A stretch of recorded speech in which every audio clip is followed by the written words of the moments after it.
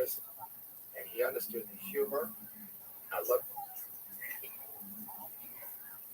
his voice because it's not so All right, there we go. that it was a Morgan Freeman. I just give that script, and I love Morgan, right? But it's too identified. And I want somebody to tell a joke and it sounds like Lionel.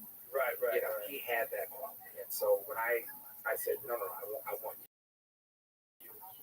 And we hit it off. In his voice, you'll hear it. Understand it. You'll understand it. Well, thank you, Lionel. Thank you again. And best of luck again with it. I appreciate it. Thanks. Bye, everybody.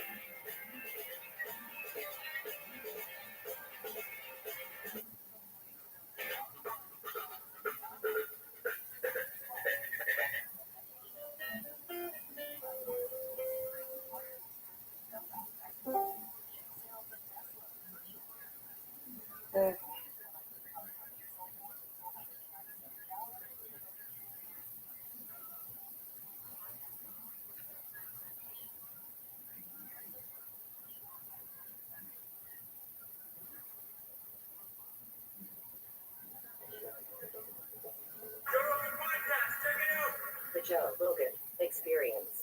During my day, Joe Rogan podcast by night, all day. Just missed the fabulous conversation while you're here. That's there. I would not wear headsets. Are we recording right now? Yeah, we're going now. So, did you ever know Wayne died? No, I didn't know Wayne Dyer. Do we have Wayne Dyer on the podcast ever? Like way back in the day? I was on a cruise we had the same publisher, Hay House. It was our publisher. And we were on a cruise just off Australia. Of course, the sun's out there. A light came out. He's got a very shiny head. He said, really great. I said, yeah. He said, you see this? And I said, yeah. He said, this is a solar panel for a sex machine. And I couldn't match that, So I said, well, you see this? I said, these are every one of these hairs is a highly advanced, finely tuned antenna to higher dimensional state spaces of information. And so that was our joke about hair and no hair. Imagine if that's what made you enlightened, how much hair you had, no one ever fall, you got dumber. Like I said, they every decade of my life, they're saying if you have it this decade, you can keep it. So when I hit my 70s, they said, That's you got this you'll probably keep it. So Yeah, if you have minoxidil, if you got really good at it today, there's a bunch of different DHT inhibitors that are topical that you use. My friend Derek from Derek More Plates, More Dates, it's a website. He's got a bunch of protocols on how to save your hair. So people want to save their hair. Nice strike. We were talking about Art Bell with him, and there's a photograph of art on the wall that was one of the most important things for me to put up. We talked about it, and Jamie and I were like, "Oh, we gotta get a metal picture of Art Bell," because that was the guy, man. When I was driving home from the Comedy Store at 1:00 in the morning, and I was listening to AM radio, Coast to Coast with Art Bell from the Kingdom of Nice God. there. It was my favorite. Thank It was you. just Come on, Rabbi. it was kind of pre-internet too. The internet existed, but it wasn't the thing that it is now. There was no podcasts. no, but the crazy thing is the stuff that was on that program that was all French is what everybody's talking about. Good job. At lunch right now. You and I, It's, man. I win, you win, Rabbi. That's right, Mr. Cruz. He was so kind to me. He had me on his program before I had my first book. I self-published my first two books when I was doing talk. All one of those talks and invited me on. No book 3 times after that. So I was very honored to come on there, and we talked about it. Man. That was the thing. You could talk about anything. Thank you, It Rabbi. was also art was a show where you could get real information and you could also get complete horseshit, and you had to be able to discern what is what. But Art treated everyone with equal respect. You could call him up, Art, I'm a werewolf. Interesting. Tell me more. It's never bitch, you're not a werewolf. You're just mentally ill. You need to get some Prozac or whatever they give you. Well, you still got to be discerning today. I think I say it's Today you more so Oh, than ever Mr. because of Susan. AI, Hey, Rabbi. it's bots, and But I always say what's going on. I think it's important to have an open mind, but not a gaping mind. And there are a lot of unfortunate use of terminology, but yeah, I agree. Well, and, part of the reason for that, and this, we have a global audience. A lot of those people are very hurt, unresolved hurt. They're right on the edge. Very fragile personalities. Yeah, that's true. And what they hear on the radio can be interpreted in many different ways. Nope. And it's, Very much. I think there's a responsibility that comes with saying things. If you're going to say it, make sure it's accurate. Yeah, and your intention, like, what are you trying to do? Like, I'm never trying to hurt someone's feelings. Right? If someone's listening, I want you to have a better life. I want your life to be better. This is an interesting thing about whether it's bots or whether it's, an actual human being talking about something. The way you approach life, and the way the people around you approach life is very contagious. I know it's my turn. I'll be there in a In a second. very positive and a loving way, and a Hey, friendly way, and go, a Rabbbi. cool way. That's contagious. It's really good. It's good for everybody. Fight, But if fight, you're fight, bitter and fight. shitty, it's bad for everybody. Oh, What art was like very friendly and fascinated by all these things, and he was a real pro. You know what I mean? It's just like, so when I did his show, it was like one of the highlights of my life. And I got to do the internet version. I never got to do the radio version. So he was on the internet at the time. I don't think he was, maybe he was on some radio stations, but mostly I think it was an internet thing. But I was like, yes, I'm on with Art Bell. Mine was all by phone. It was all landlines. Yeah, I was on my phone. Yeah, I did it from my house on the internet.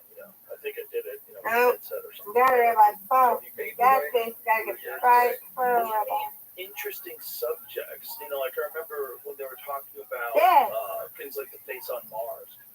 And you're like, Let's go. that sounds so kooky. And then you see pictures, you go, hey, what is that? Well, how do I hear about that in school? Yeah, we had Richard Hoagland on night after night after night after night for weeks on end.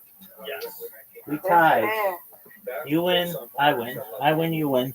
Actually. Undefeated Yay. What is your in take bowling, on undefeated in friendship. Good job, Miss Aquarius. what happened with the face on Mars? It's the Good initial job, images, but Thank you. Sweet dreams. I hope you feel better. I'll be here. It looks like a face. More important was Sweet the dreams. geometric pattern of Sweet the dreams to you as faces. well. And so I dismissed that when the second images came out. So this is the original image. This is the original. They were like, oh my God, there's a face on Mars. And then they came up with these upgraded images, and I was like, well, that's not a face.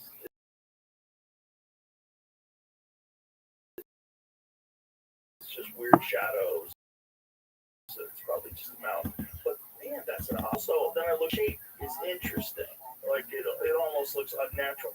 Then the new images from very close to Cydonia that show a very clear square. This one's nuts because this one is somewhere in the neighborhood of between it's plus 300 meters. Like they don't know how much longer it is than 300 meters, but it's the minimum size of this thing is across, and it's a full-on square.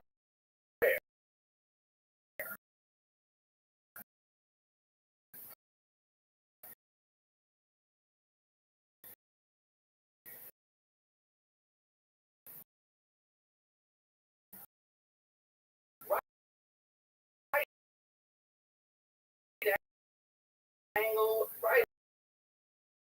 Click on any of them. Yeah, that's not completely great. So I don't know if I'm very familiar with this image and see with your mind's eye, that's a 90-degree angle. If you can see side, if you can trace out, that is one massive amount of computer is cleaned it up.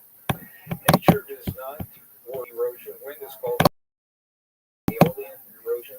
Fluvial erosion is water erosion. You're not going to get 90-degree angles from wind or water. So one of the tenets in archaeology, when you see 90-degree angles, there's an intentionality underlying that structure. If it were a one-off, you could say maybe it's a fluke, and it's not. And this is on Mars. Jamie, I don't know if you can do this.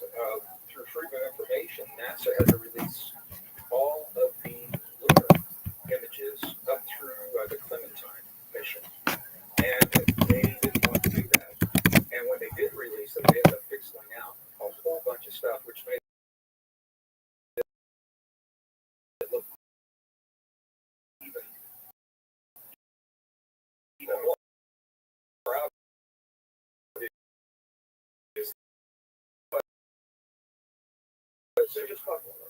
So you got to say, what is it that we're not supposed to be seeing? Structure. So can you see the Clementine? Are there any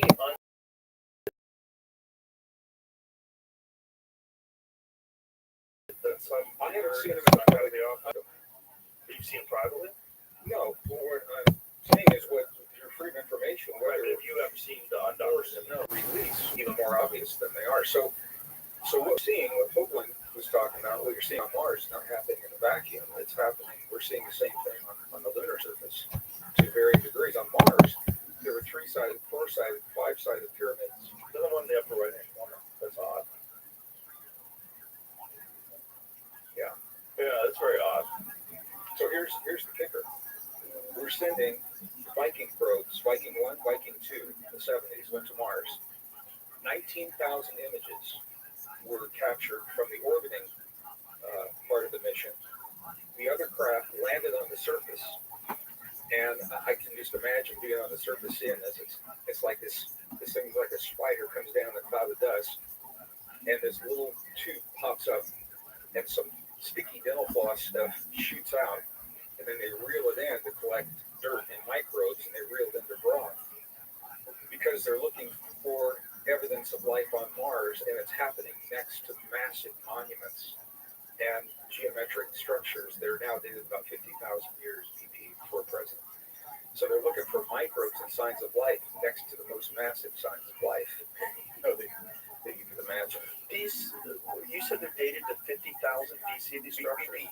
BP, before present. Yeah. So how do they know that? Those were when the Sidonia mission, that's the Sidonia scientists are estimating 50,000 years, and the same with the lunar. I'm But guessing the Sidonian, how do they estimate that? If they're using probes from that far away, they're like, using probes, and I think geologically they're using it's relative dating. They're looking at strata and things like that. And from the lunar sites, they brought back samples, and I'm hesitating because I don't know how deep I want to go with all this, but the samples that came back from the lunar surface had traces of metals that do not occur naturally in nature. They are the product of advanced machinery. And what metals are these? these were metals that came back when they brought back from the Apollo mission, and I think they brought back. I don't remember the names. That's one Jamie can look up. The metals were that came back, and they don't know where those metals. So is this metals from Sidonia, or is this metals from the moon? This is from the lunar. So the structures on the moon, how old they think they're the same age as the structures on Sidonia? They're estimating 50,000 BP. There's a race for the moon right now, and I'm fascinated by this. There was a time only 2 nations on Earth had the money and the technology to go to the moon. It was the former Soviet Union and the former United States, because neither one's the same country anymore. And both those countries have been so broke, they haven't been able to do it. India and China are now sending the probes to the moon. We were going to the moon during the Cold War, and it was a crazy time. It was actually a very civilized war. I mean, the governments were at war, but the scientists were still cooperating. And there was an agreement that we would not share publicly what was found on the lunar surface. And Russia did the same thing. China was never part of that agreement. So China has said when they land, they're going to televise live what they find on the lunar surface to the people of the Earth. My sense, Joe, and this will lead into the whole conversation we're going to have here. I think they'll find the archaeological structures that we know are there, that we've seen in the photographs, the inscriptions on those structures, we're going to be able to read, because there's a thinking that those structures are from ETs from another time, but the evidence suggests they're from us, from a time in our past, a cycle of civilization where we did great and beautiful things by working to destroy one another So when they send, I've like drawn a lot of conclusions. Is there other possibilities for what happened to well, them? this is where I'm going with this. When they see what's on those temple walls, they're going to see inscriptions in languages that we already recognize, and that will be the smoking gun, like Why do cuneiform, you think that? because this is what the researchers who are working on these projects right now, and they're combining this with so many of what the ancient texts have always told us. And this is where it gets into a really a kind of a sticky conversation, because it depends on how people interpret these things. I'm excited for it for this reason. This is obviously no ordinary time in the history of our world, and they're pushing for war. We're on the verge of global war. What would it mean if we found on the surface, on the lunar surface, evidence of us, humans from another time, leaving a message in our own languages, cuneiform, Sanskrit, those kinds of things? It could be one of the most unifying factors right when we're on the precipice of war. I completely agree, but we have to make a lot of leaps in order for that to be real. Like, we haven't seen any writing, so why would they assume that there's a bunch of different kinds of writing in different languages? Actually, I think they have seen it. Who's that? Well, when our space program, I think you've had guests on that talk about this in the past, I think. When our space program was active, there were broadcasts from the lunar surface that were cut off, and astronauts had seen things that they were not allowed to see and not allowed to share. That's what I heard. It sounds fun. Yeah. It sounds really fun. I want to believe that. Well, and some of them are leaving this world now, and on their deathbed, they can't believe that this hasn't been made public already. So there have been recordings and videos and things, and I think they're authentic. Right, but this doesn't feel like we haven't got boots on the ground in Cydonia, right? So No, not Cydonia. Cydonia is Mars. Well, exactly. So how are they seeing these inscriptions? Are you saying these inscriptions are on the moon? Yeah, lunar surface. I'm So, sorry. Yeah, all right. lunar surface. I was confused. So these astronauts are saying that on the surface of the moon, they saw writing. They've seen structures, massive structures. But what about the writing there? There were reports that they had seen the writing, but we can't verify those. Okay, so this is just pothead talk. Well, yes and no. Kind of, a little bit, because but there's no evidence at all that it's not even an interview with a guy who talks about when I was on the moon, I saw writing. Well, then this is where you start going into the ancient texts, and the traditions that are relating our relationship to intelligences from beyond this. Yes, there's a lot of that. And there's a lot of that. There's a lot of that in various religions too. It's very fast. Well, this is what I think is important. It is in religions, but I think you can break out there's religious texts.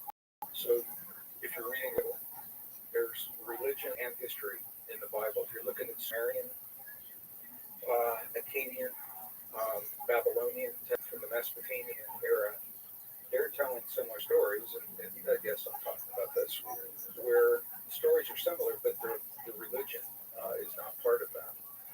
And so I think what we're doing, we're kind of beating around the bush to a deeper conversation here. That's why I've hesitated a couple of times, because I just don't want us to get so far down one side that. Oh, don't worry about that. That's what the show's all about. Okay. We should call the show Rabbit Holes.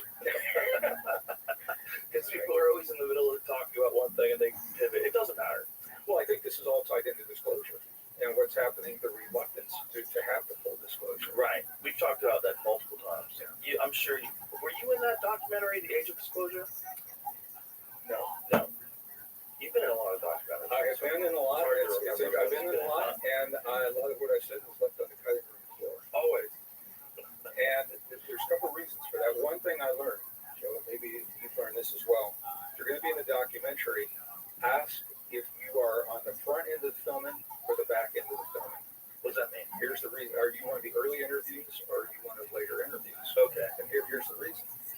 They'll develop an arc in the story. And if you're early on, they're going to ask you questions to support that arc in that storyline. 5 interviews down, somebody's going to come on and they're going to introduce something, and the producer will say, "Oh, there's a new arc and new storyline," and now everything that you interviewed for may not be relevant in that conversation. So Well, I don't think that. So you can ask. You just ask. You say, "Where am I?" Say, maybe come back and interview me yeah, this. So a little bit later on. is it your belief that there was a civilization on Mars that were us, and that we migrated to Earth, and then eventually populated Earth? Is that what you're thinking? Or that we coexisted in both places? I think we did. And It sounds so crazy to say, and yeah, it does. It does. Well, you probably travel in different circles, but I mean, to the rational people, most people hear that, they go, "What? There are people on Mars?" But as time goes on, and more discoveries, we find out just about the structures that are on Earth and how old they might be, and the actual age of Homo sapiens, like how old we might actually be. Where a lot of, like, they found that skull in China the other day. That was have you seen this? It's a 1,000,000-year-old Homo sapien skull, but apparently there's some debate about it. They're going back and forth. At the very least, it's in the conversation of human beings possibly have existed, at least in this form, for 1,000,000 years, which is kind of nuts. they Found it. They found it in 1990. Yeah. What I found it? No, I read it on the BBC. I know. And I was going through the story yesterday. What happened was some team reconstructed parts of that skull with new methods that are now available, and they suggest that it could say that it was. I think it was actually one of those we talked about, the big head, the longie. Oh, right. That's one of those. Yeah, that one's fascinating. That's a larger human being. Was it Homo sapiens? Well, they're in a branch of the Denisovans. Right. So this is the thing. They're not. What is it called? They're not. I remember Longie was the thing that they were saying this. Juliet. Yeah, okay, that's it. That's the big-headed one. I'm skeptical about those because they find one fragment and there's a lot of interpretation that's going on there. The consensus has been for a long time that we appear. I'm just going to preface this by saying I'm a Greek geologist. I believe in evolution. Evolution is a fact. I've seen it in the fossil record for plants, animals, insects.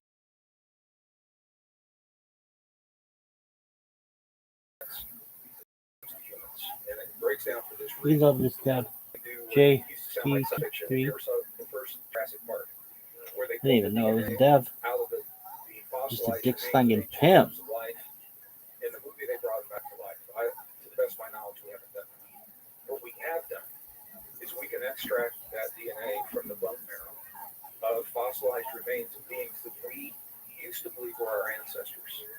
And what's happening is, and this is a mind blower, we know that we didn't descend from Neanderthal. We shared the earth with them, certainly, and some people have some Neanderthal DNA because of that, but we did not descend from them. And we didn't descend from any of the other forms that you see on those traditional trees. You've got modern humans here and all these lines connecting. And if you look close to the lines, most of them are broken lines, Joe, because there's no solid evidence. It's called inferred or speculative relationships. I've got a picture over here if you want to see that. But what they're showing is that we showed up about 200,000 years ago. Now there's a little evidence that may have been back as far as 300,000. But the kicker is that we can now look at the DNA and reverse engineer it and say, what did it take to get where we are? And what scientists are now calling the smoking gun, and there's still a lot of controversy around this, is chromosome number 2. Chromosome, the largest chromosome in the body. It's got about 1,200 or so genes in that chromosome. Gene TBR number 1 is responsible for most of the brain we have for our neocortex. So our humanness, our empathy, sympathy, compassion, love, our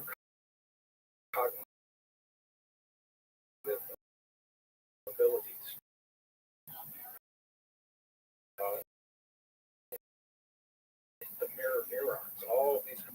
It's where did chromosome 2 come from? And scientists have the answer, but they don't like the answer. Science is the volume. How are you, only solid? Kicking ass, taking names. Every day's a holiday, every meal's a feast. What's good in your neck of the woods, son? Doing good, Rabbi Rothschild. How'd you find out about me, big dog? I've been in the server for a good bit. Okay, well, how'd you originally find out about me? Me and my friends, we found you on Rumble a while back. And Oh, yeah. Okay, now I remember. All right, so how have things been for you recently? Very good, Rabbi. I just ate graham crackers. Oh, excellent. What kind? The golden ones. I forgot the exact name. They're like a dark blue box, like a light blue box. Yeah. All right. Very well. For good check.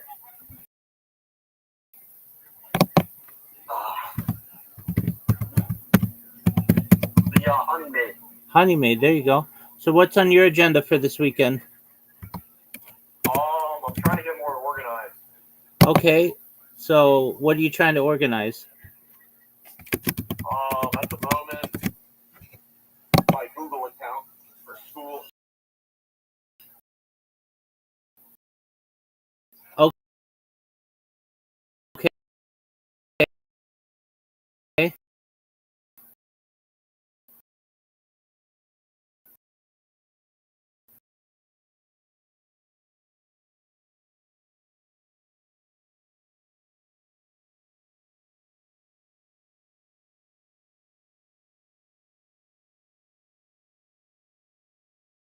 I bet you have a password manager. It's like 100. All right. So you got to get all your tabs in order. Search bar. Pretty much. Yeah, that's like what I'm needing right now. Okay. Well, you seem like you know what you're Putting doing. up everything on there. Yeah. Are you Kind of procrastinating. Seeing what you're doing. okay? Well, company goal is to get your self organized. So you get your bookmarks organized. How's that sound? Very good. All right, my Okay, friend. okay. Enjoy, big dog. I'm here. A telomere to telomere fusion of two pre-existing chromosomes. That does not happen in nature. It can't happen in nature. So here's what they're saying. You have two fully formed, fully functional chromosomes, and on the telomeres that protect those chromosomes when the cells divide, and that's why they're on the end. When those chromosomes are, and some of the DNA doesn't make it, so nature put it. So the good DNA remains intact. And that's why it's on the ends.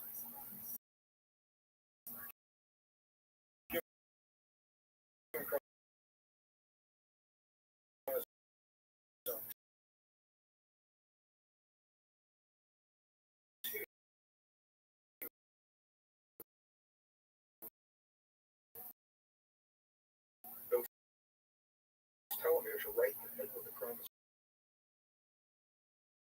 And one of the things I always used to wonder, 98% of our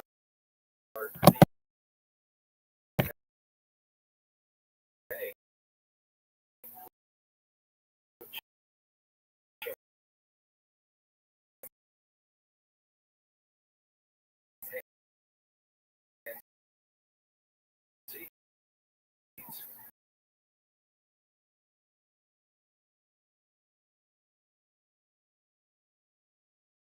but you don't hear chimpanzees saying. You never going to hear a chimpanzee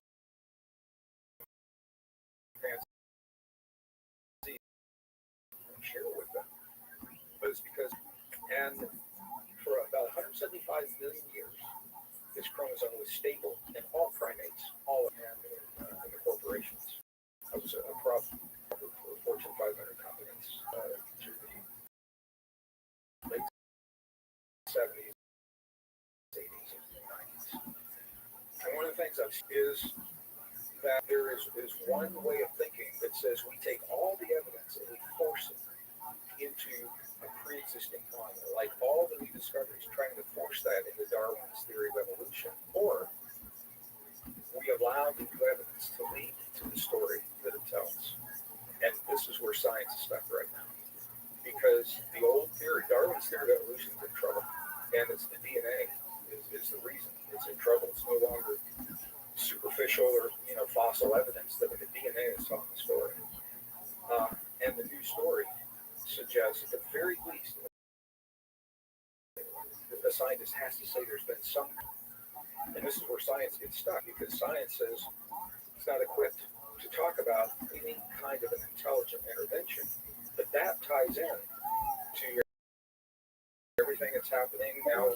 If we're going to talk about, we've been here before, are we going to talk about, what it is that is the disclosure, all of those kinds of things. So science is kind of at a crossroads right now. There is something called the standard model, and that applies to evolution. And what the evidence suggests is we are the product of an intelligent and an intentional act. Who or what that is, that's where it can get sticky.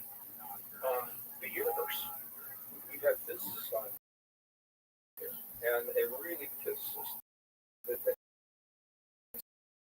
some of them are not aware of some of the information that's come out now. That when I was in school back in the 50s, 60s, and 70s, I was taught that the universe is inert, cold, and we have to be lucky biology. That's kind of what they used to teach. Now, NASA website, look at some of these images. The James Webb.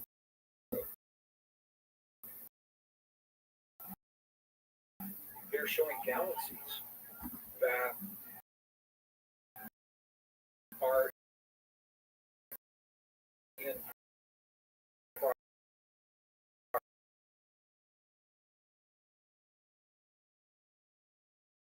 book, and I talked about that in the book. Move them to a safer place, and you say, well,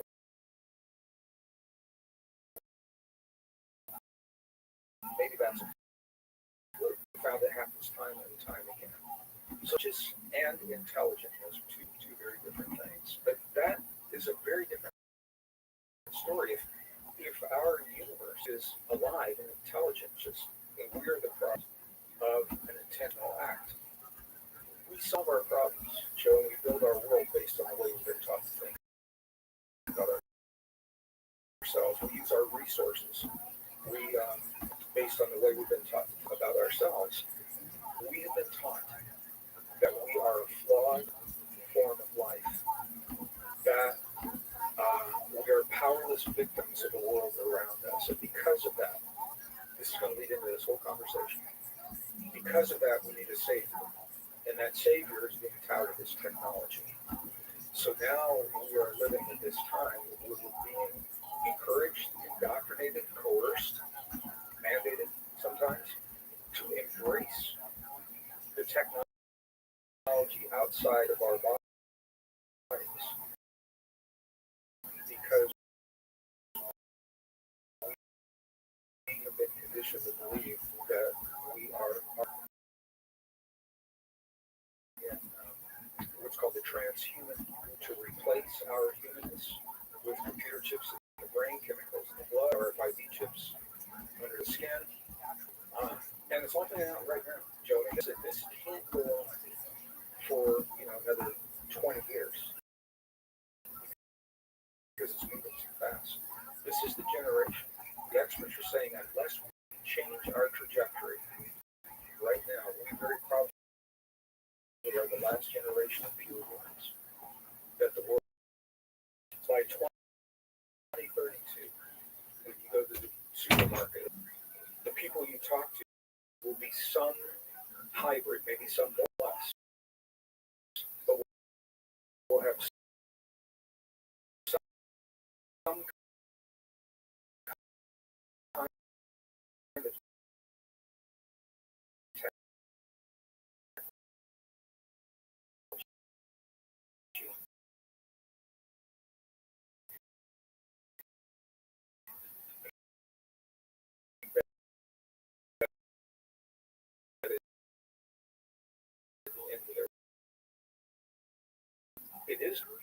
when we replace our natural biology with synthetics, our natural ability to be born into this world with a fixed number of cells.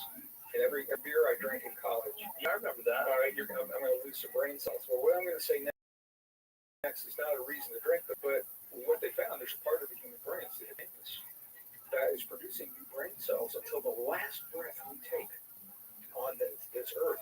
There's a catch, and the catch tells the story.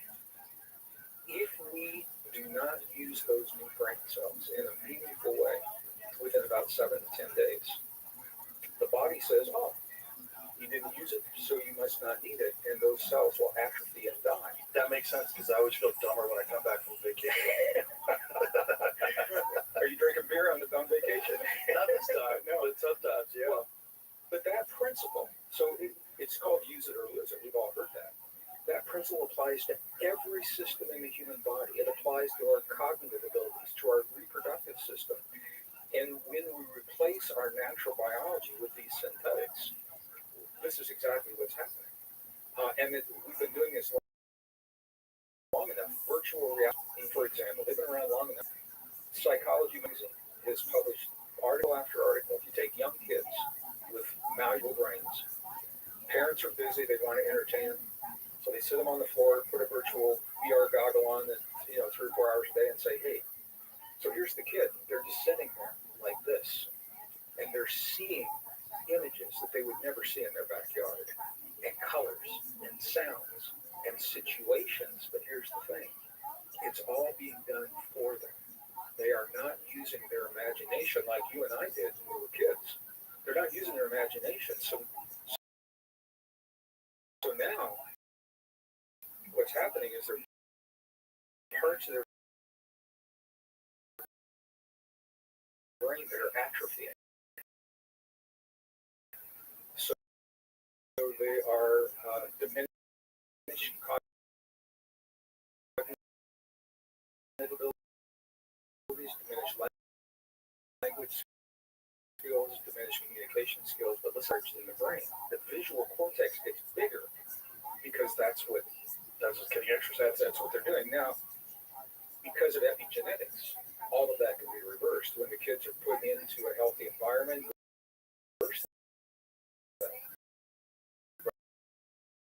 Right. I spent a lot of time with shamans in the Yucatan and in Peru, Costa Rica, places, and they found this are enlarged. These are diminished. Now, if you're a shaman in the jungle, maybe that's no big deal. But if you're a software engineer in Silicon Valley, this is what you're doing every weekend chronically, it could be a problem. Have they done studies on that? Where they've shown the declined ability or function due to psychedelic use? Yes. Specific psychedelics? Ayahuasca was one, and I hesitate because there are different kinds of ayahuasca, it's called a brew, different kinds of brews. So is the idea that people are over too much? Well, I want to be clear about this. One-off, I don't think there's any problem if it's done therapeutically. I'll give you a perfect example. I was speaking at a facility. I was invited as a guest speaker to go with a cohort through 7-day programs. And part of that program was ayahuasca, part of it was breath work, part of it was body work, part of it was natural raw food, the whole gamut. And there was a woman and her husband who came, and they're both healthy. They couldn't have a baby. They couldn't conceive. Her eggs were good. The sperm was good. The doctors couldn't figure it out. And the woman, and one time, had experience of being came to her and reached in and pulled her heart out, and it was all black and had stuff all over it. And the being cleaned it off and put it back in, did the same thing with the womb. And she'd been traumatized as a child, been abused, had not resolved that apparently, on a deep emotional level. And so there was a part of her that felt that she wasn't worthy to conceive, and it was shown up that way. In her plant medicine experience, this is what worked for her. And they conceived shortly after. I think they conceived that week while they were there when they did the numbers backwards. Now, as a scientist, can you prove that? Or you can say there's a high correlation between the time that an individual has an experience like that when they successfully conceive. But that's a one-off, and I don't, that therapeutically, I don't think there's anything. It's not being harmful. It's chronic use. That's what we That's normal. To me, the people that I have encountered that use it maybe a little bit too much, they seem to get slipped, or they act weird and they don't know they're acting weird. And it seems like there's like a piece of this conversation to start. It's going to bring us back to the same place. And I can show you exactly where that's okay when we get there. Because, and I'll say it right now, there's a part of us that doesn't live inside the body. But that the body tunes to, and I'm using that from an engineering perspective, that the body tunes to through the antenna of neurons and DNA. And this is where it gets a fascinating conversation. Scientists now, a segment of scientists are beginning to look at the human body as more than soft, sticky, wet, gooey, mushy, cells and skin. Joe, they're actually looking at us from an IT perspective. Now, this sounds crazy, but they're looking at the human body from It's good. the perspective of information. Oh, they're eaters. When communicating the world around Eaters, us. you see them in my Discord. We are such an advanced form of life and wires and chemicals. We're more than that. We're neurons. And potential is moving across cell walls. And the ability for us to self-regulate what is now being called soft. We are a soft technology.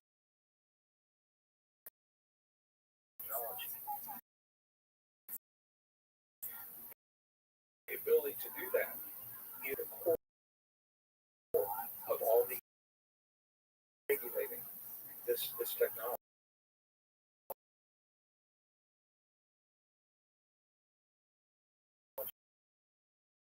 So now let me just break that down. Okay, about whether he's working on a contract for the DOD and with the civilian security, I think yellow badge. It wasn't high, it was a secret clearance. It wasn't like top secret.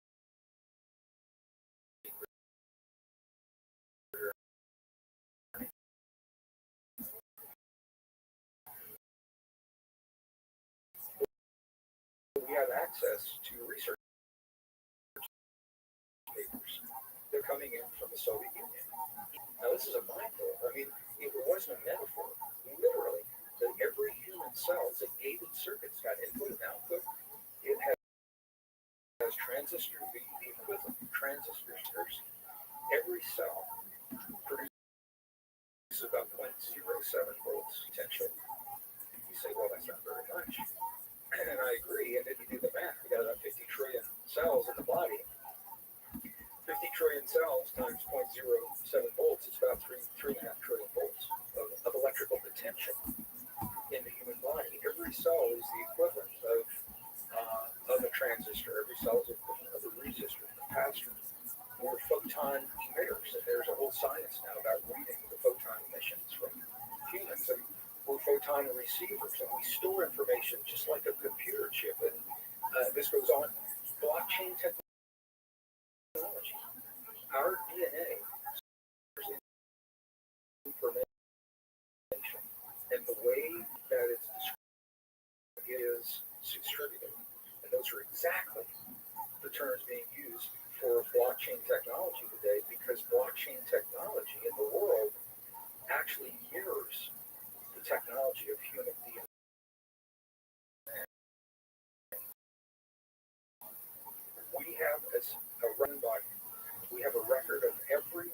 accessible for our species. It is transparent. It's immutable. You know how to look for it. It's not hidden. It's secure and it's distributed across the point is that we are the only form of life that can consciously self-regulate. All of this technology to our intuition, to our resilience, to change, to any of these now is the secret that has been hidden within the mystery schools, within the religions, and it is the reason for everything you're seeing happening in the world today. There's a concerted effort, Joe, to deny us to express our humanness. And part of that effort is replacing our humanness with technology. So that's a big statement, and I know. But that's fairly recent. Stop people from expressing their human. That's not so. Well, the crux of it. Okay. So here's, and I wasn't sure to get into this. I lost my mom to COVID just a couple of years ago, and right before she died, she looked at me. She said, "Greg, the world is going to hell." And I always got the going to hell part. I knew what she meant, and what she meant was Joe, and there's a lot of people. It looked like things were happening for no reason, for no apparent. There was no apparent structure.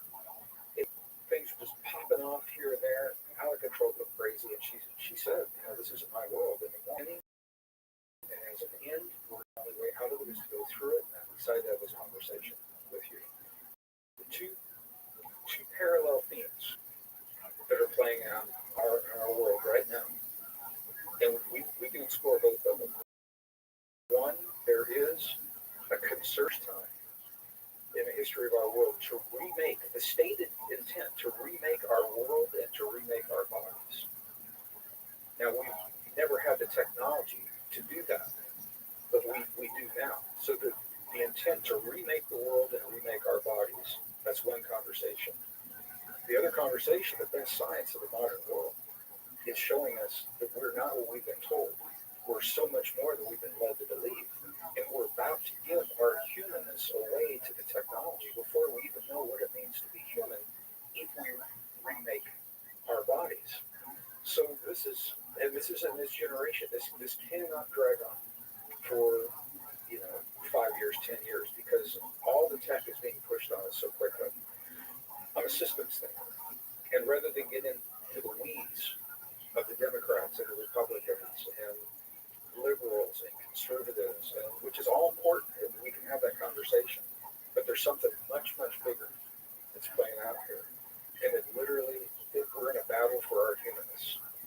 And if we don't claim our humanness, there are powers and forces that will stop at nothing to deny us our humanness. One of the reasons they're denying it is what we just said, because it's through our humanness that we have these extraordinary potentials that empower us as sovereign, critically thinking, self-regulating human beings.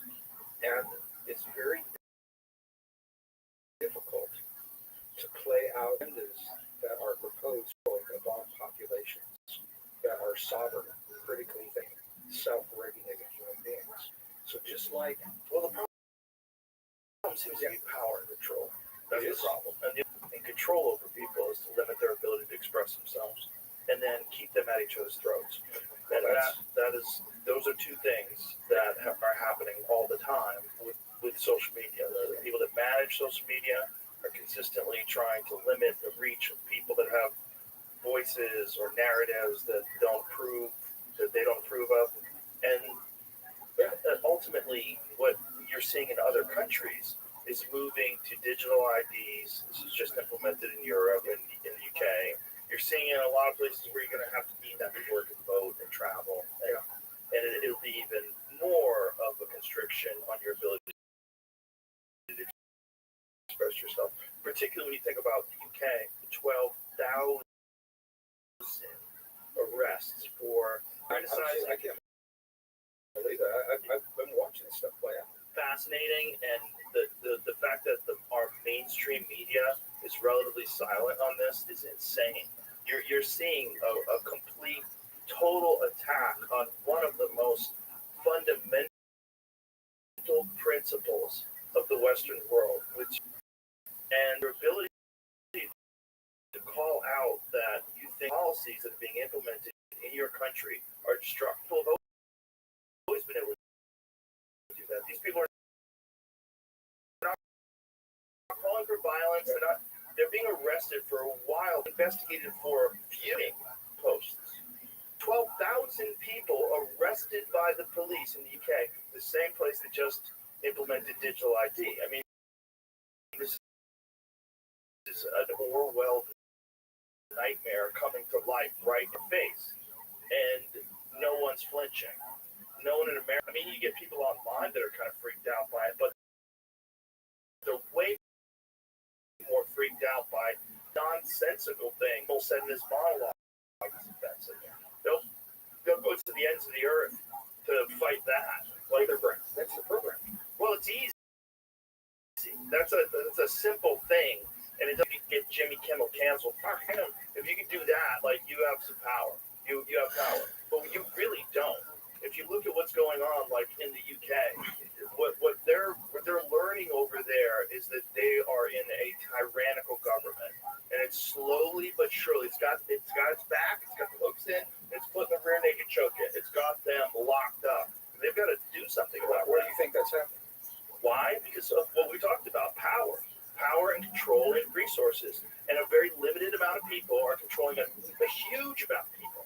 A limited amount of people with fantastic access to resources and the ability, for the first time in human history, where individuals that are in charge of companies that are doing it through these tech companies for the first time ever, totally unanticipated. So I'm saying for the first time, the tech allows for the remaking of our humanness.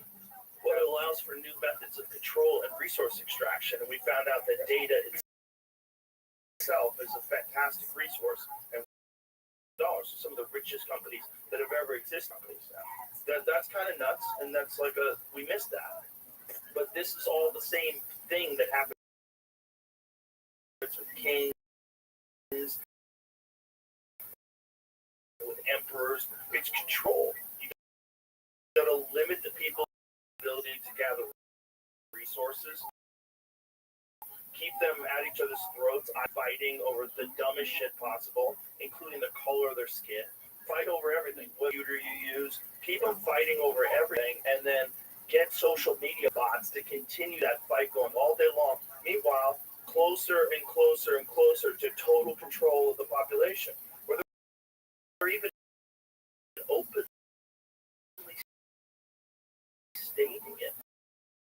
Hillary Clinton said in an interview, if we can't control soul over other human beings, you're going to lose the thing you're not supposed to have. You're supposed to be a representative for the people. You're supposed to be a person who's a public servant, where you go out and you do this incredibly moral and ethical and beautiful thing where you sacrifice your time for the betterment of your community and your society, instead of just a means of extracting fantastic wealth that is totally unprecedented and that shouldn't exist in the first place. You shouldn't be able to take that fucking job and then immediately go and start working for some Fortune 500 company making billions of dollars. Like, that's crazy if you're a government employee and involved in any regulatory fashion, and then you go and work for the very industry you were regulating. Or if you're a person who runs for office, you get in office, and then all of a sudden you're worth hundreds of millions of dollars when your salary is $170,000 a year. It's real obvious what's going on. It's just wealth extraction. And the way to that is with control. You have to have control. You're going to call that shit out. Everything you're To them. yes, and everything you're talking about is part of a bigger picture. So, do you think the bigger picture nature is natural. Like these are natural patterns that human beings follow when they get power and control over people. Because that does seem to be the case. It's just on a much grander scale now. I think what you're talking about, power and control, lust and greed. There are individuals that have they're pawns. They don't even know that they are everything else that we've done. So we're not totally beating around the bush. We're going to bring this all together. I wasn't sure how deep you want to go with this, Joe. And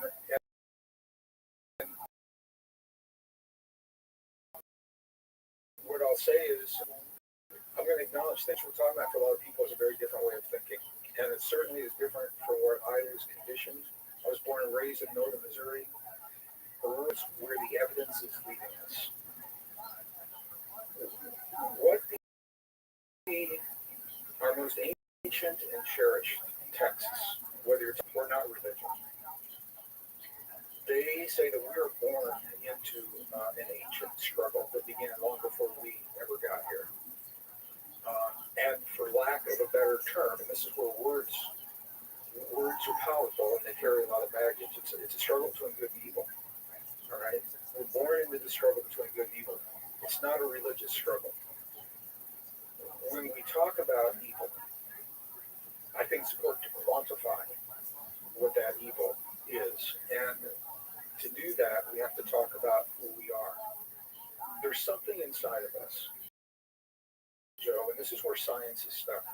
This is where science and spirituality come together in a beautiful way, and this is where language may fail me. So I'm going to do my best. There's something inside of us that is so rare, and so precious, and so ancient, and sacred, and powerful, and beautiful, that there are forces that have, in history, and are currently working to deny us access to this force. The force is the reason for the ancient texts, the spiritual traditions, and there's two ways that we can have this conversation.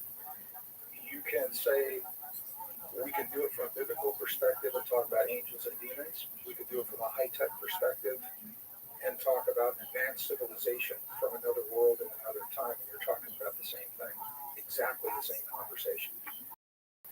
As to our origin, there was an intentional intervention in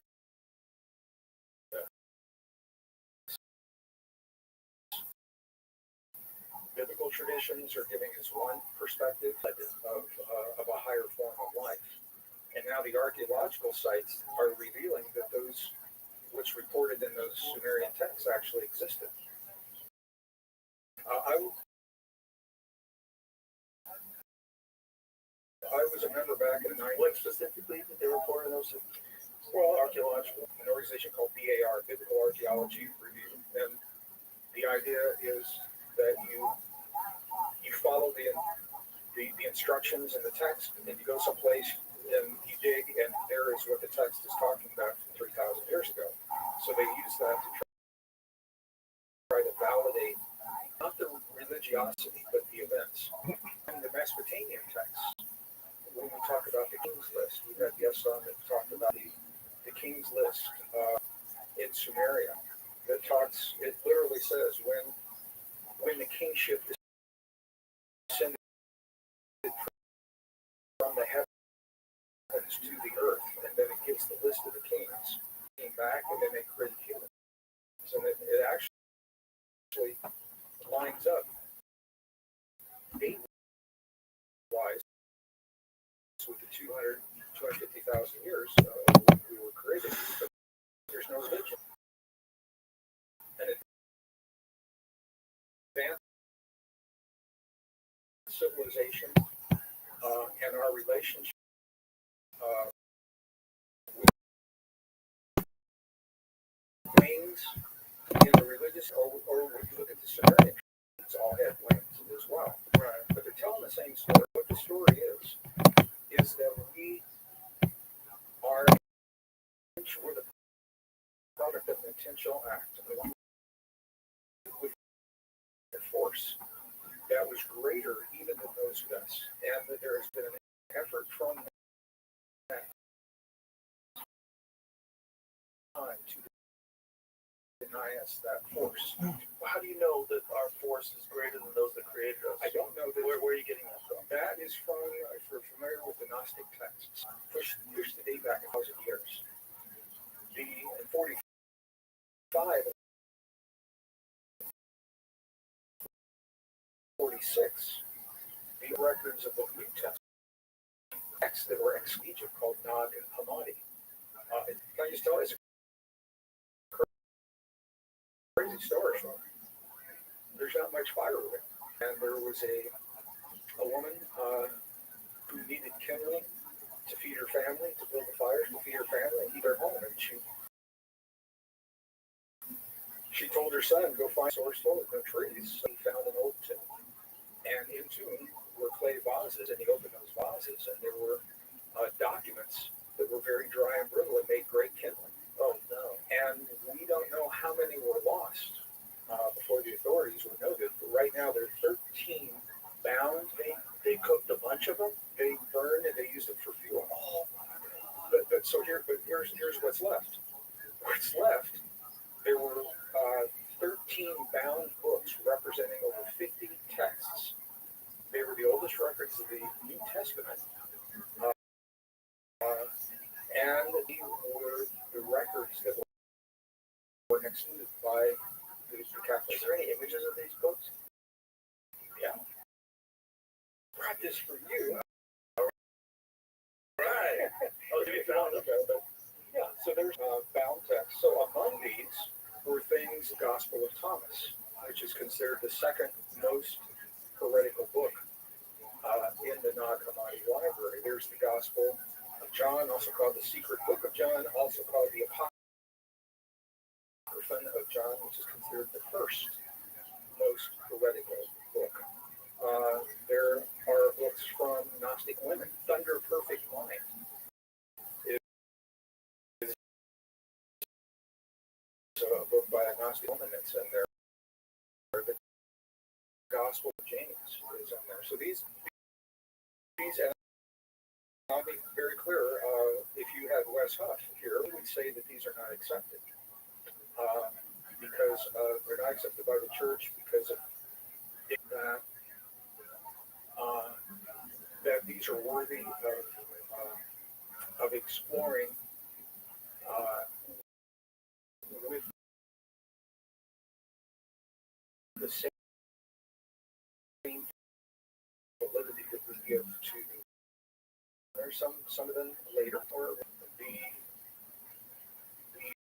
the Book of John, the Secret Book of John. What makes it exceptional that he believes, he said that it was dictated to him by Jesus of Nazareth after his crucifixion. So it wasn't after. But the Gospel of Thomas is one of probably the most controversial. It's 114 sayings that were recorded by Thomas, and the book says Didymus Thomas was the name. And it's almost like it's different from all the other books in that it is, each saying is a teaching unto itself. And what he is saying are, again, I'm hesitating because we're just covering so much ground here. What Yeshua was his name. What he was teaching was so profound for his time. There were outer teachings and inner teachings. The outer teachings were for the masses, and it's primarily what you see in the Gospels. The inner teachings were for those initiates that could really understand what it was he was saying, and that's what the Gospel of Thomas appears to be. It did come from a later time. I don't think it invalidates that, what it is that is being said. And What is being said that's so controversial? there's 114 sayings in there, but the bottom line, and this is one I think that is probably one of the most well known, where he says, what you bring forth from within you will save you, and what you don't bring forth from within you will destroy you.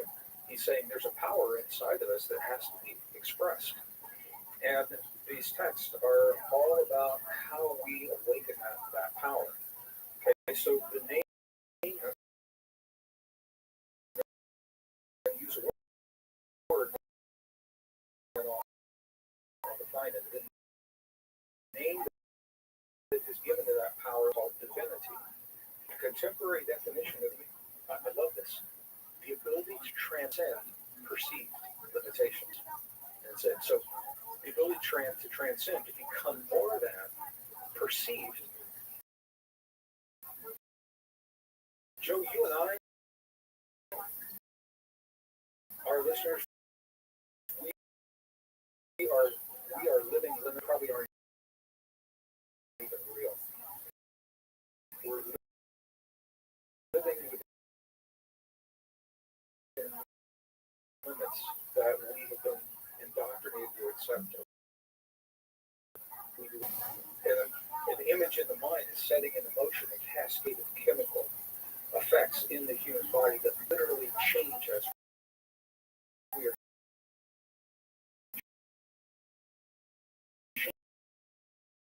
changed in the present step.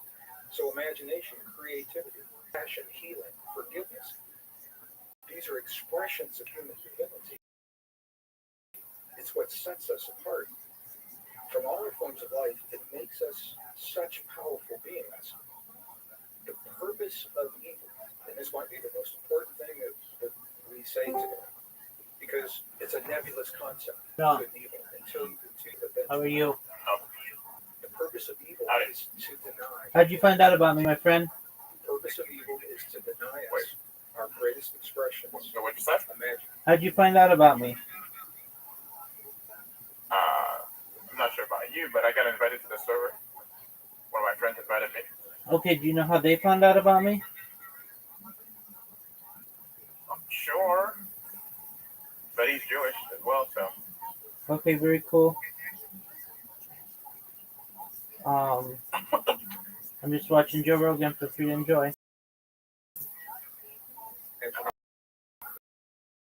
creativity, the ability to share ideas, empathy, self-healing, all of those things. So in a very real sense, so anything that denies those things isn't. So when we find that denying us the ability to communicate our ideas, from this perspective, that's an expression of evil. We find we put something into our bodies that prevents us from healing our own bodies. That is an expression of evil. What the Gnostic texts are saying is that we are in a process that has a beginning and an end.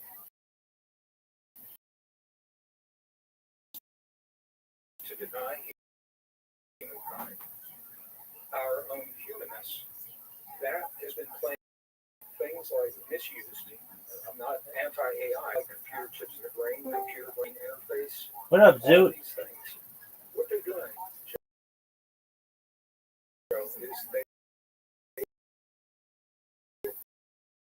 are Zoot, how you living, pimp? For us, AI, what the most heinous crimes will be in the future. And I'm going to say something to you. Big man. You're fucking lucky. Why? Because it explained to me, the AI explained to me a concept called mind rape. Mind rape sounds different from regular rape. Like, the mind rape, like, I think I'd rather get regular rape than mind rape, right? Okay.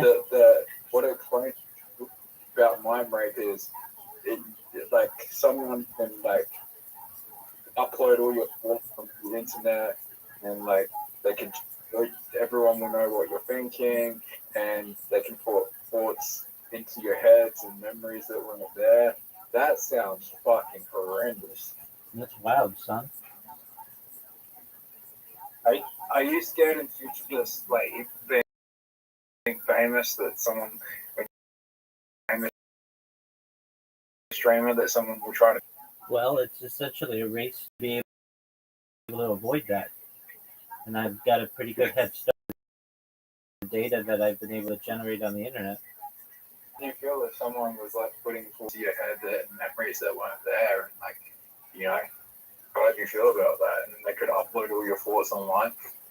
Every weird thought that you ever, every weird thought that you ever had. Yeah, How I do you feel mean, about that?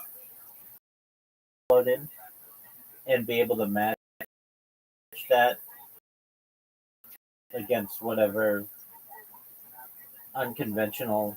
But told you their secrets and stuff like that. That information is getting leaked, all that. And those people are really mad at you. I'm not worried that they'd be mad at me. They would know that it was unintentional if anything got leaked.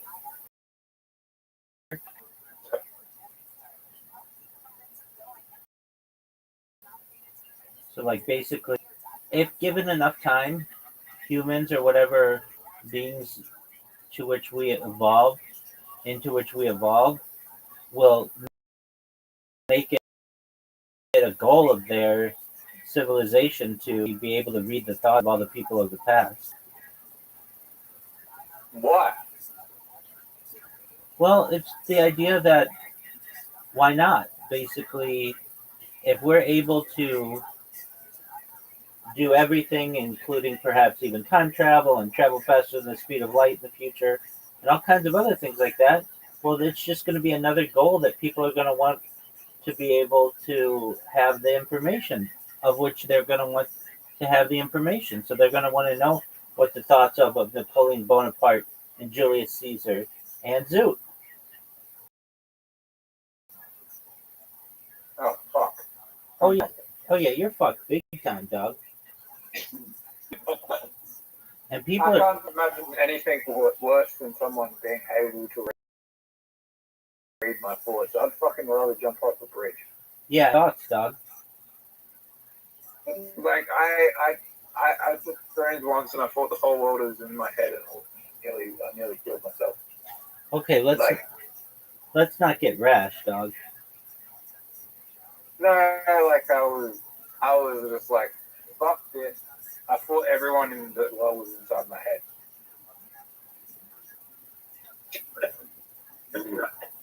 Okay. Zoot, do you know what pump? Zoot, do you know what pump fun is? Yeah. You know I'm live streaming on it right now.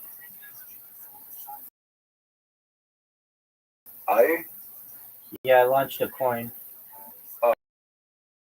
What's the coin called?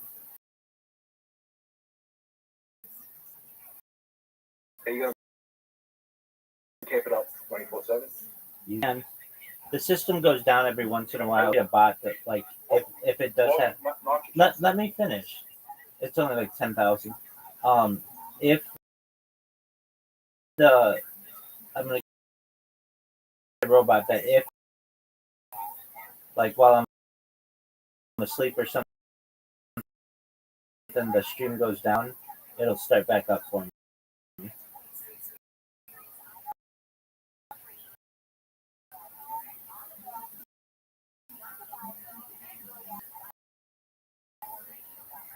The people have been really nice.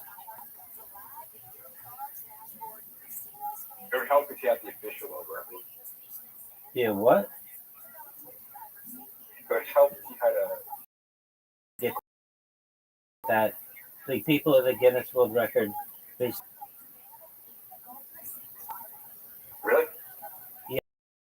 yeah, just because to add up everything that's on the internet.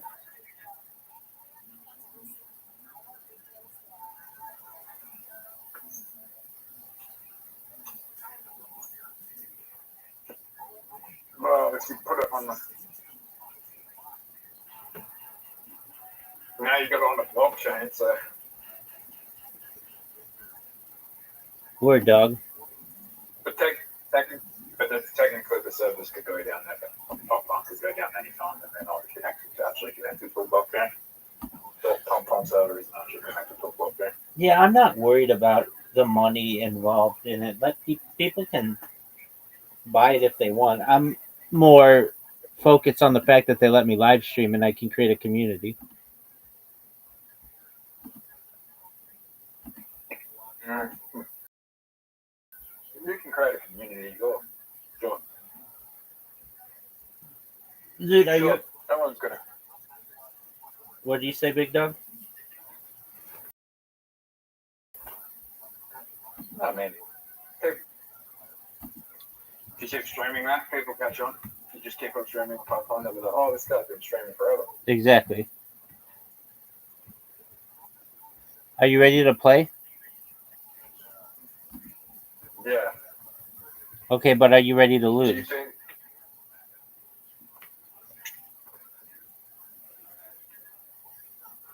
Do I think what? Do you think the Pump Fun team will ever retweet you? I don't know. They've been in my stream twice today.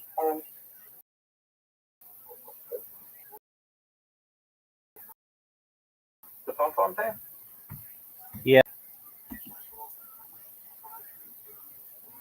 That's them or not, or just some bot count. I mean, it could be, but like a bunch of negative things. And so I think it triggered something in their system. And because of that, it brought in their moderators twice.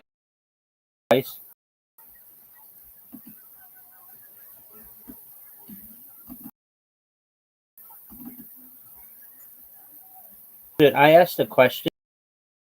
Rabbi. What up, big dog?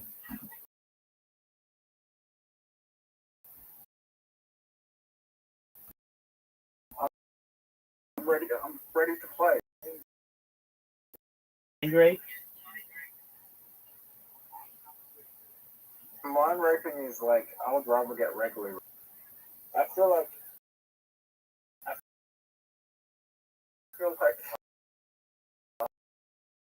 know, it'd be like people will probably get.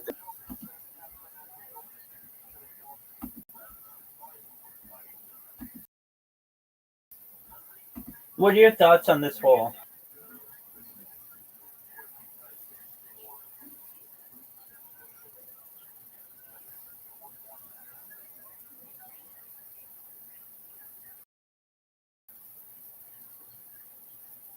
That was not good. It was almost perfect. Are you serious?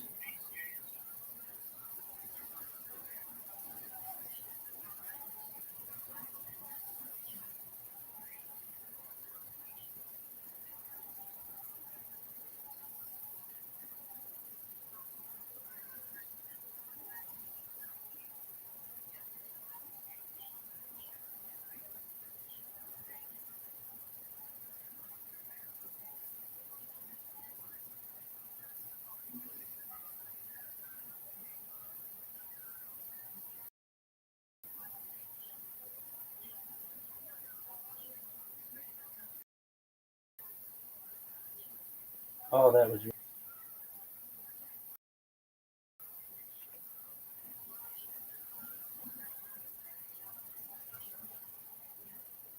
Rabbi. What up, baby?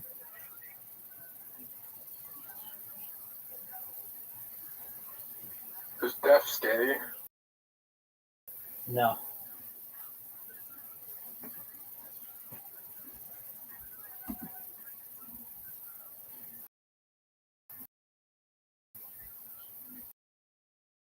What about you?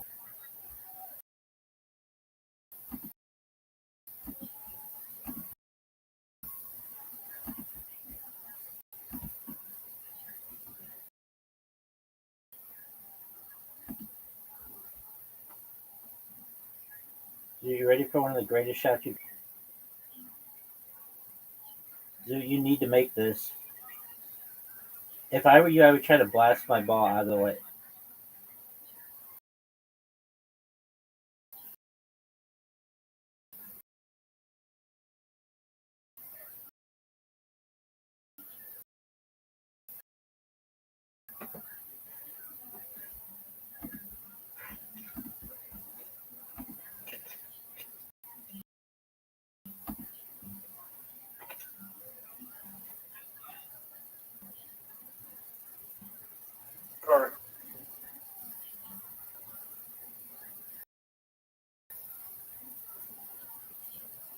disconnected. Didn't. You're full of shit.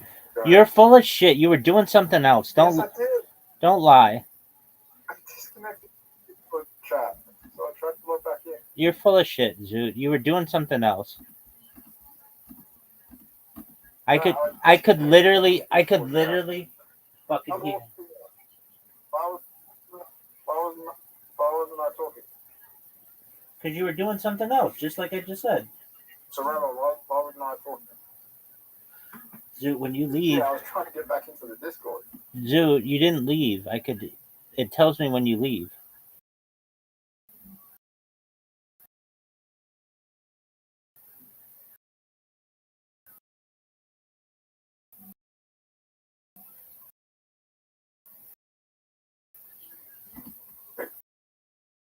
I don't believe you. All I have to do is have one of the greatest shots that you've ever seen. That's what to do.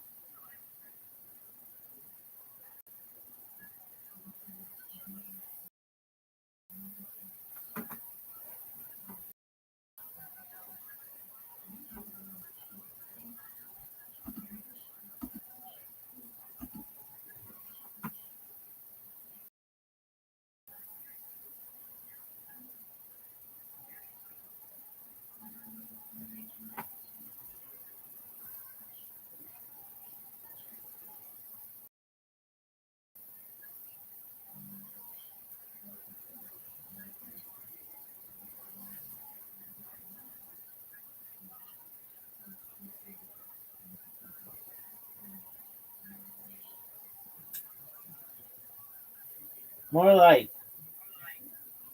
Hey, thank you so much. I don't know why it wasn't allowing me to stream, but I will do so. Thank you. Hey, by the way, I launched a token on Pump Fun just so I can stream on there.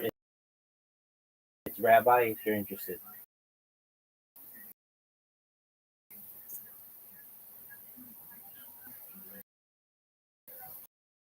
Dude, are you ready for one of the best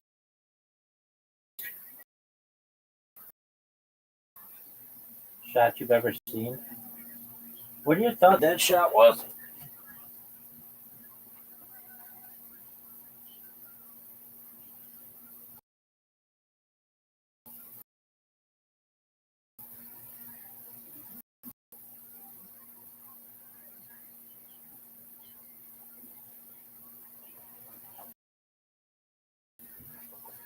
What's going on? My phone is playing up.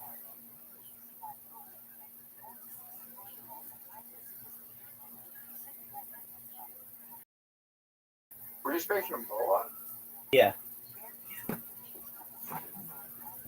Where at? The Telegram? It's not in the Telegram. Yeah, he is. Where about? He was just in the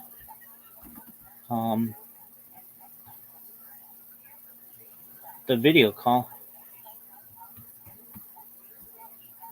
What? He was just in the video call. What? What'd you say, Big Dog? Did you just leave?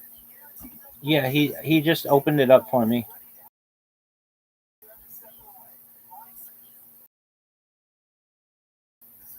Speak with him? To speak about what you need to speak with him.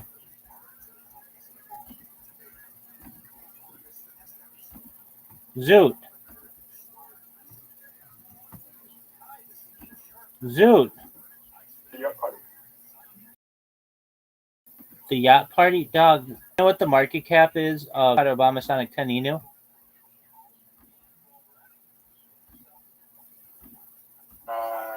10x away from the yacht party. Is that true?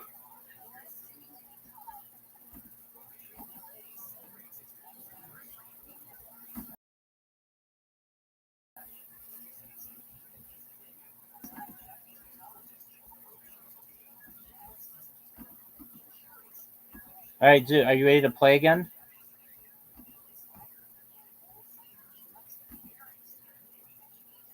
Zoot, are you ready to play again?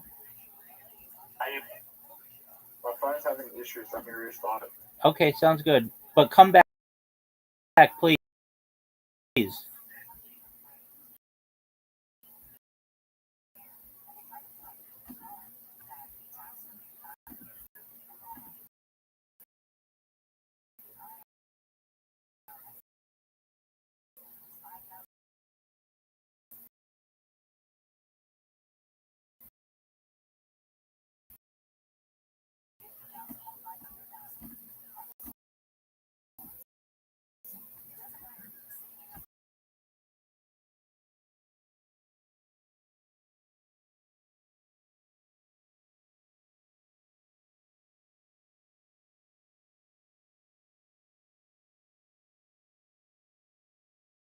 Place of our imagination.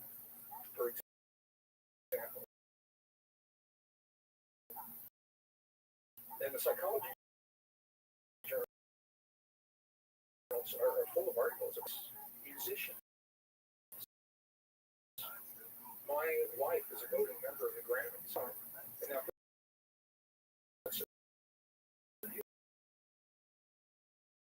music of that song, and now you're with the Grammys, and you are competing against people. They're struggling with that right now. So these are all expression of anything that denies our humanness. From that perspective, it's an expression of evil. Who is doing that? That is what those texts are talks about. Here's the interesting. This is Thomas 1:14 is how it ends. Simon Peter said to them, "Let Mary go away from us, for women are not worthy of life." Jesus said, "Look, I will draw her in so as to make her male, so that she too may become a living male spirit similar to you. But I say to you, every woman who makes herself male will enter the kingdom of heaven." Okay. So what they're talking about, What is going on? Pull up. I'm not sure why you chose that one. I've got just But can you pull up number That's a very interesting part. Well, we can talk about it because it's in code. He's talking about the marriage, like the outside.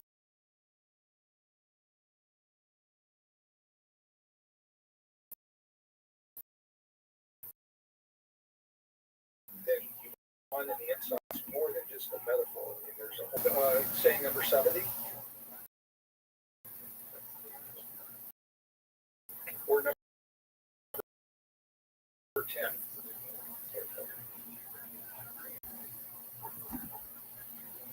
So 70 says, Jesus says, if you bring it into being within you,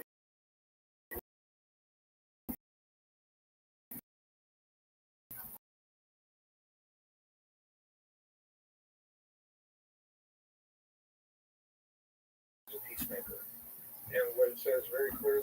But can Catholics say that some of this stuff Jesus did say? Oh, he said it. Some of it he did not say. Some of it, a lot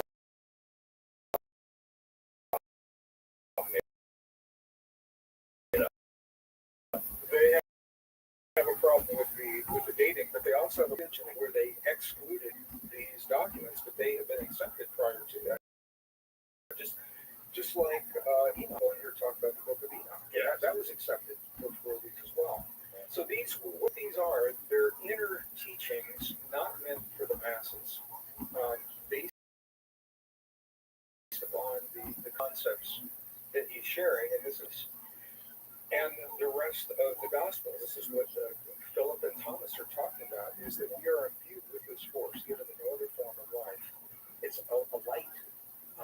It is an intelligence, and when we are fully empowered in this intelligence, we are sovereign, critically thinking beings, and we are no longer susceptible to and vulnerable to the agendas and the ideas of others. and there are multiple agendas that are out there. So from this time, and now when you go to the Sumerians, I did the same thing. They're saying when they beheld this, they created it, it had the nose that created it. Then you get into the whole conversation with Genesis, where because the original text say Elohim, and Elohim is a plural. Some people will say it's not. There's exceptions to that. But it says Elohim, said man in our image. So even if Elohim is not plural, us implies more than one God. So the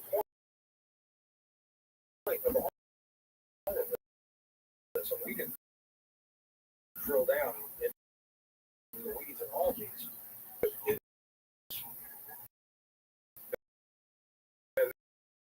is responsible for us.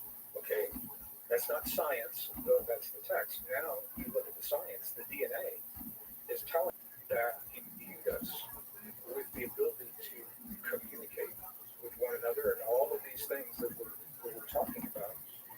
And almost from the moment that we were imbued with these things, there was an attempt to deny us our power, and that a case can be made. Everything you're seeing happen in the world, it's all important. The wars,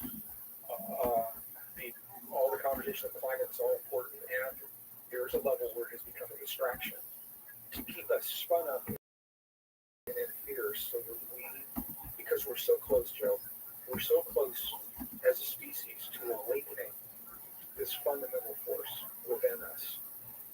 The closer we get to that awakening, the more chaos you see in the world to keep us distracted. And I'll give you a perfect. What is causing this awakening? I think consciousness is. So is this the battle that we have to fight, though? Is this like, because it seems like there's always a pull and a push, right? I think it's a battle or struggle, depending on what language you want to use. There's a deeper conversation, and I think we're going to get to this in a minute. But what I want to go back to, I would elaborate on this. There's a part of us that doesn't live in our bodies. Science. Right. Let me just tell you about it.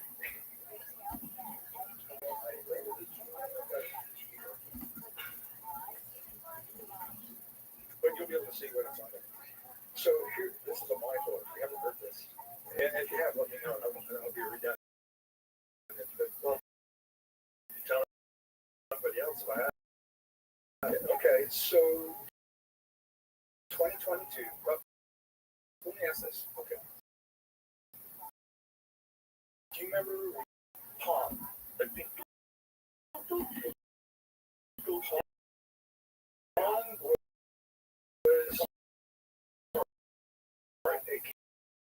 I think came out in 72, and it was so it's like a it's like a tennis, but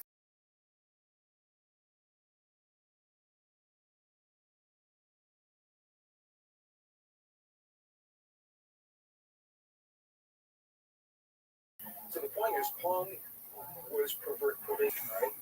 22 scientists did an experiment. I've got it. You can find it, or I've got it. Bring it up if you want to see it. I actually Palm and Cloud are part of the problem, but this kind of stuff happens. So I don't think that's what you intended to show, is it? Well, you can see, you can be part of it. But well, can you back up a couple slides? And there is there it is right there. And you should be able to. Is it going to animate it for us? Well, I think I already know how Palm works. Okay, there it is. I used to have it when I was. I'm trying to say the thing you were trying to get me to show, which is the next slide, it's got an error in them. Well, so here's what they did. 2022, scientists took neurons, but there was no human attached, and they put them into a petri dish to keep them alive, and they hooked up the neurons to a computer chip. So now you've got a biology technology interface, right? So the neurons are hooked up to a chip. The chip was put into a computer that was loaded with Pong. The neurons began playing the game of Pong, even though there was no human attached to the neurons. And the longer they played, the better they got learning how to play Pong better. And now the scientists are struggling with the question, how does a neuron not attached to a human in a petri dish know how to play Pong? Where are the instructions? Okay, so I remember when I was a kid, Einstein had died, and they had his brain thin sectioned in a University of Kansas because they wanted to see what made his brain different from everybody else. And it looked pretty much like everybody else's, with one exception. He had a whole lot of folds in his brain. So when you stretch those folds out, he had more surface area, he had more neurons. So they're thinking, but E equals MC squared wasn't in the brain, right? So now they're looking at those neurons, they're saying, where's the instructions for Pong? Figure out where it is. Well, here's the instructions aren't in the neurons. The neurons are a biological antenna, molecular antenna that tune to the place in the field where Pong is pervasive. All right, the field. There was a time when the field was a metaphor. You know, metaphysical people, spiritual people, you say, oh yeah, I can't live out in the field. July 4th of 2012, the CERN superconducting super collider made an announcement. They had discovered a field that had been predicted. Peter Higgs, the physicist Peter Higgs, was, and well, they boson, and what that implied was that there was a field supporting boson, and now it's accepted. So they're still saying this. Yeah, there's a field out there that connects everything, and their hands are doing this. The field's not out there. We're the field. Okay? There are 50 trillion cells in the human body. It has about 100 trillion atoms emerging from the field, collapsing in the field right now. We're constantly. The atoms in our bodies are emerging, collapsing into that field. We are the field, and that is what makes us so powerful. This is why we can heal our bodies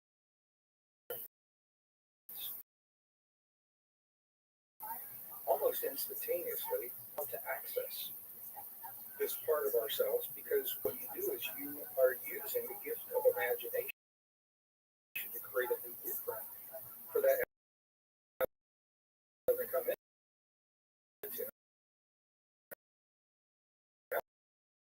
That sounds crazy. And there's a lot of science that's struggling with this. But when you get into the quantum world, you get into the fact that the Higgs field exists. You get in mirror neurons were only discovered in.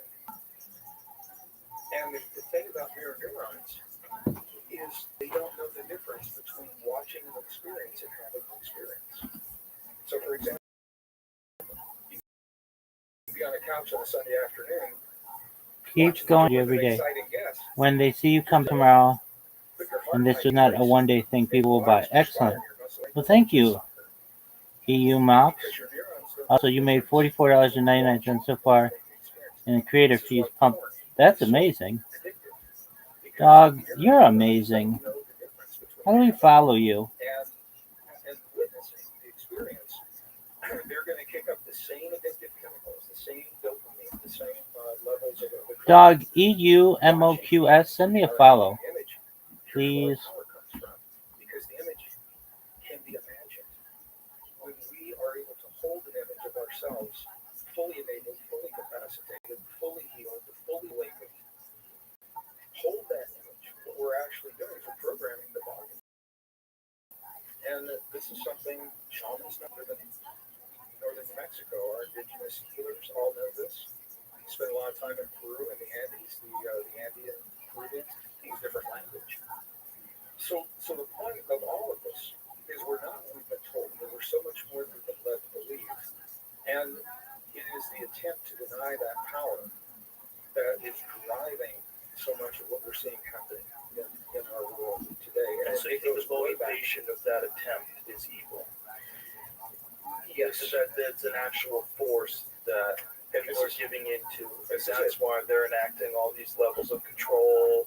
And that's why they're suppressing people, releasing bots on the internet. It's literally an expression of evil. Darkness is simply a polar force. We define binary world. We've got to have light and dark, plus and minus, boys and girls. Darkness is a passive polarity. Evil has an active stated purpose, and the purpose of evil has always been, whether you're looking at the ancient text or the Sumerian text, Mesopotamian text, it's always been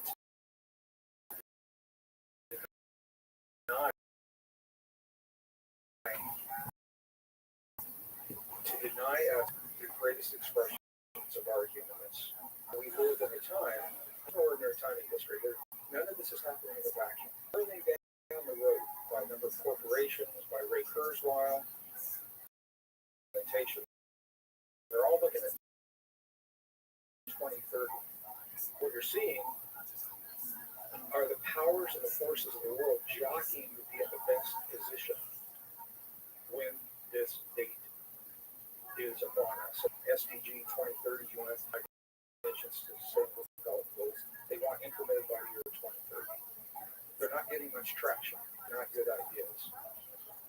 The goals, if you read them on the outside, Joe, they're deceptively beautiful. Who doesn't want food security? Who doesn't want the end of poverty? Who doesn't want the end of disease? Now, you look at the fine print. How will they achieve those goals? And that's where it gets very concerning. Right? They haven't had much traction because the way to get there is concerning. They're not good ideas. Now we look at World Economic Forum. I know we've had people talking about WEF. They've been around since 1971. They meet once a year in Davos. You know, they talk about what they would like the world to look like. We'd like to do that. Some of their ideas are very dystopian, in my opinion. Things like you will own nothing and be happy. You know, we've heard that. Yeah. Or the Great Reset is the term that they coined, or the Fourth Industrial Revolution. They haven't gotten much traction, but they recognize that their goals were similar to the UN. So in 2019, these two organizations joined forces. They signed a formal document. So now the WEF ideas have traction through the UN implementation of these sustainable development goals. And the goals can be beautiful. I'm not against the goals at all. It's how we go about, do we honor ourselves and do we honor our humanness as we achieve those goals? And there are very different ideas about what it is that means. I have a video clip. Yeah, do you see that? Can we bring that video? Because in one sentence, Klaus Schwab states the goal of revolution. And I just want you to hear it in his voice. Said the goal is the merging of the natural world, the digital world, and the biological world, our biological identity. He said it is to merge all of those into this massive database run by AI. And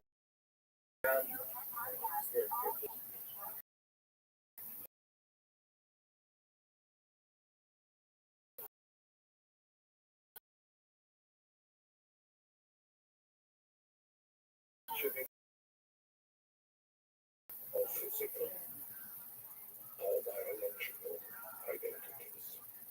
Did you hear how he paused before he said biological? Yeah. Did you catch that? So Yeah.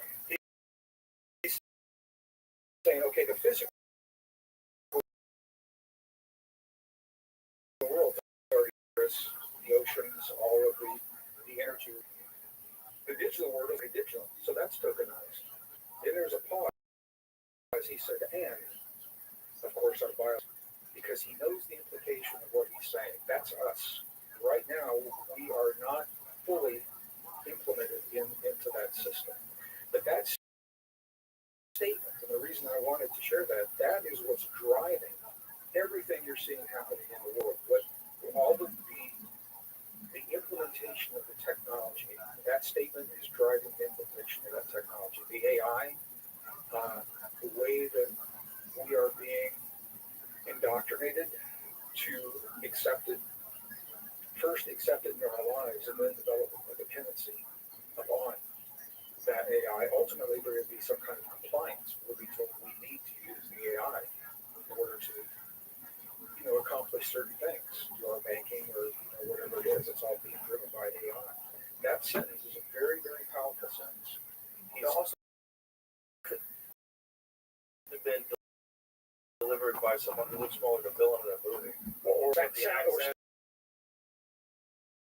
Who's wearing that crazy Darth Vader outfit. I saw that in the bathroom. Dark in the bathroom. Such an insane photo. Like, who the hell would dress like that? Who would say the things that guy, Jamie, find that photo, please. Who would say the things that guy has said like that, with that accent and dress this way? This is exactly what this is why we're having this conversation. Joe, I'm advocating for humans. I believe we are. There it is. Like, what? What are you wearing, bro? Like, don't go out dressed like that. Don't talk like that.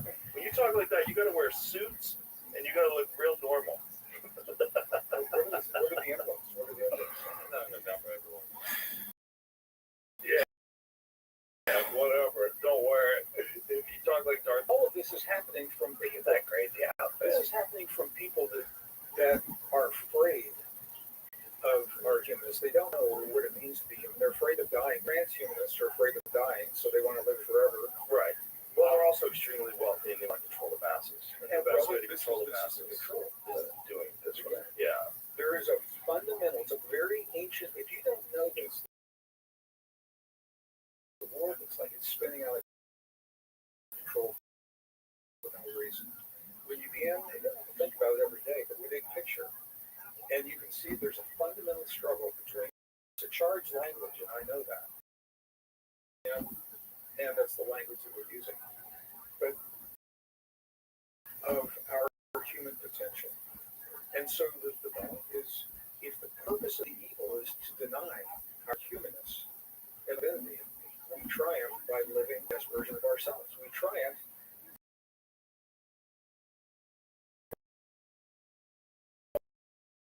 by imagining freedom, and now you have a benchmark. You were asked to do something. You say, well, I don't know if it's a good thing or not. You ask yourself, does it deny my humanness? Does it affirm or deny my ability to imagine, to create, to love, to forgive, empathy, sympathy, compassion, share ideas, deep intuition? Does it affirm or deny it? No. What you choose to be individual, but it will be a blind choice. And I think this is up for us right now. Okay, so now evil and technology and the algorithms of social media that are designed to break the social bonds that have always held us together as communities. And this began right around 2011, I think, was the Occupy movement that pitted the rich against the poor, 99% against 1%. That's a very real issue. And Joe, we could have used that and come to the table and have a conversation and a healing that was closer together as a society. But it was weaponized to drive us apart. Men against women, black whites, Christians against Muslims, Jews against Muslims. Now it's male against female, and the genders are being blurred. All of this by design, breaking the social bonds that hold families and communities and societies together, because we're more vulnerable when we use these bonds. And the algorithms that do that, I mean, I'm fast as a computer scientist, I'm fast by this. We have what are called engine silos. So parents and their kids. And you know, she goes up to the and queries a bunch of stuff. And you know what happens is the algorithm just starts feeding you, and it's everywhere. You're feeding one perspective of what it is that you just queried. Meanwhile, dad's at work, he's doing the same thing. His algorithm is giving him a separate perspective. The kids are doing the same thing. Story is the real story. It's the right. You know, it's following an algorithm. It's very easy. If you ever saw Alinsky, probably real survival. Yeah, real survival. This is exactly what it's following. He said you choose a target, you freeze that target, you isolate it, you personalize it, and you polarize it. And that's exactly what's being. It's a simple algorithm. That's exactly. You think of all those things we just talked about. All this in the news, you're freezing it for everybody to see. You're personalizing it. What is that? How are you getting ripped off, and how's it hurting you if you do that? And you polarize that, and it just drives people apart because they believe what they're being shown. And so my invitation. Add that to the fact that people are addicted to social media, so they're addicted to being inundated by all this propaganda and all these various competing narratives. Yeah, you can't leave your phone alone. It's more and more addictive every time you pick it up. The newer ones are even better. The screens are even bigger. Now you got a foldable one. Opens up to a tablet. It's in your pocket. And people are just full on addicted to what is a lot of negative information. Far more than you would get just living your ordinary life. You don't see much information. You don't see joyous information that goes together very often. Do you? Do you see anything? Well, you can if you curate your feed well. But the problem is, if you spend any amount of time, you're going to be. Yo, dogs, if you're watching me on Pump Fun, this is the start of something great. There's going to be a lot of We're taking you to the There's top. a lot of things that Buy now, but I don't care less if you don't buy. I don't care. I'm going to keep streaming my life 24/7, baby. They just showed up in my feed. I do not follow them. I've been doing it for 3.5 years. And I read it, and I'm like, oh, this is fucking horrible. Actually longer, but I just say 3.5 years. The most evil way possible. Celebrating people's death, hoping more people die, and like, oh my God, I got to get out of here. That is evil. If you saying that those human beings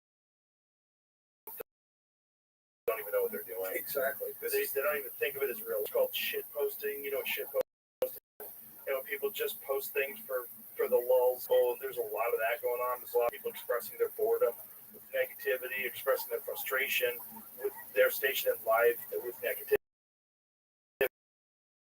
online, and then feeding into it, arguing with people instead of addressing their own individual real problems. They start looking at all these things that they're creating on. That's their primary focus, like throughout the day. It's the ideological battles they're having with people that might not even be real people. Well, it's evil. It's out of evil. It is, and It's robbing what you're saying to achieve a higher level of humanity. well, I think what is really important is people are naive because they are participating in mean that they're evil people. Right. And that even goes for Most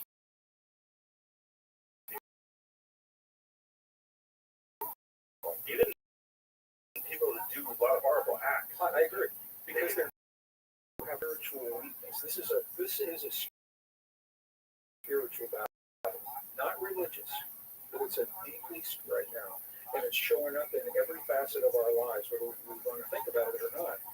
People that have a propensity for greed,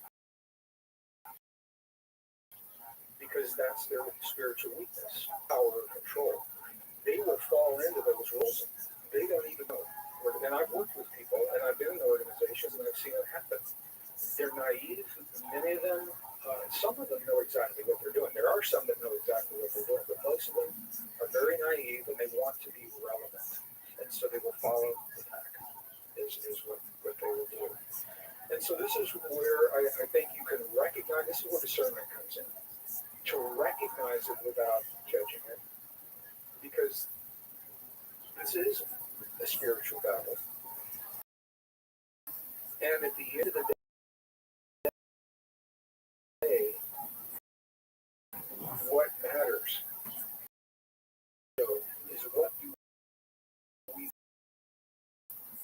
presence, what the world to make us into? Do we allow that we have wanted to reduce us to the most primal levels of hate and revenge and anger? Something we never do in a million years, but we succumb to that. Or do we recognize that has happened and have to agree with it? But the question is, do we make the decision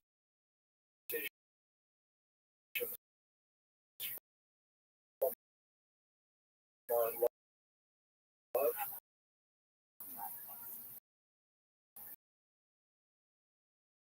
of the families behind this?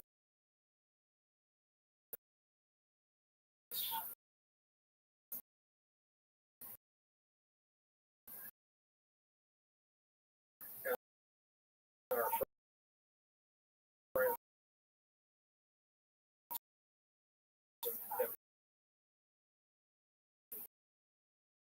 and our community, or do we make our decision every day? I am in a business meeting of someone who's pure evil,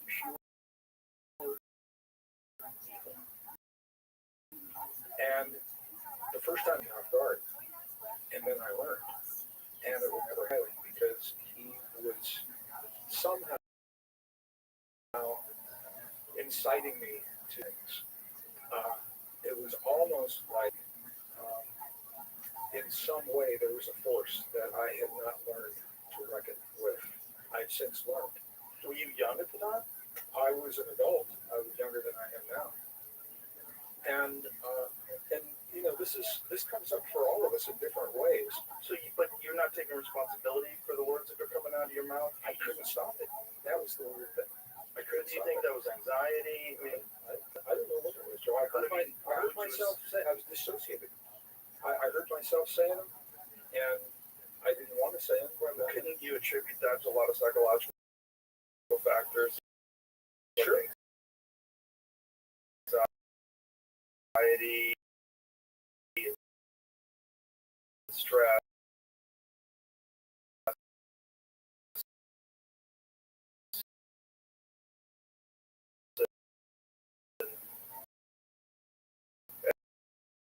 And anticipation of this moment. I could accept power structures. I could accept that he was looking right at me.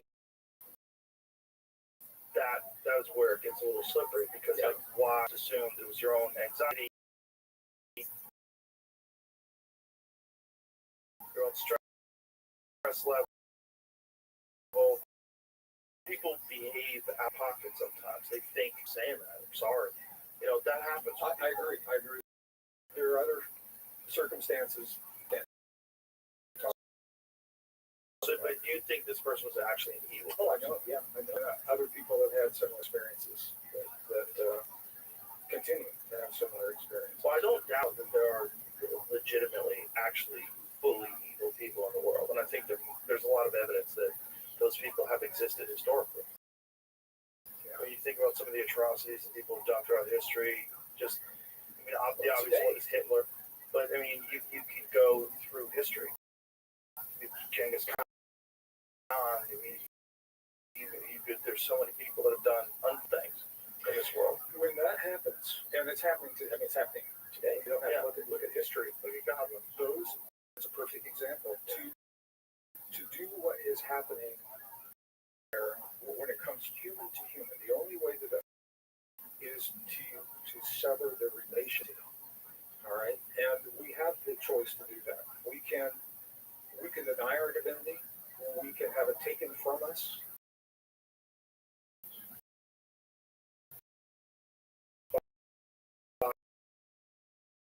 By those who have power over us, or we can technology.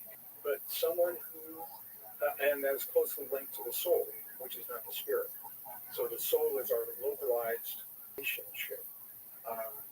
That is what allows the individual to carry out those kinds of atrocities, because an individual who is connected to their divinity and their soul could never look another human in the eye and hurt them the way if the stream goes out, It was happening then I'll in do our my best to lives, fix and it, it's happened throughout and I'll create a history. robot that fixes it for So me.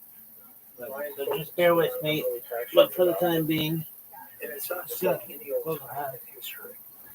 We're on the precipice. Ah, The decisions are being made Adonai, within Elohim, the Adonai, next couple of years as to whether or not we Adonai.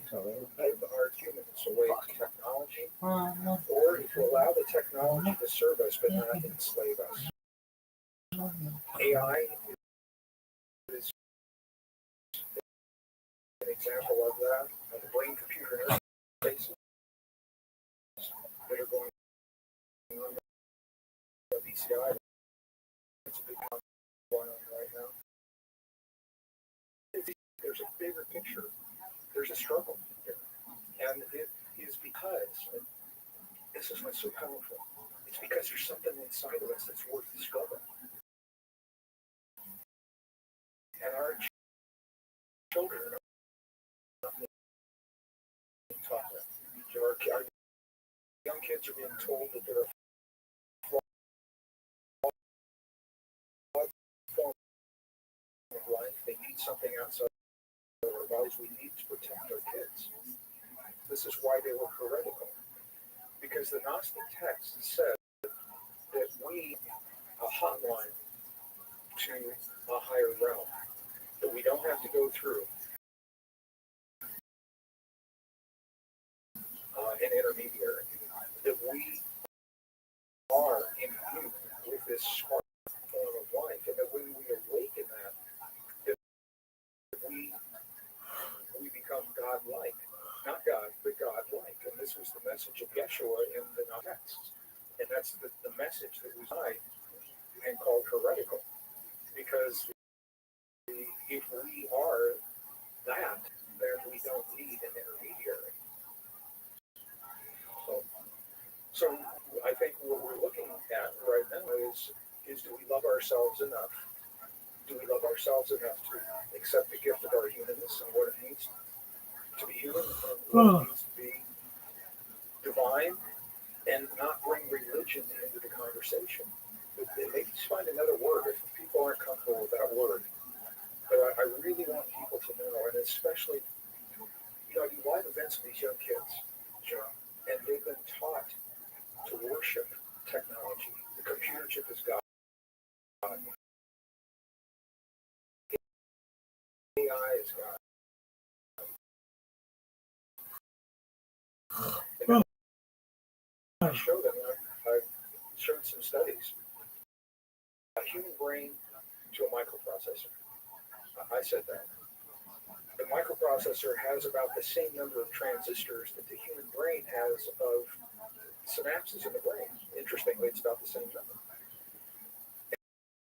And so they ran all these tests. And what they found in the brain, okay, the computer chip, is it fast? Yes. Is it efficient? Yes. Is it scalable? You can only scale the chip.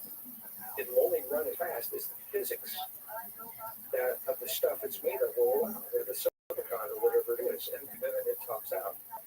The human brain, is it fast? Yes. Is it efficient? Yes. Is it scalable?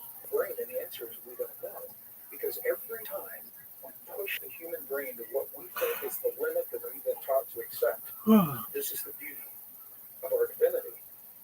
What we do is we morph and adapt and open up a whole new vista of potentials. The Tibetan monks, a perfect example of this. When I was in school, again, back in the 50s and 60s, we were taught that the human brain maxes out about 40 hertz, 40 something, all the medical books, textbooks, everything. And then these will exceed that. They doubled it. They went to 80 hertz. We can't possibly do any more than that. But the monks said, well, if we do a different kind of meditation, you know where this is going. And they pushed it up to 100 hertz. And then they had to come up with another brain state called gamma.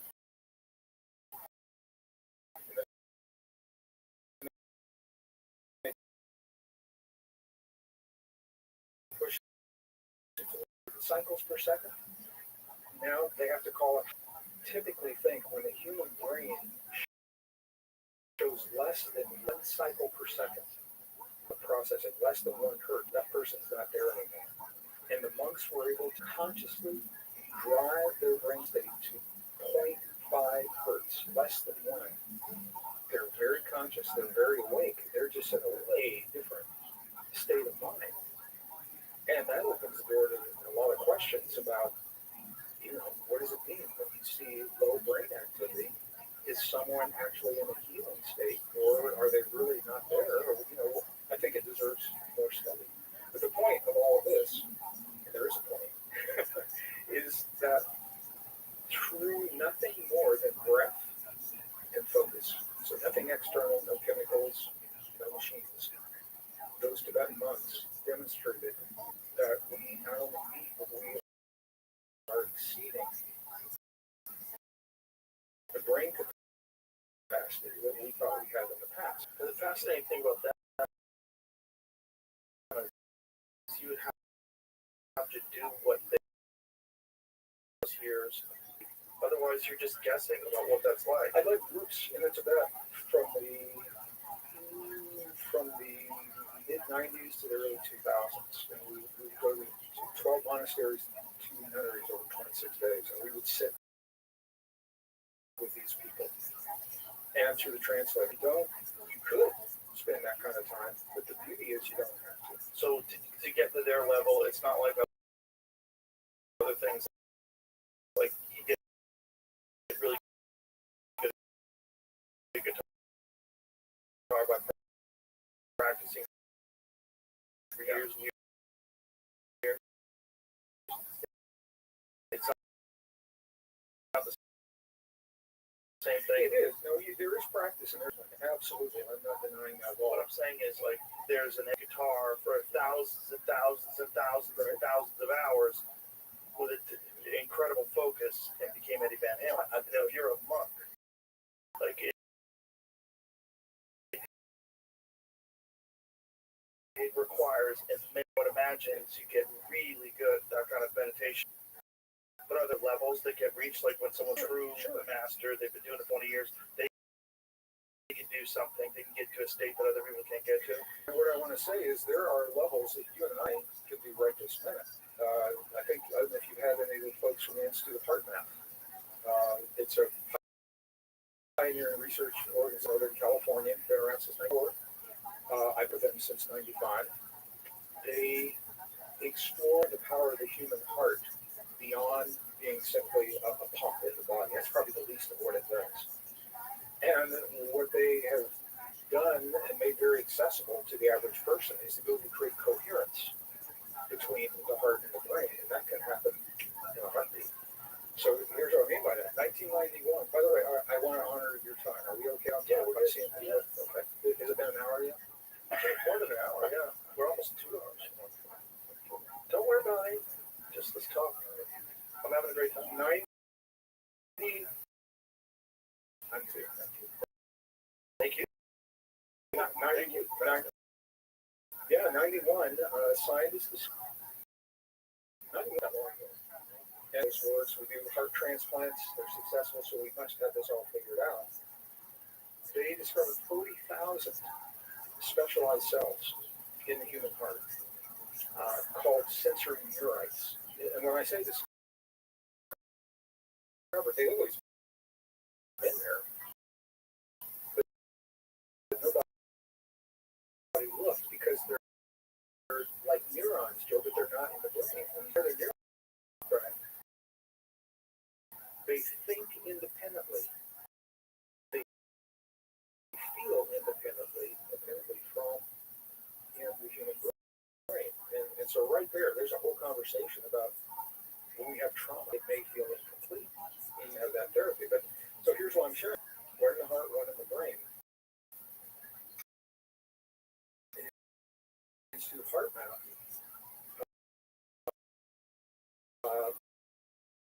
made available the technique to neural networks into a single potent, the only form of life that can do this at will, on demand. We choose. We're the only form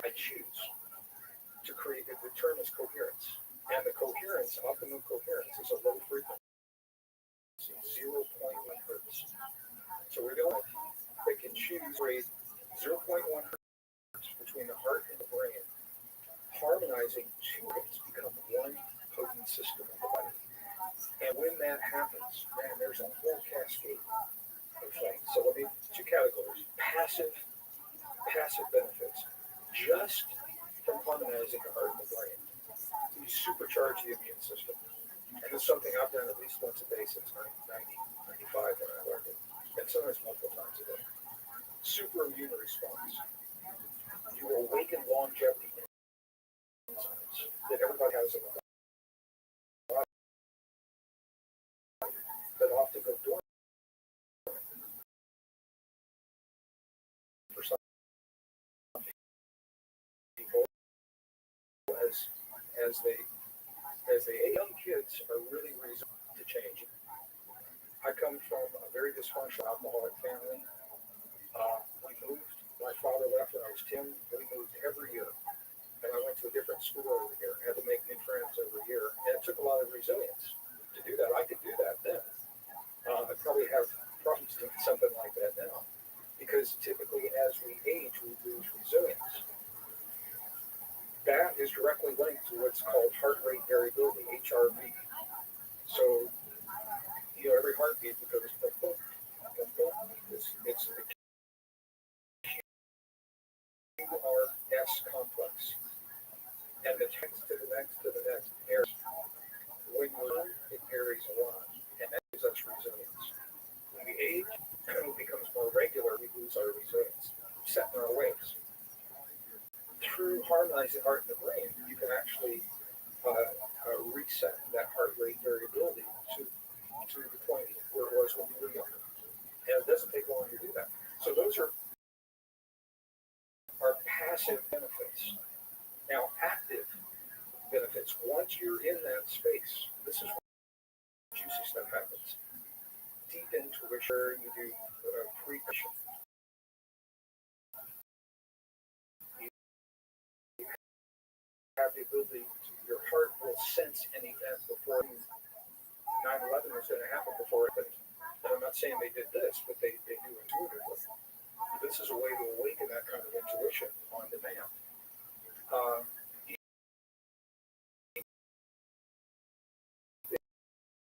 Intuition on there are 1,300 pop from harmonizing the heart and the brain. All right, and three steps. One is you shift your focus from your mind into your heart. And I've led groups with indigenous people all over the world for 40 years, and the way they all do this is they always touch their heart to bring to their heart center. Some people use a finger or two. If you're in the Mayan cultures in Mexico, they use it. You see this in the Middle East. People greet one another with a full palm or Buddhist. They'll do it like this, and that's that prayer movement right there. And the point is that your awareness will always go to a place on your body where you feel the touch. Like if I touch my arm, my awareness went there. That's the first step. So you meet someone, you put your hands on your heart to bring awareness to your heart. Yeah, you can do it that way. This is what they do. So the first step in heart-brain coherence, developed by the apartment, shift your awareness from your mind into your heart. First step is to slow your breathing.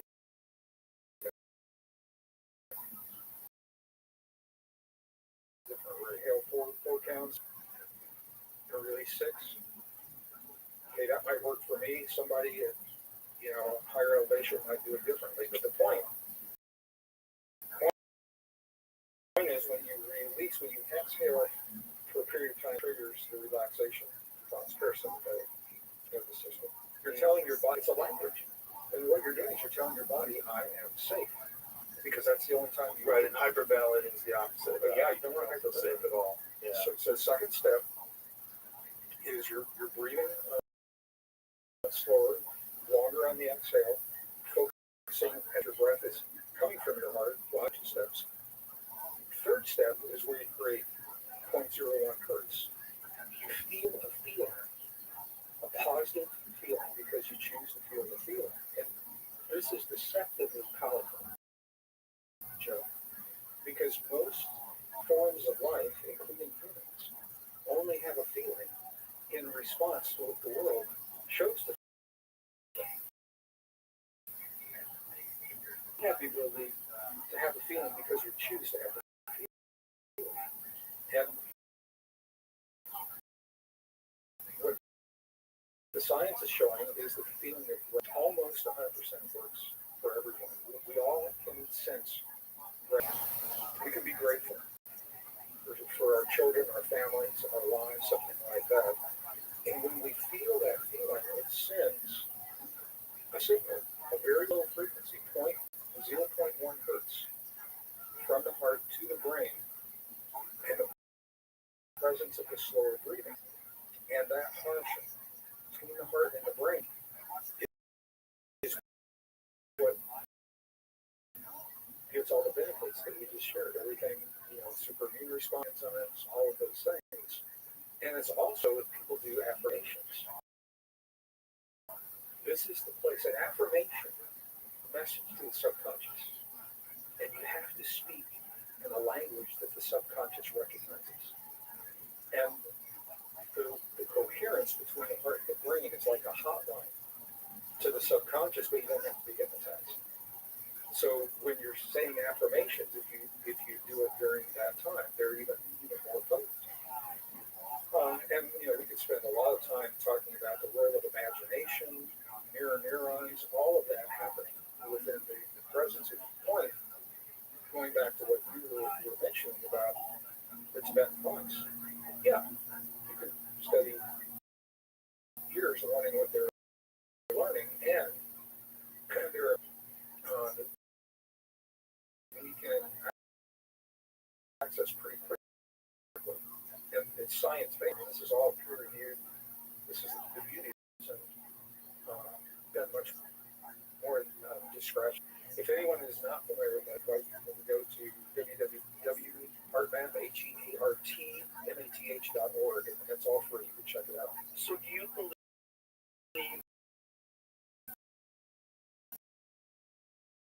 that the connection between the heart and the mind, when you between the heart and the mind, I said the heart and the mind, the heart and the brain. And what you said, this is such a good question, Joe. Here's the reason.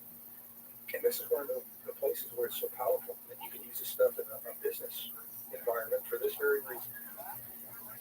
When we look at the world and solve our problems from our mind, our brains left and right brain. So, you've got logic and intuition over here.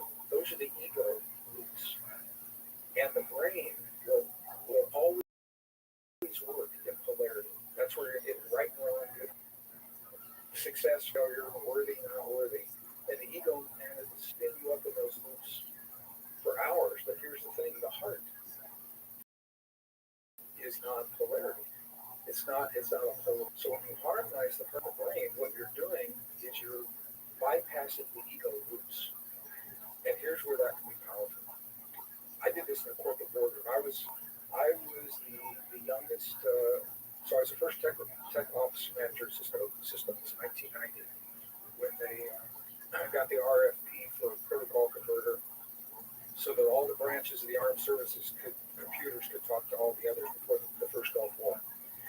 And when I would go into the boardroom with an idea, and I knew that I was going to be criticized.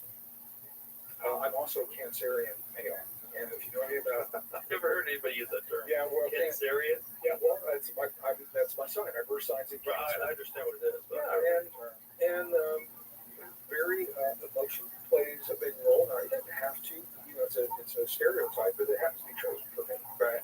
Emotion plays a big role. Criticism coming from an alcoholic family. My father was the abuser and the criticizer, and I spent my whole life, working to, from that. So when somebody would criticize my ideas, if you look, I take a criticism through good, bad, right, wrong, success, failure. Now you can be much more objective, and you can listen to it. And when they're finished, you can say, well, have you ever considered this? Because you haven't reacted, and it's a really powerful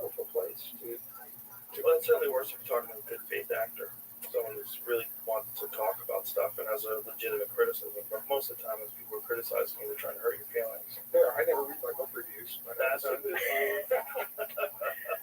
I mean, it's not that criticism is bad. Criticism is critical. Like you can learn a lot from intelligent people from their perspectives of things. I've learned a lot from other people's criticism, but the difference between that and dwelling on criticism, that's the part where people get wrapped up in their own identity and also interpersonal conflicts. If you're a kind of person who like you're naturally argumentative and then someone says something that's not fucking true and you want to say something back, but it's a lot of negativity and a lot of wasted time. And the way I try to describe it, especially to emerging famous people, and I'm like, you have to think of your life as if like your energy is a number, like you have 100 energies for the day, like it's a unit.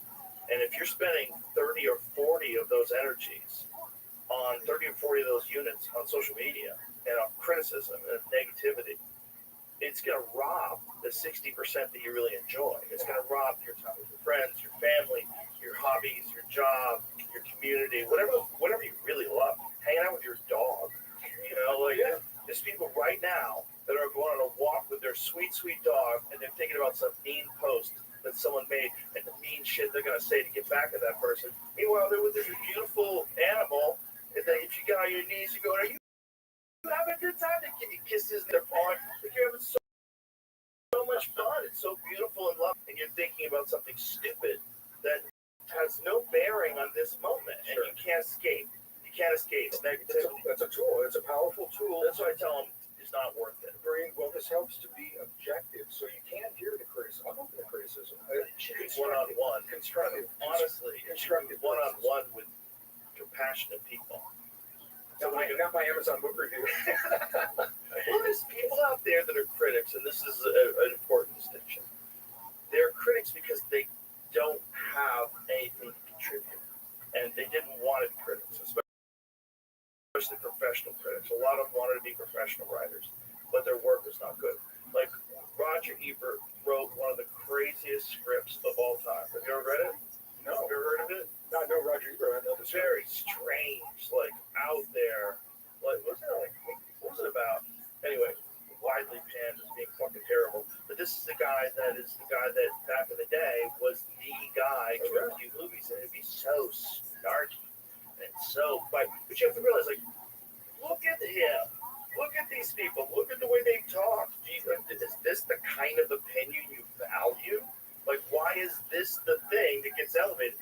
Wouldn't you rather have the opinion of someone who really enjoys going to the movies and has great things to say about performance? It's like someone who's enjoying, not someone who wants to be pissed off so they can say the snarkiest, shittiest. Have you ever seen the videos of the two of those guys arguing with each other on camera? They call them bloopers, and I like the bloopers better than Way better, because that's the real guys. They're really shitty guys. They're super shitty to each other. They're both so nasty to each other. It's like, so those are the people that are dictating what is good and bad in culture. That's nuts. Yeah. That's the problem with criticism. That's the problem with critics. A lot of them are shitheads. Yeah. So you're getting the opinion primarily of shitheads. But see, but what you're doing through coherence is that you're diffusing that shithead criticism from having the impact on you, so that you're thinking about it while you're out walking your dog on a beautiful day. Well, that's the beautiful thing if you can do that. Yeah. If you can separate yourself from what they say. But the only way you can really do that is if you are 100% happy with what you've done. So if you write a book, and that book, you nailed it, you love it, it's amazing. If someone's like really critical of it, it's not for you. But the thing that I made is perfect for the people who like the thing that I made. And that's, if you can get to a place where you can do that, that's great. But you have to know that you put your all into what you did, so that you don't feel bad about other people's negative opinion of it. Oh, I agree. But if you have something like, I kind of half-assed that, I could have spent more time on this, I was really committed to that. If you're doing that, then the criticism hurts, because you valid.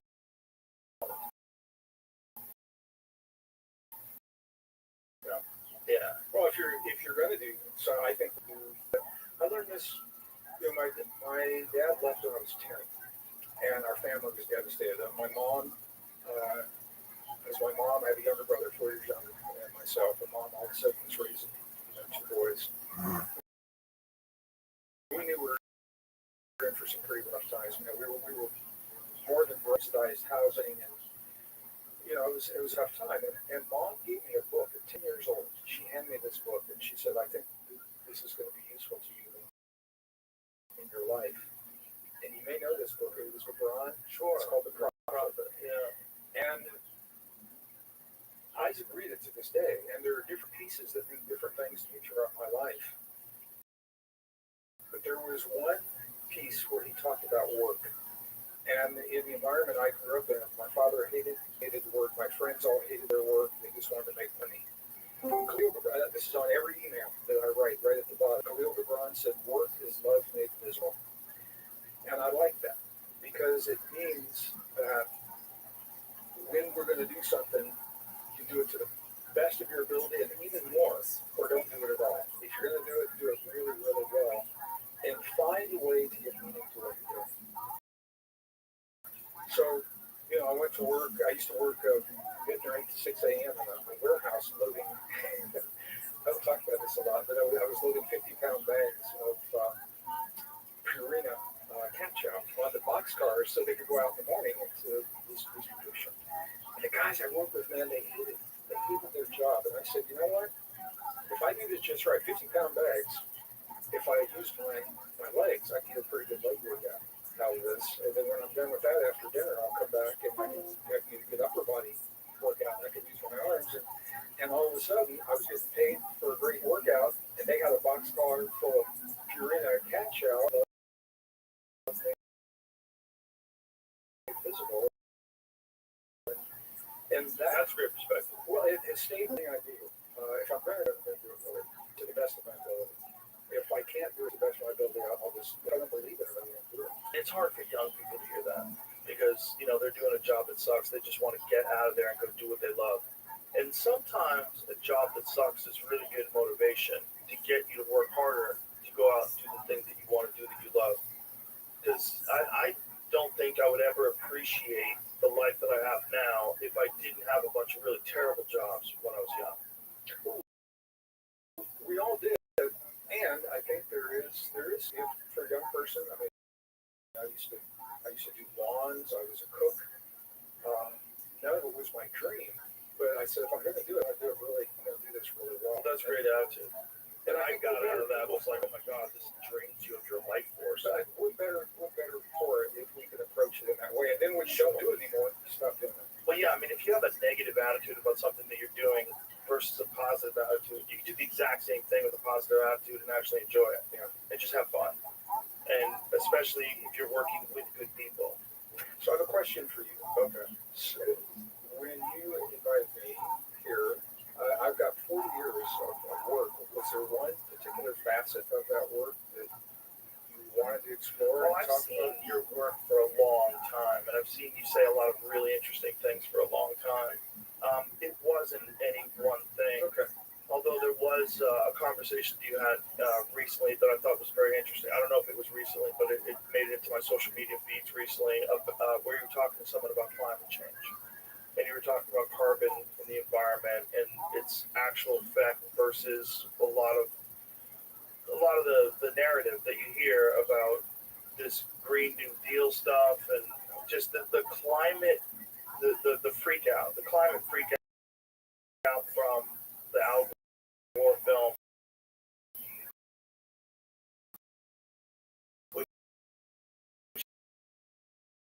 by the way, freaked everybody out and was totally in it.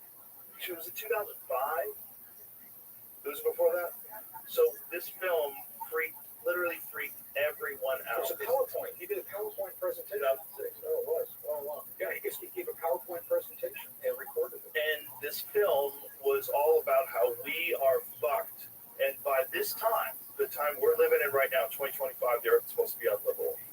I mean, I'm exaggerating, but like Miami's underwater, the coast. But meanwhile, the coast haven't moved at all. And some of the wealthiest, most influential people in the world buy property on the coastline. So like that, by the way, I should tell you, the billionaires are buying beach houses. I think it's going to be okay in that regard. But it's also like off of it. it became really weird because he was speaking everywhere, and he made hundreds of millions of dollars. Carbon credits. He created the carbon credit system. Yeah. The whole thing is kind of nuts when you're that wrong and nobody even calls you out on it. You freaked everybody out. From when I saw it in 2006, all my friends were like, "Oh my God, we got to do something now." We're all freaked out. 20 years later, very little difference. It's not what he said wasn't true, and there's a lot of weird, inconvenient things. One of the things that Randall Carlson brings up is one of the things about carbon is there's more green now on the surface of Earth than there has been. Absolutely. In how many years? How many years has it been? 20. Well, NASA says, I have some slides called climate, if you want to look at any of And if these. people don't know why that would be, this was plants need carbon dioxide. So here's, I mean, we could do a whole 3 hours on this. So Maybe we come back. I'm a degree geologist, and I began looking at climate in 1979 when I was in the energy industry in Denver, Colorado. Climate change is a fact, and I want to be on record. I want to say it is a fact. It's constantly changing, and warming. And if we would be concerned, because the warming is cyclic, and if we're warming now, I wonder why we're not warming now. And I want to be very clear: we need to find clean, green, sustainable forms of energy, and we've had them, Joe, for 70 years. If we were, it goes even beyond thorium. I don't know if you're familiar with thorium. No, what's that? So, Manhattan Project. Sounds like an antidepressant. No, it's a mineral. It's an element. During the Manhattan Project, when they, did the crash program for the weapon, they went through the periodic table to find out what elements could possibly be used to create the energy. And they chose uranium because the byproduct is the plutonium that they needed for the weapon nuclear reactors. But it's not the only element that would work. Element number 90 is thorium. Thorium is abundant in the Earth's crust. It's inexpensive. It's almost every nation has access to it, so very easy to get. It cannot melt down like a Fukushima. It cannot be weaponized, which is one of the reasons that they're not using it. The waste can become the new fuel. It can be recycled as the fuel. What? Thorium element number 90. And if you look it up, this is why Wikipedia is a problem. If you look up Wikipedia and some of these other things, they'll say, well, it's theoretical. We had thorium reactors back in the 80s. China, Russia, the United States had them. In Colorado, there was an Indian River facility that was largely run on, it's called thorium salts, is what they were doing. And that's just one example. So what I'm saying is, if we were serious about clean green, there are technologies that they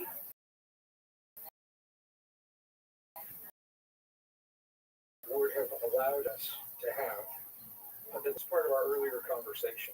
We are being taught to demonize carbon in general. And our young people are frightened of carbon. They think carbon is bad, carbon is evil, carbon is what we're made out of. And so they have no problem relinquishing their carbon-based, frail, fragile, flawed bodies for the technology because they've already been taught that carbon is bad.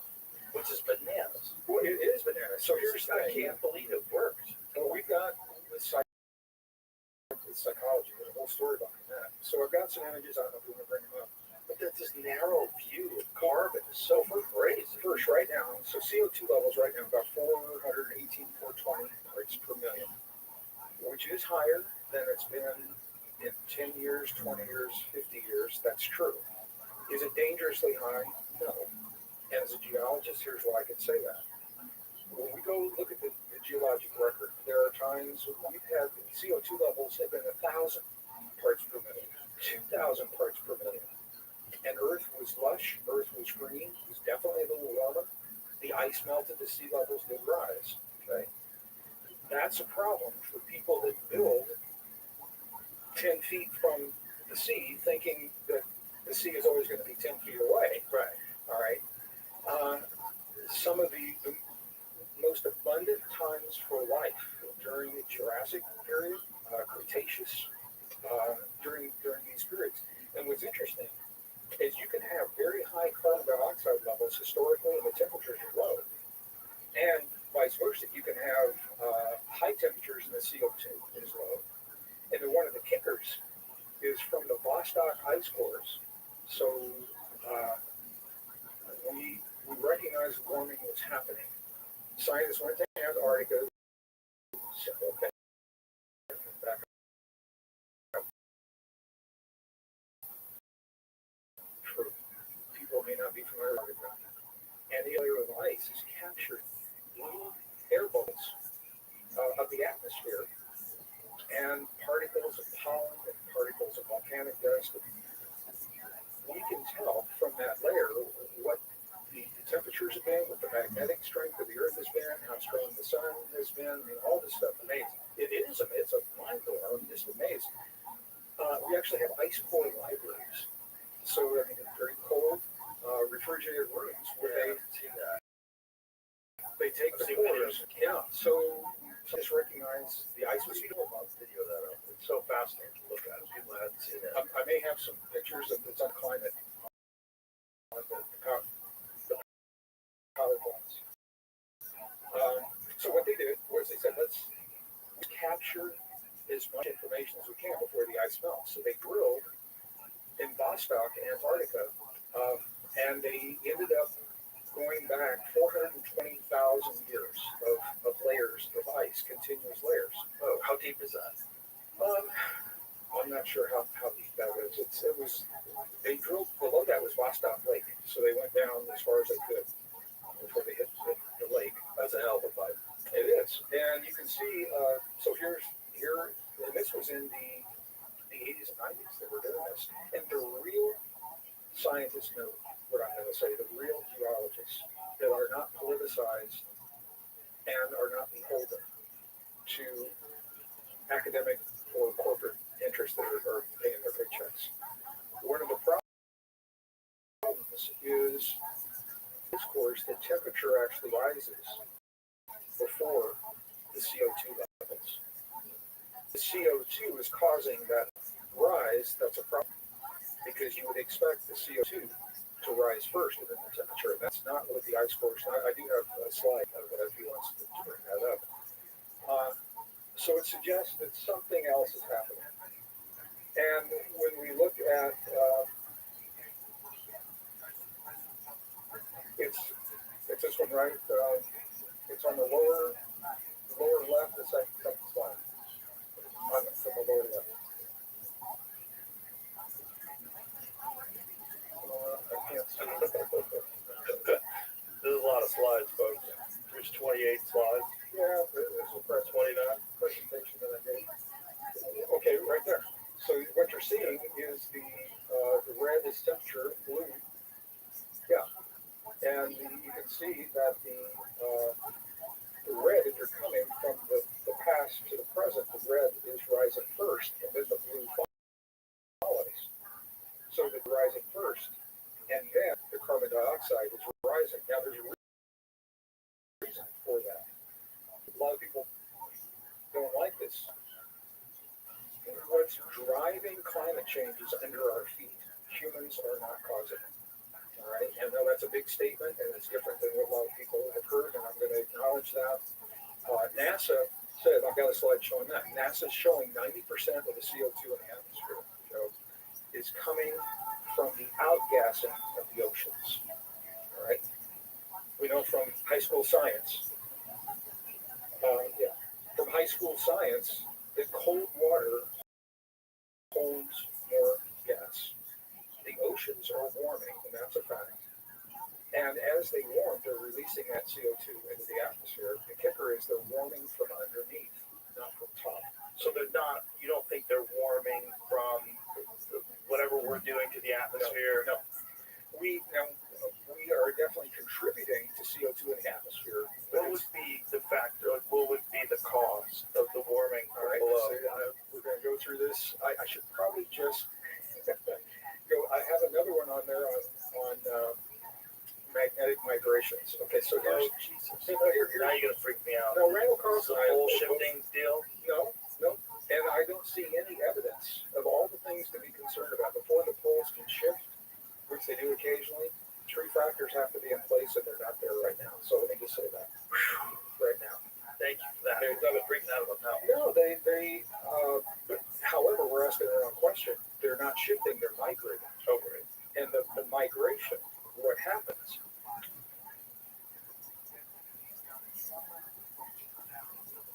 I'm not sure how far back to go. So what we know is Paul LaViolette in the 1980s. I knew him before he passed. He's a brilliant physicist. He wrote a book called Earth Under Fire that was ridiculed a lot in the 80s. And what he said is that every once in a while, on a clockwork basis, there is a volley of cosmic rays that come. And cosmic rays, like they're passing through you and me right now, because we're mostly empty. You know, we're 99.999% nothing. Neutrinos and stuff. Exactly. And when they pass into the crust of the earth, nothing happens. In the core is so dense, Joe, because of the pressure of the earth. It's iron nickel.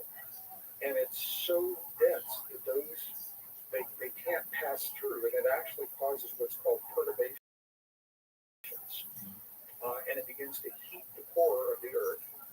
And that it shifts rotation. And right now, Japanese scientists are saying that the core is slowed or possibly even stopped. I don't know if your guests have talked about that. And that as the core goes through these cycles, so you look at a cross section of the earth, there's the inner core that's solid, the outer core is molten. Then the mantle is about 1,800 miles thick, and it's magma. And the crust is only about 36 miles thick. So in the textbooks, the inner core always looks like it's floating right in the middle of the earth, but that's not what's happening. When those particles are hitting it and heating it up, it actually bumps up against the outer core, causing ripples, perturbations is what they're called, against the mantle. And the mantle begins to seep into the crust. And it's the mantle that is heating the oceans from underneath because of that. It happens about every 12,500 years. And that number, if you talk to Randall, we just did a conference in Boulder. He was in the conference that we did up there. And that has to do with the Younger Dryas. I think you had guests talking about. So the Younger Dryas was the last time this happened. And it happened 12,000 years before that. You can see it's like clockwork. That massive thing, it said, I went to the website, it says that it's rising because the ocean is absorbing the gases, causing the water to rise over time. The ocean is, so that's the equilibrium. It's outgassing. And it's also, there's an equilibrium between what we're creating in the atmosphere. We are creating in the atmosphere, you have to be honest. We're creating carbon dioxide. The ocean is what's called the sink. It's the CO2 sink. That is sodium iodide. So what's happening, Jerome, is the mantle is being disturbed. It is heating the oceans from underneath, releasing the carbon dioxide into the atmosphere. And that's where that's coming from. When we look into the geologic history, we've seen this happen before. And it's intense, it's brief, and it's what comes after that usually is a problem. It's not the warming. Jimmy, can you put that quote back up, please? This was what was interesting. Underneath it, it said, covering more than 70% of the Earth's surface, our global ocean has a very high heat capacity. It has absorbed 90% of the warming that has occurred in recent decades due to increasing greenhouse gases. So this is acknowledging, though, that there has been an increase in the temperature because of our civilization, because of greenhouse gases. There's an increase in CO2. But it's saying an increase in warming has occurred because of increasing greenhouse gases. So what you're saying is these greenhouse gases, we're contributing to it, but it's not the primary. It's not the primary, and the modeling is the problem. Jamie, would you please? So can I go? But before we go any further, if we didn't exist at all, Like if there was no industrial civilization, we existed like hunter-gatherers, would we have no impact? Would it be the exact same thing? Or would it be a fraction of a degree warmer because of human I society? think we have to be honest. And I don't have the numbers on this. I think we have to just be honest and say we are contributing to some degree. So We have to be. but you feel like it's a minor degree, and if even if we were hunter-gatherers, the same pattern of Earth warming would still be going on All right you now. need to do is go back. There's an orange chart on there, Jamie. And you look at the Jurassic Pleistocene. We weren't right Is this it there. right here? And you can see the black, I think, is the black is CO2. Yes, it says atmospheric CO2, and the blue is global temperature. How high it's going to look at the temperatures times when it's high. Look at the orange over here when the CO2 is high temperatures. What's up, Jamie? 500 million years ago.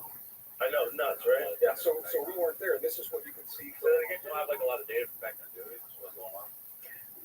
Data comes from different ice cores. I know, it's not me. Yeah, How are they getting data from 500 million years ago? you get it from seafloor sediments. Is one of the things you could do there. That's getting better as we get And like more recently in the yeah, now, I guess. so we can go into this as deep as you want. What I want you to see here is there's not a direct correlation between CO2 and temperature in the past. We can say that. And we can also see that CO2 levels have been higher in the past than they are now.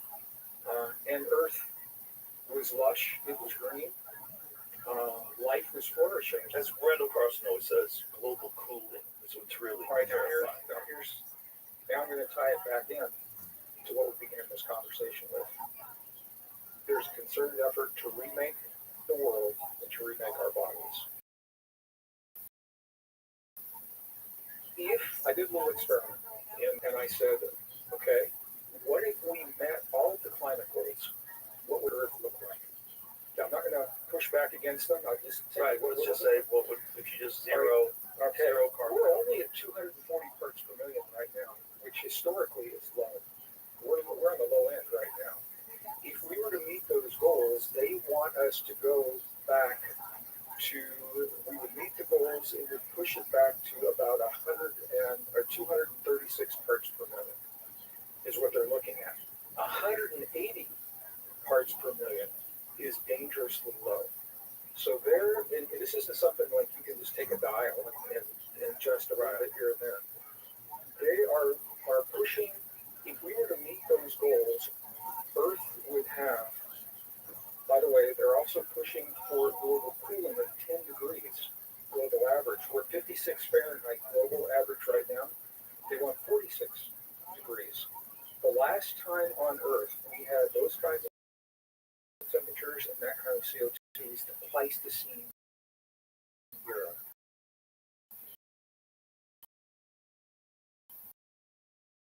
It was not good for us. It's not good for. Do they know this? Do they know this data? Well, let's break it down. So let's step through this. Okay, let's step through this. Climate. Yes. If we were to meet those climate goals, it's not good for us. All right. Put that As a human species. as a human species. Put that over here. Okay. We're being pushed for war, and I think you could see that. And the nations of the earth that have the capability for war are waging that war. And what's happening is we're depleting our resources as nations. We are, and I just did a search on this the other night, dangerously low on weapons and on the ability of humans to fight.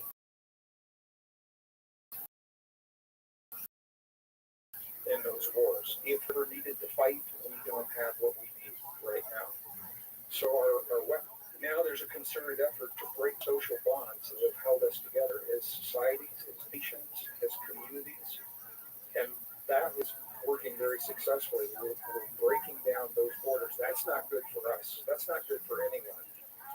Now you look at the transhuman movement to replace us with technology, with machines, to debilitate our ability for critical thinking, our ability for imagination, for creativity, for all the reasons that we just talked about. Use it or lose it.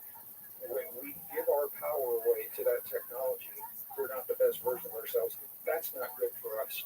None of those are good for us. So if I said that to you, what would you say to me? Who would that be good for? If it's not good for us, who's it good for? Satan. Well, now is where you go back and you look at all those ancient texts.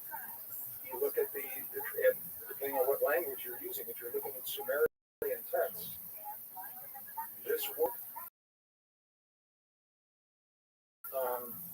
whose neighbor is what those texts say. And made, the earth is being modified in ways that are not necessarily good for us. Who are they good for? That there's a whole conversation that we can have, around that.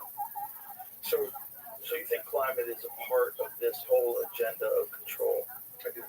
Yeah. Well, I think there's a compelling, and it's not just my opinion. I think the evidence supports that. Because why would we want to push this planet back? I mean, NASA says we're greener now than we have been in 20 years. Why would we want to push this planet back to the environment, the Pleistocene era? Well, we want to have control over things all the time, and when you see certain areas that become too hot for a certain kind of agriculture, or things change, or certain lakes dry up, there's things like that happen that people freak out about because we want control. That's why we want to bring animals back from extinction. Like we want control over everything around us because it makes us feel better. But the problem with this one is you're getting people that are saying we're going to lower the Earth's temperature. Like we didn't vote on that. Like just because it's your idea and you people are moving in this direction, you have so much money. You're making a decision for literally 8 billion unelected officials. It's nuts. It's nuts that they think they can spray things in the sky to reflective particles to dull out the sun and lower the temperature of the Earth. Like that's an insane notion. And especially if we're moving in the cooler anyway. But all of this, I mean, so now we've identified these things. Mm-hmm. I think it's useless to be angry. I think what we do is we recognize, Joe, that all of these applications of technology are a reflection of the way we've been conditioned to think about ourselves. When we wake up to become the best version of ourselves, then we recognize it makes sense to go clean and green. It makes sense to grow our food differently. It makes sense to have different kinds of energy because we recognize our relations. Exactly. So it can be done the right way. Like the real issue that we have as a society, one of the not the, but war is obviously the, but one of the big ones is pollution. Like that is undeniable. Oh, yeah. When you see like what's going on in India with some of those rivers, where it's just the entire river is just choked up with plastic. I've been there. I've seen that. That is insane. That as a human race that we allow that. That's insane. Like, but then you look at places like, is it Singapore, Jamie, that we watched that video where it was fascinating there? I believe it's Singapore, where they have like the most sophisticated recycling program, like unbelievably efficient. And that stuff, they use it to pave the roads. They burn things down, specific material. It's an insane job they do of taking the garbage. We know it's possible. It is possible. So everything we're talking about is a consequence of what happens when we give our humanness away and we believe that we are a flawed species and that we need something outside of ourselves to be the best version of ourselves, or that we believe we're powerless, so we say to someone else, fix it and make it better. We're now, right now, the AI is driving this conversation. We are at the point where we are being asked by the conditions of the world to accept the deep truth of what it means to be human. And in that humanness, when we accept our ability that there's a part of us that doesn't live in here, what that means is the more that we can honor the antenna, the gift of the body to access that, we become healthy, we become the best version of ourselves, we begin to live differently, we begin to eat differently, we begin to recycle differently, we use it differently. Because we're living in the world where nobody's telling our young kids anything like this. No. We have to protect our children. it would help everybody just to think that way. It would help everybody. Well, this is no matter what you're trying to do with life. Well, this is the AI right now is the tip of the spear. This is what they're using. They again, the powers that be, because we're so close, Joe, for the first time in a very long time, on a mass level, to awakening to what it means to be human. There are pockets that are coming together, and we're saying no to war. We're saying, I think, in this generation, I think you will see us walk away from the use of war to solve our problems. What happens if they throw a war? Nobody goes. People are saying this isn't right. This isn't right. Well, that's a very powerful message, and I hope you're right. But if there was one thing that I feel like most people would bet on, is that there's always going to be war. I think not the way we're seeing it. Not the way we're seeing it right now. Not the way. This ties into the disclosure conversation, because when you talk to people behind the scenes of disclosure, we obviously, I don't think anybody would have a problem with a flying saucer in an Air Force hangar somewhere. We've seen it in movies where, I don't think anybody's surprised. I don't think anybody's got a problem with a gray alien, in an Air Force conference room somewhere. But the implications, if we've had this relationship for so long, they didn't get here on a Chevy V8 engine. I mean, they've got high tech. Right. And what the part of the implications are that we are being asked to step up to become a different species to meet the intelligence that is being offered to us. And there are different forms of that intelligence. Some of that intelligence is prone to war, and that's not the ones that we want to necessarily. That's so hard to believe that they get so far, they can travel from other places in the universe, yet they still have war. That's the disappointing thing for me. And so this is where we go back to the ancient texts. They begin with a war in the heavens, or what the Bible calls, the fall. And the war is what destroyed the planet and our solar system. I think Randall's probably talked about that. That's the kooky theory about Mars too, right? Well, Mars used to have an atmosphere. It doesn't anymore. They believe that there is a compelling argument that could be made. We'll have the answer to that. But that's scary. Isn't it, Joe, that you have to be so advanced and still allow differences to be so great that the only way to solve them is to hurt one another and destroy one another. But also makes for great science fiction. Because without the war in space, you have no Star Trek. You have no Star Wars. Well, maybe this is where we break that cycle. Well, maybe we wake up our humanness and we accept the power of human divinity and we accept what it means. And we imbue our children with a sense that there's something very special about them, worth preserving, so they care about themselves. And that begins the way we live in the world. We will be living in a very, very different world. Very important because it gets that word out there and people start to consider it and think about it. And I think that's the only way people find these things, is for people like you come out and have these conversations and spark thoughts. And people said, like, maybe I'm thinking and behaving and living the wrong way, and maybe we could just become more united and more positive and recognize this incredible gift that we have of this life. But look at the science. See, the science is so compartmentalized, and I saw this when I was working even in the industry. So a discovery is made in genetics, and it stays in that genetic box, and it gets published in some obscure. The new way of thinking is looking at humans from an IT perspective. So there are journals like the Journal of Soft Computing. I didn't even talk about that. The Journal of Soft Computing has just come out and said that human DNA, three-dimensional human DNA, is a fractal antenna. Now, what's that mean? An antenna tunes their signal fractal antenna tunes to a vast array of signals across the broad spectrum. We got 50 trillion of them in our bodies. And the journal is saying that, but who reads that? Who's reading the journal of soft computing? Thank God you are. Who has a beautiful hardbound copy of the Journal of Soft Computing next to their bed like I do? Well, the fact that you know it, you just told people. Now people know.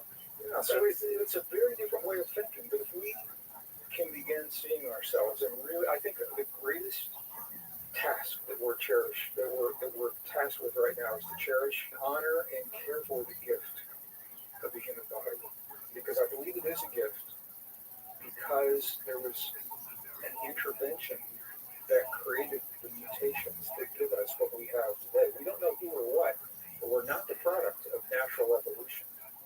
And until we understand fully what that is, Joe, why would we want to give that away to technology before we even know what it means to be human? And once we give it away, we can never go back. And I think we're worth preserving. That's my message. I'm advocating for our humanness, for our divinity, I think we're worth preserving. I agree with you 100%, and I appreciate you very much. And thank you very much for coming on here. It was a lot of fun.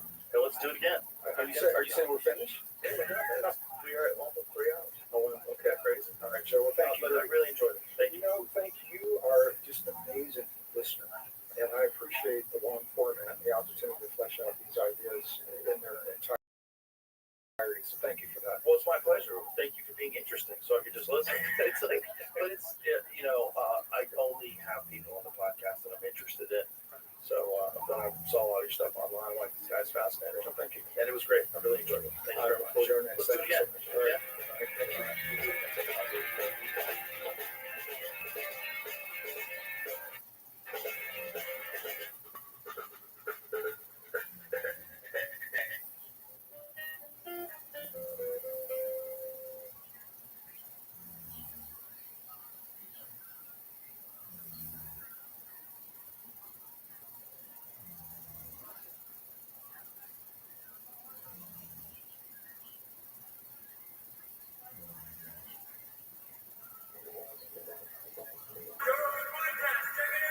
The Joe Rogan Experience. Drink my day, Joe Rogan podcast by night, all day. Well, I mean, we haven't done many podcasts, but we were on Diaz last year, and Diaz gets a lot of engagement, a lot of views. Ours didn't do too well. I think Birdcast did all right. You have not pay attention.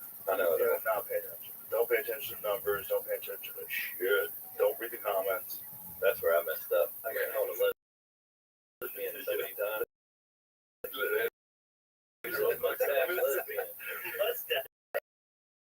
He's like, he looks like Matthew McConaughey. Well, it might be the chain. Maybe. That looks very lesbian-esque. No, nothing wrong with being a lesbian. I'm just a heterosexual male. With a wonderful mustache. I went back to the comments last night, and Don't do that. somebody was like, Andrew, come on, man, don't sit with your legs crossed. I was just the latest one. Why is it always me getting picked on? Did you sit with your legs crossed in the typical liberal fashion? I mean, Like the Gavin Newsom style? Yeah, you can't do that. You get a little bit of a gap there. Yeah. The thing is, if you get the deep scissor, is like signaling. the trick is you gotta scoop thin. Yeah. You gotta get your stuff out the way.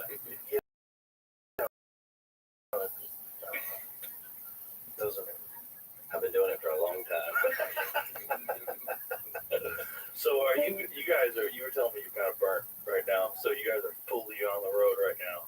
Oh yeah, I say that, and then the next moment I'm off, and I was like, dang, this is fun. But yeah, we're usually about this time of the year where we have a couple more months left. It's like, man, we're almost get to be home for a while, more than 2 days at a time.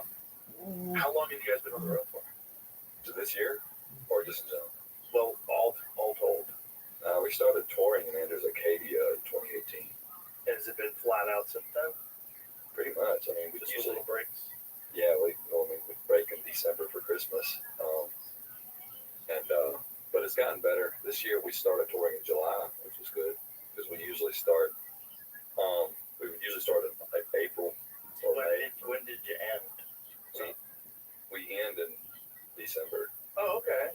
too bad. No. Well, this last year we started in with Canada. Yeah, Canada. But that was like months. I didn't really count. How long have you guys been together all told? We this Red Clay Strays got together in December 2016. But before that, What are you guys covering? Everything. good stuff. Yeah, just blues, just like really bad blues. Yeah, we used to run people out. In country. And how did you guys all get together? I met Drew through a mutual friend. We were working out in the gym together.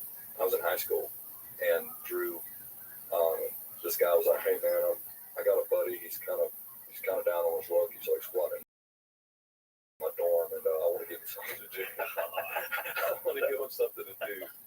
I didn't think I was down on my luck that bad. Nobody ever does, man. Nobody ever does. Hey, I'm just repeating what I heard. And yeah, so Drew never booked or he was trying to be a middle school teacher football coach. That's what he was going to college for.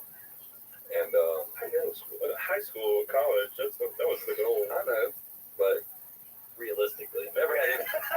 That's just where I was going to land. 10-4. never done anything in the business though. And he just like, what did you say? He's like, I'm gonna do everything I can to help you make it. And I was like 18. He was like 22, 23. And he had us playing in every single bar on the Gulf Coast. And we didn't know anything about the business either. So the manager booking agent fee is 15%. We didn't know about that, so we cut him in evenly. Go for it. Yeah, and so he'd show up and drink beer at our shows, and he'd always be at our practices. And he was fully committed, and so he got an even cut, and he ended up turning his life around. He was able to scoot around and buy burgers and not be down on your luck anymore. Hallelujah. I think that's impressive. Never done anything like that. You stepped up and became a legitimate booking agent and a legitimate manager. Yeah, I mean, I just saw something I knew that was incredible. And I was like,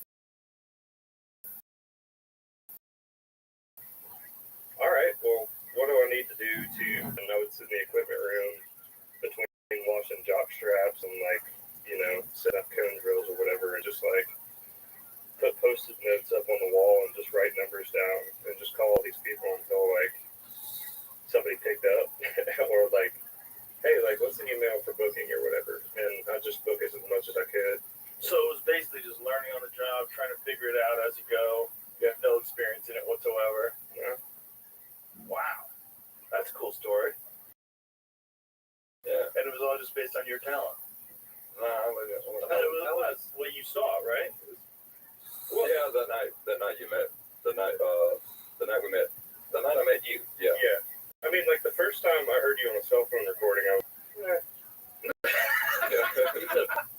and then I heard of him, and I was like, oh my God, all right, what, okay, what needs to happen here? And yeah, I had no idea. I was just fully winging it, Wow. Those are the best stories, though. Yeah. The best stories are not started in some fucking boardroom somewhere where a bunch of guys sit down with headshots and demos and try to put people together. The best stories happen just kind of like, what? What were you doing? Post-it notes. You just called people? Like, those are the best stories. We didn't even know how to set up music equipment. Like, we would have our main set up behind us, and so the microphones would be feeding back into the main. We didn't know what we were doing. We just knew we wanted to play music. So we'd show up to these bars, and most of the time run people out and clear the room out because we didn't know how to play music that well either. Guitar and clear out a bar. They're trying to watch a football game. We show up playing Allman Brothers, and just our guitar players just always crank their amps. We did have an old man drummer though. That was the only thing about that band before Red Clay Strays. So that was, you didn't have to worry about the drums being too loud, I guess, because he was just doing his thing. He ended up quitting when we started traveling more, and that's when we started holding auditions. And we were going to audition this one guy, and he flaked. He couldn't make the audition. We rescheduled him, and he couldn't make the audition again. And then we were like, how did we get in touch with John? When did we audition him? There's a Ethan who was in Papa's medicine cabinet. Yeah.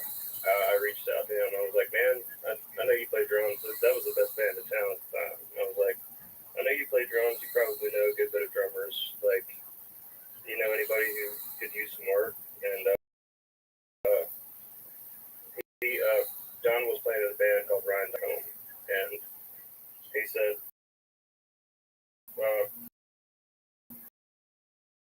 John they just separated from that band. And I was like, hey, dude, you want to come play with us or whatever? And he showed up, Blair and Skinner, with him and his brother, and like an SUV or something. Yeah, we had like, this is going to work. We had the auditions in Citronelle, Alabama, which is like up in the sticks. He didn't have a phone. So he's like, meet me at the Hardee's at like, 6:30 or whatever time it was, because we couldn't call him once he left his house. And so Andrew left. You were driving the Firebird at the time. You left him the Firebird and met him and called him back, and we auditioned him then. And the audition went great. He showed up with his brother who played piano, and his brother wasn't trying to join the band, but his brother just played with us. And this is the first song we played. We tried him out with an original that we were working on, which was a terrible song also. But yeah, Andrew and John locked in immediately, and just they get all the pauses together. And I just remember still being blown away by that, and just how quickly y'all locked in. And it still shows today on stage their chemistry. They've got some kind of telekinetic thing going on, I think. Because the big thing was coming from that old man drummer, and then that's the first time I've ever played with like a real drummer besides my own dad. His name was Ray. And me and John, I mean, it's really weird how when we first started, like we know a lot when we played in those bars, it was improvised. We're playing covers, we're not even playing them the right way. We can hit those pauses without looking at each other. Like, we didn't know what each other's going to do. So as a bass player, your drummer is your best friend. Even though me and John probably butt heads more than anybody in the band, but that's the relationship. That is a big part of the problem with the band, is that you guys just get on each other's nerves, right? I mean, just like any other. I mean, we're just like brothers. So it's a group of guys, and you're traveling. Something we actually learned as men was how to talk about your feelings with each other too. Because in the early stages, it was, I had anger issues. I'd just get pissed off real quick. Was it about the mustache? No, I didn't have the mustache yet. Maybe that's what it was. I was immature. You had long hair. Yeah. These guys had to learn how to communicate, set boundaries. Yeah. I didn't talk about my feelings growing up as a kid. Supposedly that's not healthy. No, that's not good. But John, he would show up hammered to the bus, and I just had to learn to just bite my tongue. You're not going to change somebody's mind. Just let them go and talk about it tomorrow. But we all had things we worked on together. Well, it's the final product's amazing, and the new album is really fucking good. It's coming out in June of next year. Is that when it's supposed to come out? We're shooting for summer of next year. We don't really know yet. The press thing that I got said June of next year. I'm like, this should go out now. You're probably the only one that's supposed to know that. Oh, really? Well, everybody knows now. Yeah. But I mean, we're still working on mixes. Hopefully June is going to be the ticket. Well, it's really good. And the final product, you guys are very unique. You have a very unique sound. It's very fun. Yeah. So it's, I know it's got to be a lot of work. Whenever I do shows and I show up at a place and, like if I do an arena, it's just me and my friends. We just have to roll in there and hi. Yeah. And I see you guys, you got fucking trucks and this and that. And there's so many fucking people involved. And it's a lot. There's a lot of moving pieces to keep together. So for you guys to consistently do it and to bang out amazing music over and over and over again, it says something. Yeah, man. We just had to grow together. I mean, even at the rehearsal, we got one more rehearsal. We got one more tryout with the guy who flaked out on us. And John was like, "Who is it?" I was like, Travis Patch. But I think Travis Patch, he couldn't make the next tryout too or something. Yeah. And then that band played for a couple more months and broke up, and then we hired Zach and just tried out Zach immediately. He just came in shredding, and he was always a great guitar player. And then that's when we became Red Clay Strays. Who came up with the name? My brother. Oh, really? Yeah, it's not an interesting story at all. We get asked all the time. No, we were at it's in that first stage of, like, coming up with a band name is the hardest thing in the world. And we had nothing really that we liked. We had the Dirt Leg Trio, Brandon Lane and the Hurricane. Yeah. That's my middle name, Brendan Lane. And then he shot that over. Yeah. Brandon Lane and the Hurricane sounds good too. Yeah. We're only might have voted on that. I like that. Drew came up with that one. I like that. But Red Clay Strays is great too. Yeah. Yeah, that's good. You have two great ones to choose from. If I need to start over band, I have it in the chamber. Yeah, and hopefully not. It seems like once you got it all together and it's working, like, don't fuck that up. Yeah, man. I don't understand why bands break up. I don't get it. I don't know how they can stay together. Really? Yeah, I just can't imagine. I've had so many.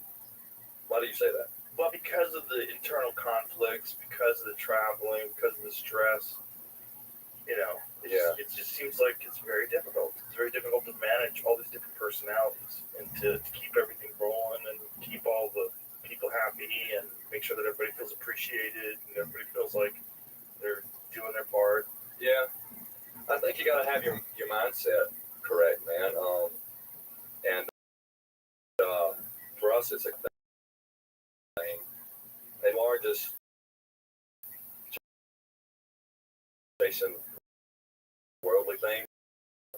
He's getting on my nerves, and that's what dictates your time. Because people suck, and people are always going to fail you at the end of the day.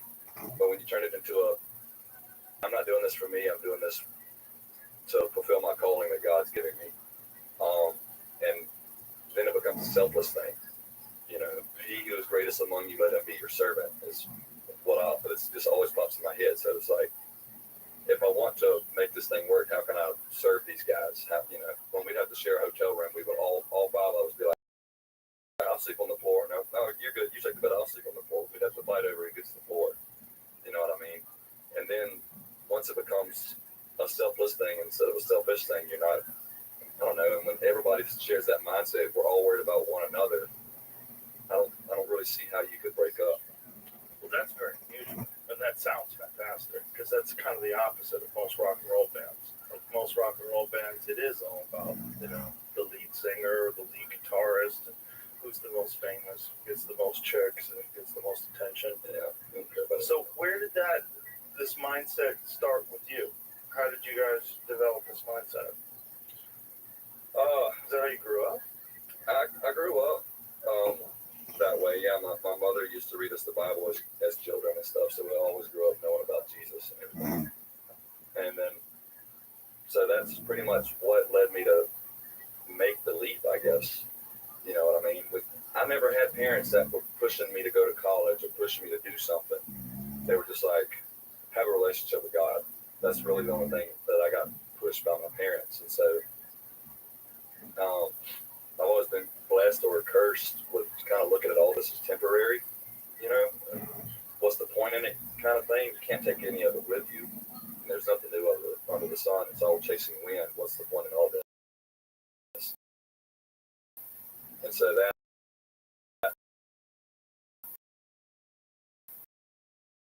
really getting into, a creator. Here I go. I'm going to do it. I'm going to make the leap. And I don't know how it's going to work out, but I'm just going to trust you, work hard and trust you. And that's really all we've done. There's no plan to it. We get asked quite often, how do you make it? And just work hard and trust God. That's all. That's the only thing that I can ever think to answer with, because the shows we've played and the doors we've walked through led to new opportunities, many days, many months, many years down the road that we could have never planned. We've just been, and then you can look back and acknowledge the stones that he was placing the whole time. And even if it doesn't make sense in the moment, just being able to go back and look at like, wow, I see why that happened. Now I see why we went through that. I see that's just crazy to go back and look at. That's very wise for a young person to think that way. Like how old are you now? 29. Yeah, you're very young. And when you started, that's even younger. Like to be able to think that way at an early age, there's nothing new under the sun. Like, what's my purpose? My purpose is to serve. My purpose is to do something with this gift that I've been given and to follow this path. That's very unusual. Cool. I mean, it's great. It's great. It's a great example for people. Yeah. Because it is a mindset, and that mindset will serve you so much better than the other mindset. Yeah. The other mindset of chasing things is how you lead to Elvis on pills. Yeah. You know? It was my favorite Elvis. Yeah, that was the fun album. 70s Elvis, karate. Yeah. I love the big karate. Big Elvis. I love all the people who play along with it. Would you have wanted to spar with Elvis? No. Come on, I would have been nice to him. You had to lose. Yeah, he would have made Spar with you. Elvis. You Yeah. had to lose. I want to see Elvis or Steven Seagal. Steven Seagal is legit at Aikido. Yeah. Yeah, I mean, he was like the first American to run a dojo in Japan. Man. Yeah, he was a legit, his benefits and the practicality of Aikido are hotly debated. It's not really a great martial art as a standalone martial art. It's really for samurais to fight against someone who has a sword. So if you lose your sword in combat, you have to understand how to transfer the momentum of energy. If someone's attacking you with a sword, you have to be an expert at manipulating their attack and using it against them. But as a standalone martial art, it's not very effective. See, I thought he had some of those videos where he was like, he just touched somebody and they fly across the room. Not really. He had videos where guys, it was demonstrations. So guys would run at him with a very specific thing and he would flip them. Yeah. But he could fuck you up, if you didn't know what you were doing. But the problem is, if you knew what you were doing, you'd fuck him up. Yeah. But he's a big. What it is, it's just no one back then really knew what the best martial art was, so you chose one and you got really good at it. That's the thing. With something. And now the Dagestanis are taking over. Yeah, well, that's grappling. It's been around forever. Yeah. Wrestling. But what Elvis was doing was Kempo karate with Ed Parker. And it's pretty clear that he took some classes, like throws kicks in the air and stuff, but it wasn't very good. He wasn't a black belt. Did he have a black belt? Yeah, he had like a 7th degree or something. He had the Elvis black belt. See, I did martial arts in middle school. I did Shotokan karate, and I loved it. And a part of me wants to get back into it, but there's the whole Elvis thing.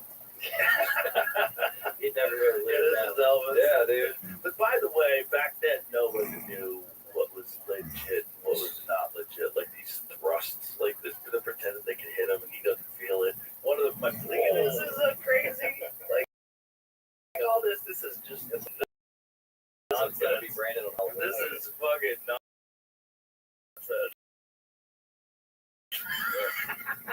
Hey, He was.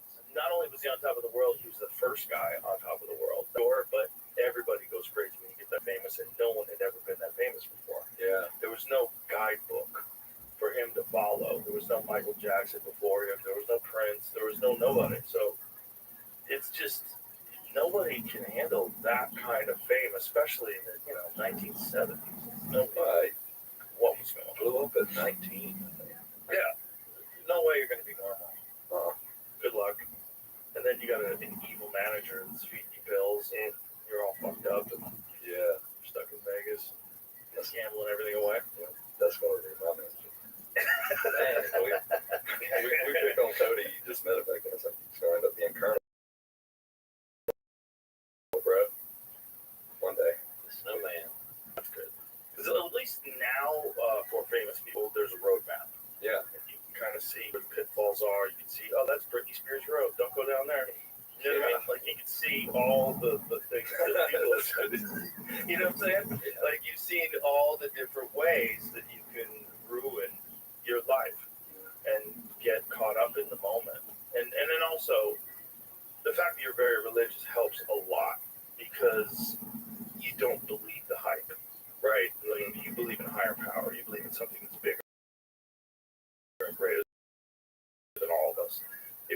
believe in that, you will not get caught in this bizarre Mars where they think they're superior to everyone else because they get treated that way. That's the reinforcement they get. Everywhere they go, people are cheering when they see them. People want them to sign things and take selfies with them. Everybody wants a hug, and everybody wants to be your best friend. And you really start to believe because of the information you're getting. The information you're getting is I'm better than everybody else, right? And if you don't have a lot of personal insight, and if you're not very objective and introspective, you will buy into that. You'll start behaving and believing like that, and then Solo act is that we have five individuals that are going to check each other. We always say the pack will. yes, So if somebody acted out, we might let you go for a couple days, but then you're going to wake up and we have a come to Jesus meeting. Yeah. We've done that. All of us have had that at some point in our careers together. that's great. And That's very good. we always too just think about what you were talking about. We think we suck. Yeah. So like the beating end of the I'm better than everybody. Oh, I'm famous. It's like, well, it's just probably downhill from here. People they find new hobbies and new things to like, especially now faster than ever. People's attention spans are so short nowadays. It's like, Oh yeah, we're on top right now, yeah, but don't forget about us. I think you're much better off being heavily critical of yourself. Yeah. Yeah. I think so too. I 100% agree. Like, I don't never want to be content with anything I'm doing. Like, I always will have notes for myself. Like, even after we have like a solid show or something, I'm like, well, I just missed like 10 notes, and it felt like Guitar Hero in my head. When you and they start doing you, that's what happens in my head. It's like, get it together, man. It's better that way. I mean, that's going to force you to constantly work at it, constantly try to get better. The people that believe that they're the best already, where are you going to go from there? That's exactly how we think. Yeah. We get asked a lot of VIP. What was the moment you knew you made it? I don't want to make it. What's after making it? Yeah. I don't want to just be there and make it. Making it to me is like the film where the people hold hands and walk off in the sunset. Yeah, that's a crock of shit. Then you gotta wake up in the morning. Okay, what do you want for breakfast? It's like life goes on, and this idea that there's gonna be a goal where you're gonna get to a spot someday where you could rest. That's not sense.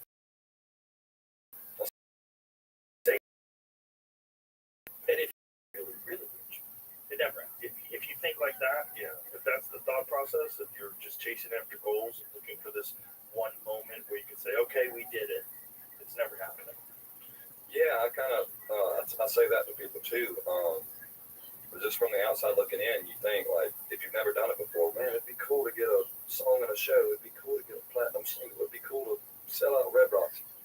And once you do it, it's like, okay, we did it. Nothing changed. It's like when your birthday comes, do you feel older? You feel older? No, I feel the same. It's here. Yeah. So, I mean, It's good to have goals. It's good to have milestones. But at the end of the day, I guess the process and the thing that you were talking about, like honoring this gift that you have, that's what it's all about. That's what it's all about. And then recognizing that you're in this very unique position and you're very fortunate. And so because of that, you owe it to this gift that you've been given. And you owe it to the people that love you, the people that come to see you, to keep doing your best. well, we do stray to play on our name a little bit. I think we do stray a little bit from the industry. Because our fan base is a lot of sad people, a lot of depressed people, a lot of people who, were suicidal. And we make music for that fan base, I guess. And you're not going to hear that at like a country music festival on the beach. How do you know that about your fans? We get messages every day. Oh yeah. And sometimes they email our agents and stuff. We had one lady who sent us an email saying she decided to off herself, take a lot of pills, and she wanted to go to sleep listening to music. And she was laying there waiting to take the big nap,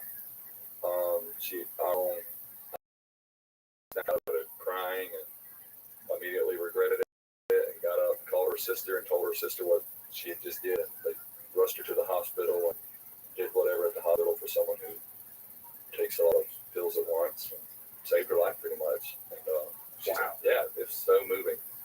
And that's what really makes it worth it for us, because touring is a lot. Touring sucks a lot of the times.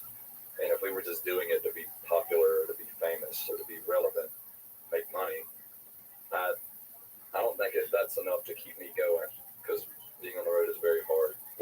What keeps us going is those stories and seeing how our music at the concert, seeing how our music affects people and helps them in a positive way. And so, that's just where we get our fulfillment from. What do you think is about your music that appeals to people that aren't feeling good? A lot of it came from us not feeling good. Drew and my brother Matthew are the main writers for the band, and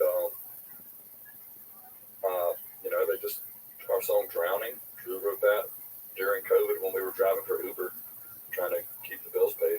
My goal was to make $100 a day for Uber, and driving for Uber in Mobile, Alabama sucks. I'd have to do like 12, 14 hours a day to get that. And then Get $100. yeah, and then most of the time spend. That was just 5 years ago. Yeah. Wow. Yeah. And we were locally famous at the time, so I was picking up people. Oh my God, Berkeley Strays. You didn't hop in. For real? I don't want to talk about it.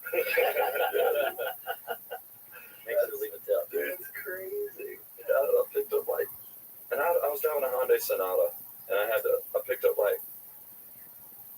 black dudes. They wanted to get in the Hyundai Sonata to go to the stripper club. And I was like, you can't, all 5 of y'all can't fit in here. I can only take 4 at the most. So they had to leave one behind. And I had to take them 30 minutes across town. That's what Mobile is. Everything is a 30-minute drive. People at nighttime we get Ubers to somewhere, yeah. And they probably want to talk to you. Sometimes. The worst was people with bad BO. Oh, Get in your car with that BO and Yeah. leave it. I'm like leave that smell in your car? I'm like a germ free. So Are you really? sometimes, yeah, and especially with smells. So I can't get a fresh air. I feel like I'm suffocating. And this frat guy got in my car one time, and he was something, and he was going to Lowe's to get something for a beer pong table. He was getting ready to have a frat party, and I had to drive him to Lowe's, and he smelled like he had never taken a shower, and so I was just trying not to freak out. I was just like, yeah, for sure, and the car. Driving up front. Driving 100 miles an hour to get him out the car. I'd pick some people up. Oh, people just put too much faith in Uber drivers. I'd pick up people from the hospital. I picked up a blind lady from the hospital. Guess what they do if they don't have any family? They'll call. They'll get them an Uber. And I had to help this blind lady get into her house.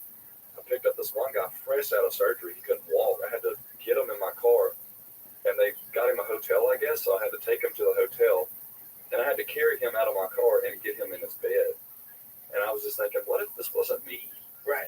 You know? What was a 80-pound lady? Yeah. Yeah. Or just somebody who didn't even care. Get out of my car, you know? So that kind of blew my mind a little bit, how much faith hospitals put in Uber drivers. It's very sad. Well, one thing I found out during COVID, that it sounds so stupid that I didn't know this, but hospitals are private businesses. This is how naive I was.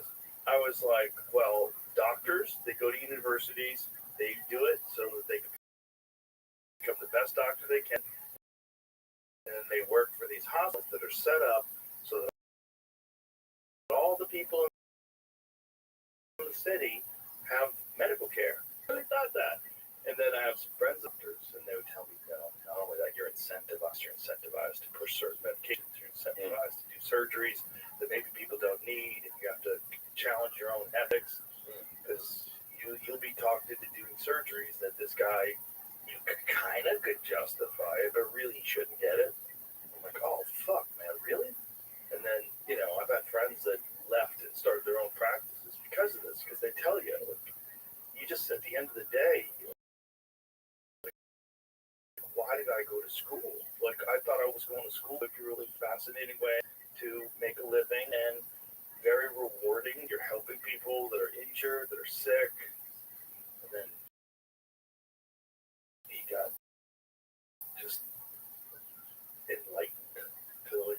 business really is. Instagram Reels is scary too, with all that stuff. Oh, dude, I went down a rabbit hole last night. Just sitting in my bed. I should have done this. It was like 9 o'clock. There's no reason for me to look at dick lengthening videos. What? It just popped up on Instagram, you know, in like the For You section. Yeah, dude. Well, stay away from that for you. I didn't ask for it. I don't know what happened. How many videos did you watch? Oh, I watched a lot of them. I watched hours worth of it. It's fucking horrific, man. 3 inches of hidden penis. It's not just that, man. And it's like these guys are getting things put in their dicks so that the dicks are thicker. Oh my god. The thing about YouTube is, you want to see some videos? Yeah, might as well. We're here. So, YouTube, I'll pull up my history. YouTube can actually, so the thing is, this guy was like, go through my YouTube video and you can see the actual surgeries. I'm like, no fucking way. And yeah, fucking way. So YouTube will actually show you the surgery. We can't show any of this on camera, right, Jamie? Why not? Yeah, it is horrific. All right. Once you get on that dark side of Instagram, usually it's when Brandon sends me reels. Brandon always be finding himself on that bad part, and then he sends it to me, and then I'm 30 minutes deep into feeling uncomfortable with my life. Why isn't it showing up in that? Fuck up my algorithm by looking for All right, we don't have to. You guys can trust me. So with this is what happened. So I'm looking in the For You page, and it was like I saw this thing plus 2 inches and 3 inches of girth, and it's this guy's got like a flounder, and he's dipping into this liquid, and I'm like, is this guy operating? What's going on here? So it's like this plastic sheet, this flexible stuff that looks like a fillet, and he's like dunking it in this stuff. I don't know what this liquid is. It's like there's a dark liquid and a clear liquid, and this guy's explaining he's gonna have so much more confidence, he's gonna have so much more girth than this. And I'm like, no fucking way, getting your dick operated on? This is crazy. Like, if you have to get your dick operated on, like, okay, I gotta do this.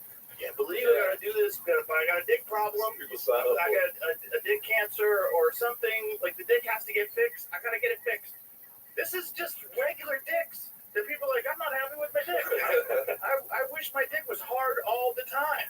And so one of the guys, like, his dick was like 8 inches flaccid all the time because he had this fucking tube stuck in there, this fucking PVC pipe that they had stuffed into his hog.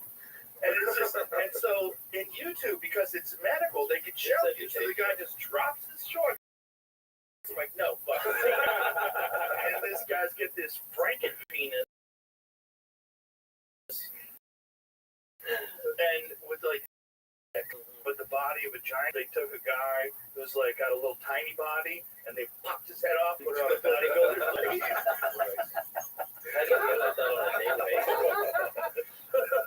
Well, this fellow seems like he was getting a lot of play.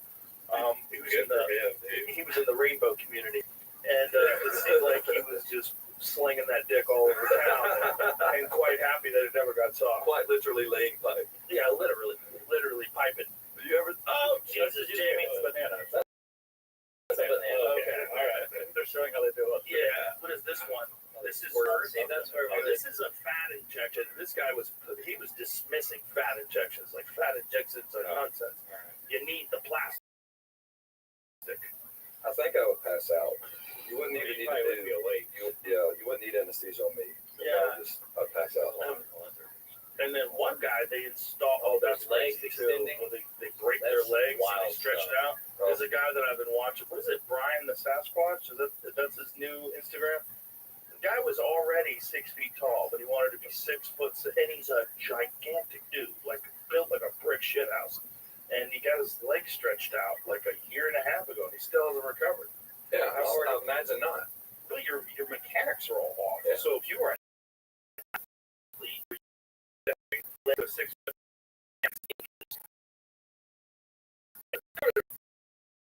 Yeah,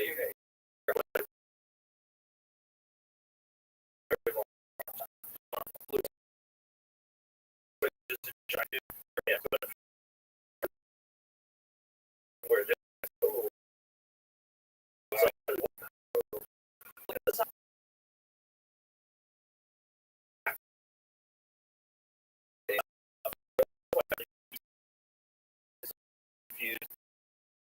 like barely walk. You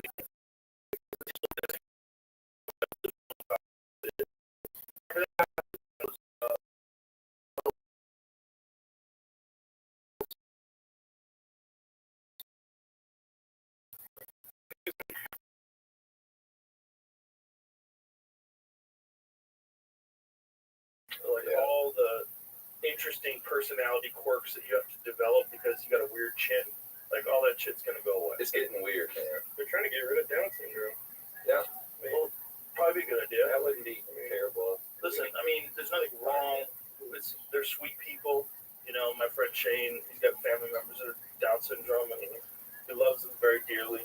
But if you could do that, and they could be normal functioning members of society, that would be a better thing. Just delete that gene and manipulate it. They're gonna be able to do a lot of things.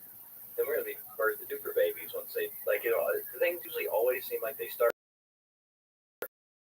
good, really bad.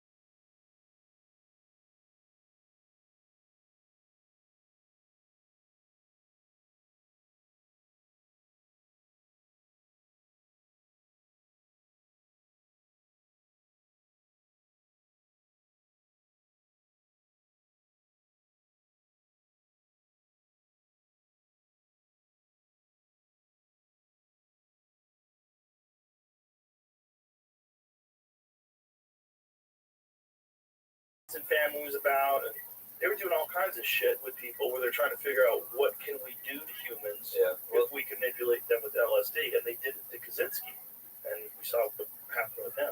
And Tuskegee, Alabama, was a syphilis back in the day. Well, that was even more evil. Where they were just seeing what would kind of happen. Yeah. Well, it's still like human experimenting without them knowing. Yes. It's a very scary situation. Well, it just goes back to what we were talking about with medicine, that there are people that are willing to do things to people that are just entirely evil for profit or whatever justification they can come up with. No value for human life. None. And I think one of the problems with doctors, and my friend who's a doctor told me this, like, you just get numb when you see too many people die. Like it's a very dangerous state of mind, because you just see someone, you're like, well, he's gonna die, and then you go have a sandwich. We're getting numb as a society from seeing people die. Well, the Charlie Kirk thing fucking opened up my eyes. Yeah. I never expected that so many people would celebrate that man's murder. That is evil. That's Bizarre. It's just bizarre. Like normal people that I think they're good people, and they genuinely think that guy was a bad guy. And I don't think they're right, and I think they were indoctrinated. And I don't agree with everything that Charlie Kirk said or did. I don't care if he was a bad guy or He's not a bad guy. I don't want to see him. I don't want to see anybody die. First of all, he's fucking your age, right? Yeah. He's a young guy, right? And he would go around college campuses and have arguments with people, or have discussions with people, have debates with people. Yeah. But it infuriated people because they felt like this guy needed societies. Like it was a progressive agenda that was being pushed in most college campuses. It's a leftist, Marxist sort of agenda. He didn't feel like that was the correct way to live, and he felt like he had arguments against it, and he wanted, and it was, it's a business too, right? Like he developed this big social media platform because of it. I don't, like he said, I don't agree. I don't think some of the things he said he should have said, but the fact that people were cheering when he died.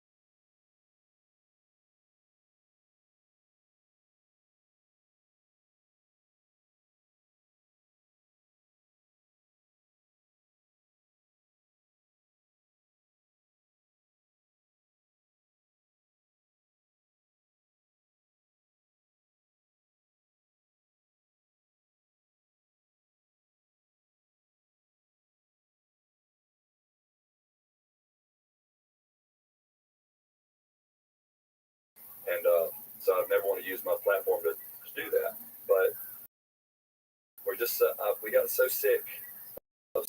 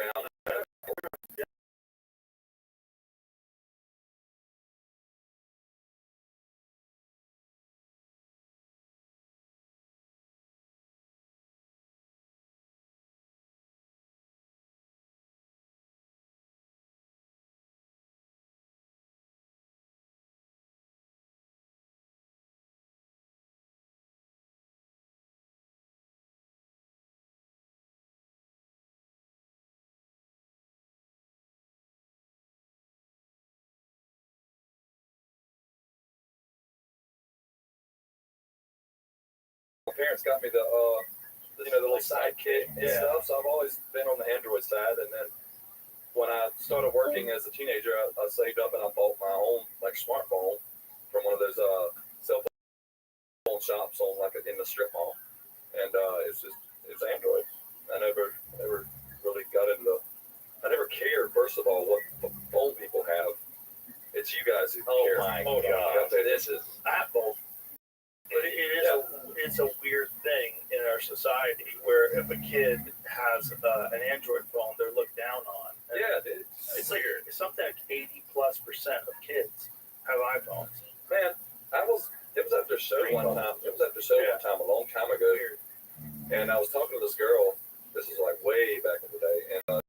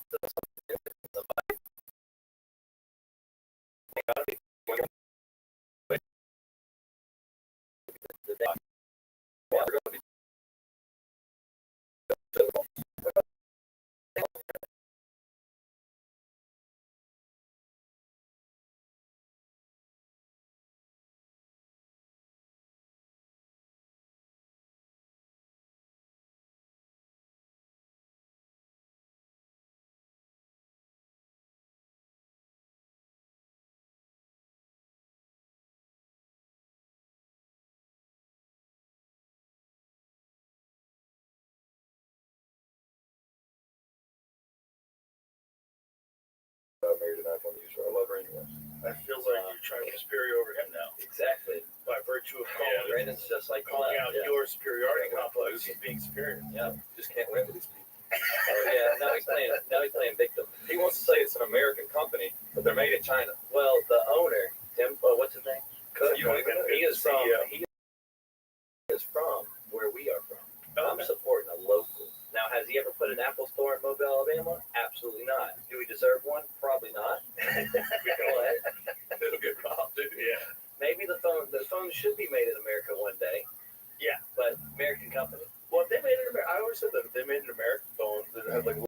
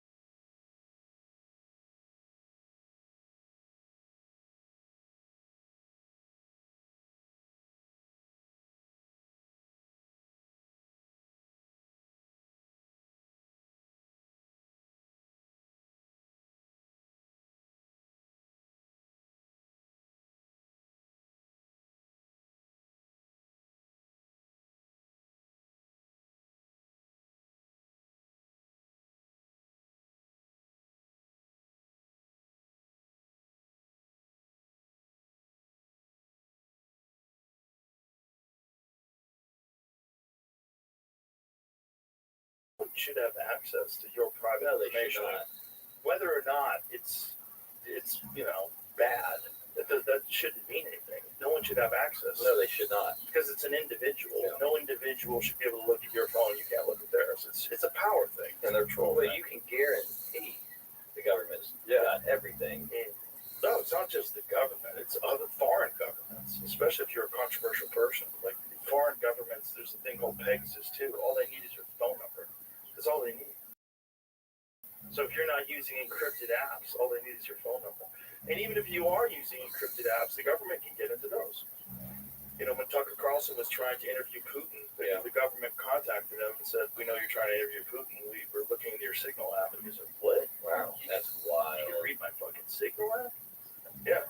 So it's just like the government saying, back off China, spying on Americans is our job. Well, because of the Patriot Act and because of a lot of other things that they've passed in this country, a lot of it's legal. They're allowed to spy on you. I think they legal. We still wouldn't know. Well, it's probably illegal, but it wouldn't matter. It's some sort of a fucking loophole. Or they'd pass some bill, they'd stick it in some farm bill, something.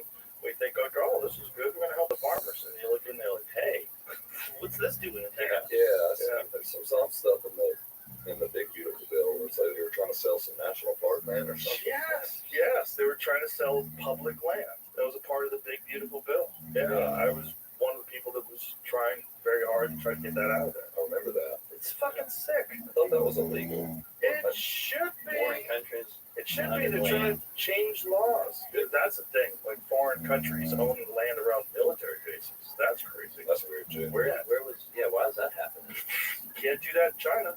Meanwhile, China owns land around military bases. Yeah.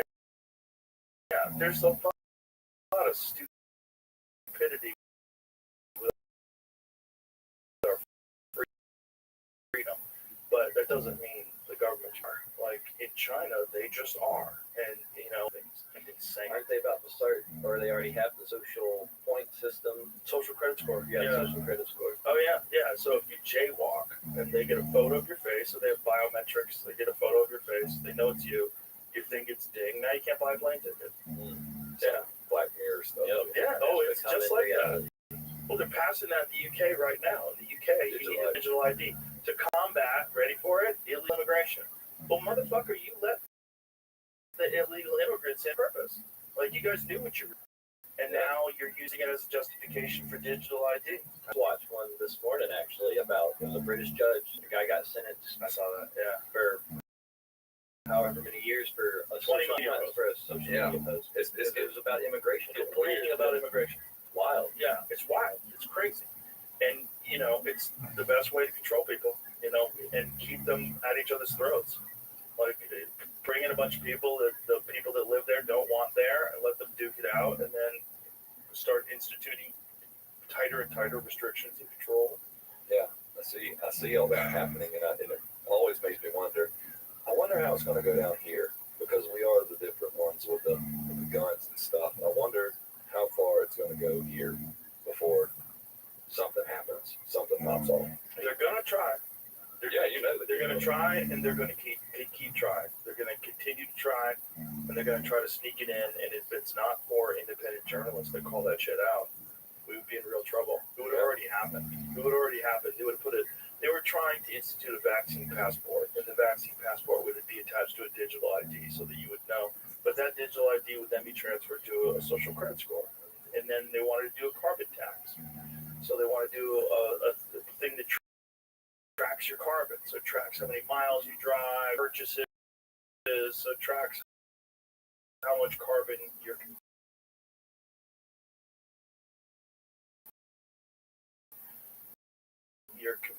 committing. You just need to tax people more. Yeah. Tax people more, and it's all going to come and make it normal in the end. It'll be utopia.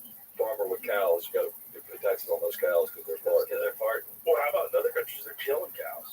They're forcing them to kill cows because these cows are producing too much methane. So they're saying you have to kill 2,000 cows, 1,000 cows. Wow. Yeah, so they control your food. That's exactly what it is.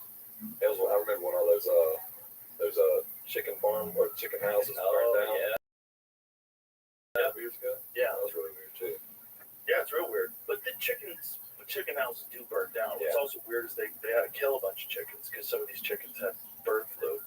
Yeah. Well, hopefully that's true. People's livestock, Brandon, popping up dead too. Bunch of cattle. There was a couple of years ago.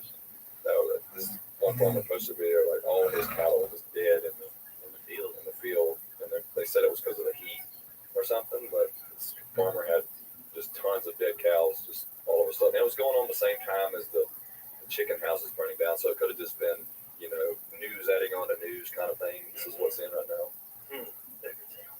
Yeah, maybe so. Cattle mutilations. Well, the alien thing is just another interesting topic. Like I'll get there's random times where people are seeing all these crazy things in the sky, and it's like a big deal for a few days, and then you don't really talk about it anymore. Did you see that one? She was like, "Hi, do you know Jesus?" The wheels were like going crazy. It's like a It's also hard to know what's real. Yeah, Oh, I know, yeah. You know? yeah. See, and the interesting thing about that though is that somebody in the Bible describes seeing something, one of the angels or something. Ezekiel. Yeah, and, the wheels on Wheel wheels. within a wheel. That's what this thing was. And she said, "Do you know Jesus?" And then the wheels would just start spinning really, really fast. It's like, whoa, man, that's real. That's pretty cool. Oh man, Look,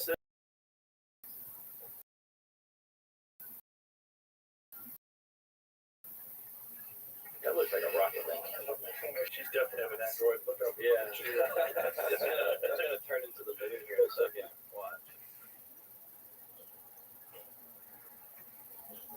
Well, that's the thing. If you zoom in on stuff, especially stuff through the atmosphere, things look very blurry. Like if you zoom in on stars, they totally look like there's some sort of a fucking spaceship. yeah, It's see like how it's just a star. she said when she said the Jesus, it starts like starts moving. I think it's towards the end, but yeah, I get the idea. It's just That looks like a weather balloon. Maybe it's one of the Chinese spy balloons. Play that. Let me hear her say it. Jesus loves me. Look. Oh, you know Jesus? You know Jesus. You know Jesus. Jesus is awesome, isn't he? Yeah, Jesus real. But if that is real, dude, and that random lady's just filming that, Well, that is the weirdness of the people that think that they can call these things in. So there's a group of people that supposedly successfully, they sit out and they have this intention. They go out to the desert in the clear night sky, and they have this intention to call these things in. And they're all silently calling these things in. And apparently, it's effective. Occasionally, I don't know how often, but it's not zero. Sometimes these things show up. who's that guy? He was on Sean Ryan. He's an old man, Chris something. But people like celebrities go out to his land, and he's like, I can call these things, they'll come in, they'll show up, and people go out to see it. Yeah. I don't know about all that. Yeah, It's hard. you should go to Investigate. I don't want to. People will trust what you say. Yeah, the problem is I don't know what I'm seeing. Well, don't tell anybody. Just go over yourself. The thing is, like, you don't know what you're seeing. It could be a drone. It could be anything. It could be fucking Starlink. This guy Do you said, have to pay to go do it? That's a good question. and I started listening to it, and I'm just terrible about reading books and stuff, so I got like the first 3 chapters, and it was really interesting. He's worked with these NASA's showed up at his house. Here it is. Chris Bledsoe. Yeah, I watched his Sean Ryan, I think the guy's name is. I watched his podcast. It was an interesting listen. And so, this guy, what does he think these things are? They're related with God somehow. They're This is a Tucker. I believe it too. A lot of people believe that these things are not from another world, that they've always been here. Yeah. That they're a part of our world that just don't show themselves to us. Does this guy have videos? Watch this with an open heart, okay? Show me what you got. Okay, something moving. Oh, There's a lot. okay, what the fuck is that? I think you should go up there and check him out. Just don't tell anybody. That could be bugs. Yeah, That thing moving across the sky, that is odd. That thing's very odd. Because that's clearly moving. you see flashes. But the thing is, it's like you're zooming in, right? So you get distortion, right? So you don't know, and then see it's going behind the cloud. That you don't know what that is. Thanks, space station flyover. Have you seen the space station flying? Yeah. I've seen it once. Does it look like that? Yeah, it's really just a white light. Yeah, It's usually just one though. the rest of those stuff, the rest of that stuff It looks like bugs. Yeah. That's the problem. Is that like you're zooming in on this thing, the stuff that looks like it's moving really fast and flying across incredible space. Yeah, that easily could be bugs. But maybe not. That's the problem. interdimensional angelic beings. Is that what he's calling them? That's what it says. There's more. I'll have to see some documentation. My dad was Go out there, dude. Wait till the end. What What happens at the end? It goes behind the cloud. They simply come when we ask in prayer. Countless others were healed too. Joe, just go out there and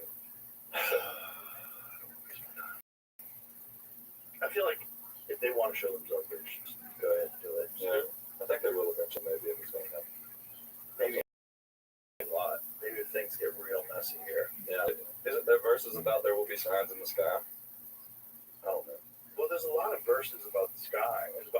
I've been into the book of Enoch over the last couple of Yeah, I was wanting to pull that up. I was wanting to talk about that. So Rep Lima came in here and she was explaining to me the book of Enoch, and I never really got into it. She's like, it could have been included in the Bible, and it was part of the Dead Sea Scrolls, but The first half was right. the book of Enoch is in the Dead Sea Scrolls. The whole book. Yeah, and at least part of it. The problem with the book of the Dead Sea Scrolls, rather, is a lot of it is deteriorated and it's missing chunks and stuff. But the book of Isaiah is in the Dead Sea Scrolls, and it is identical word for word. Wes Huff was explaining that to a version of it that was 1,000 years older, which was the most recent version before they found the Dead Sea Scrolls in the 1940s, which is wild. That's the book that God predicts his own coming to earth and his own death and all that. Well, the book of Enoch is the one that predicts that this is what talks about the Watchers, the sky, and that these gods created humans and created the Nephilim.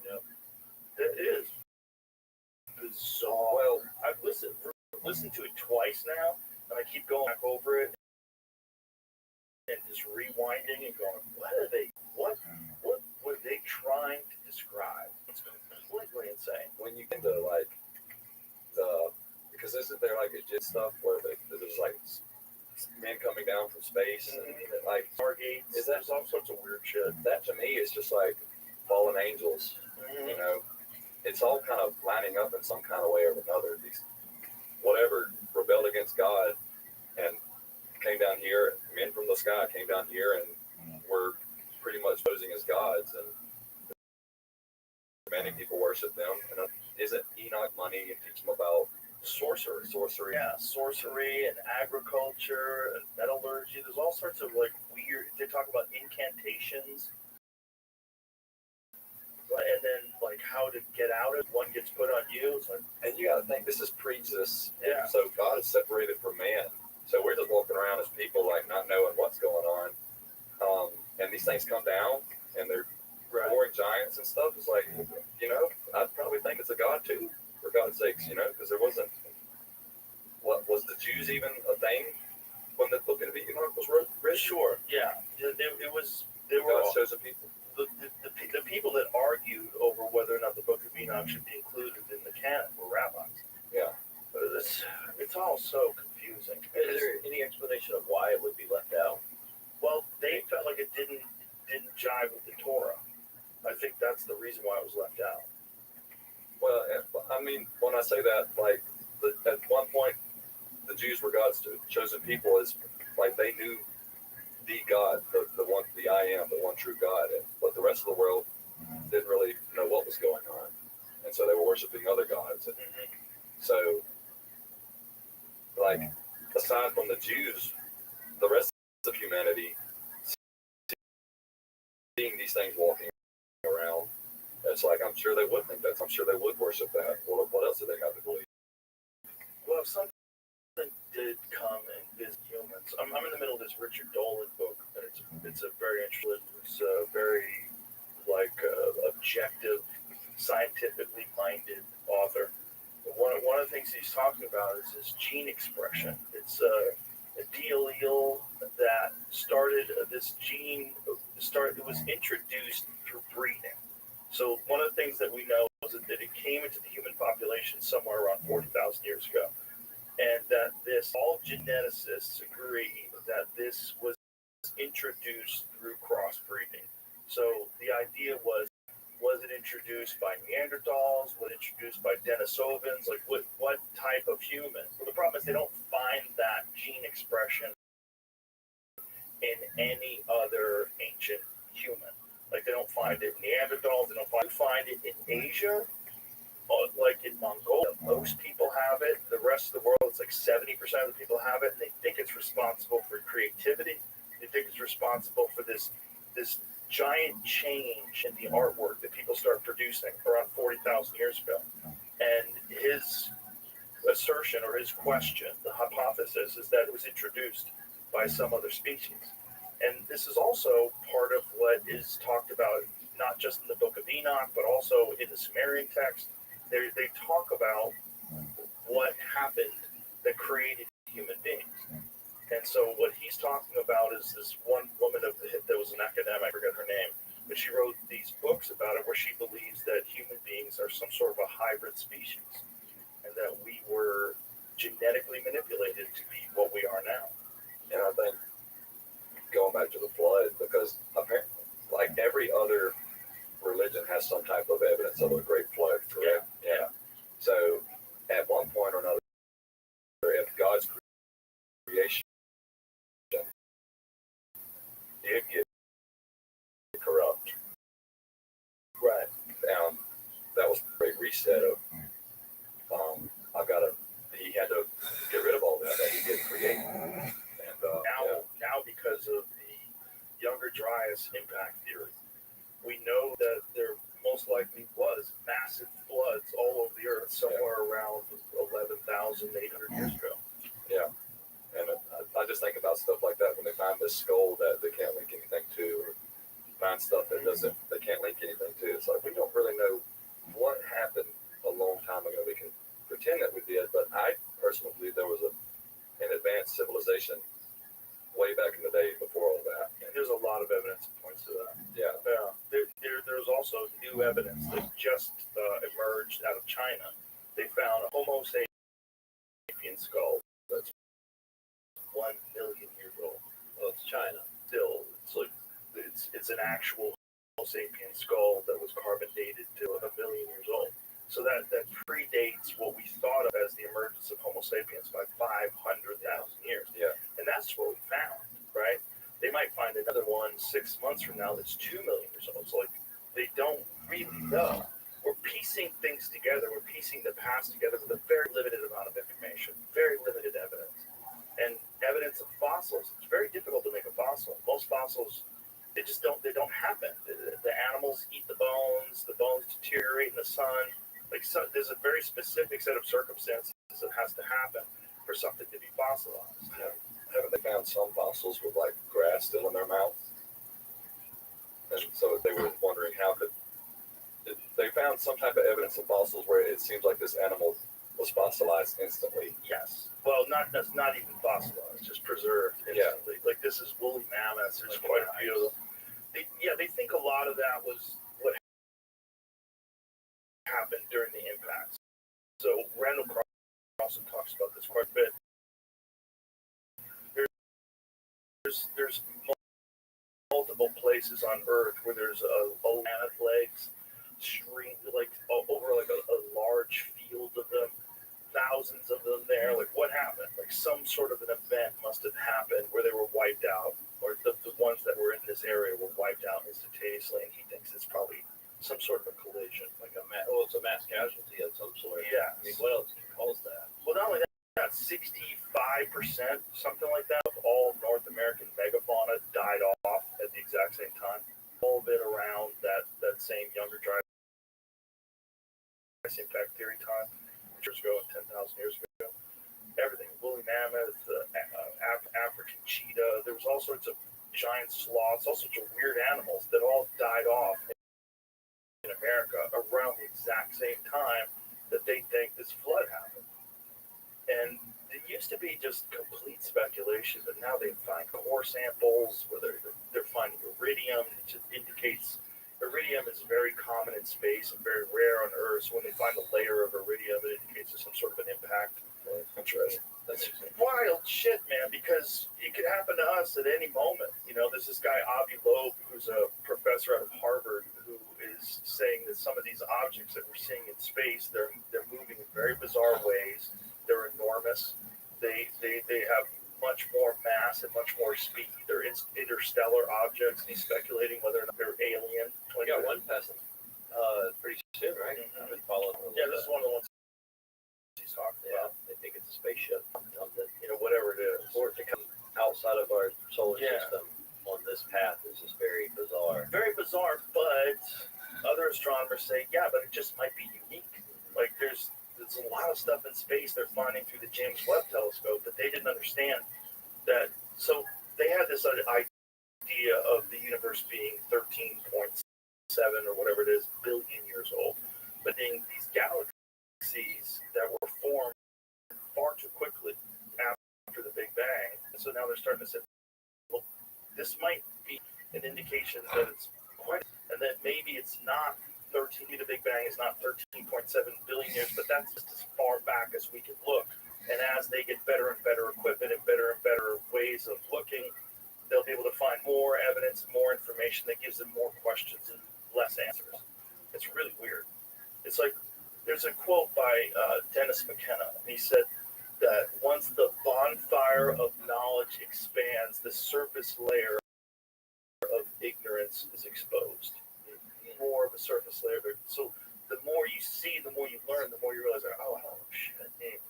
And that's what they're kind of finding out about space. It's like they know a lot, but they don't know what's out there. More questions pop up than answers. Yeah, I mean, it's wild, too, how much of that we were told in school was like fact. Yeah. You grow up and wait a minute. We don't really know what's going on. I didn't even know there was dwarf planets in our solar system. Yeah. There's planets that aren't like regular planets, but I didn't learn about those. I might have learned that 3 years ago. Pretty wild to think that I'm 32. that they're there and we never learned about them. Yeah. Well, there's also the speculation there's something big that's outside of the Kuiper Belt. There's like some other planet that it might even be a dwarf star, or what is it called? I forget what they're called, a brown dwarf.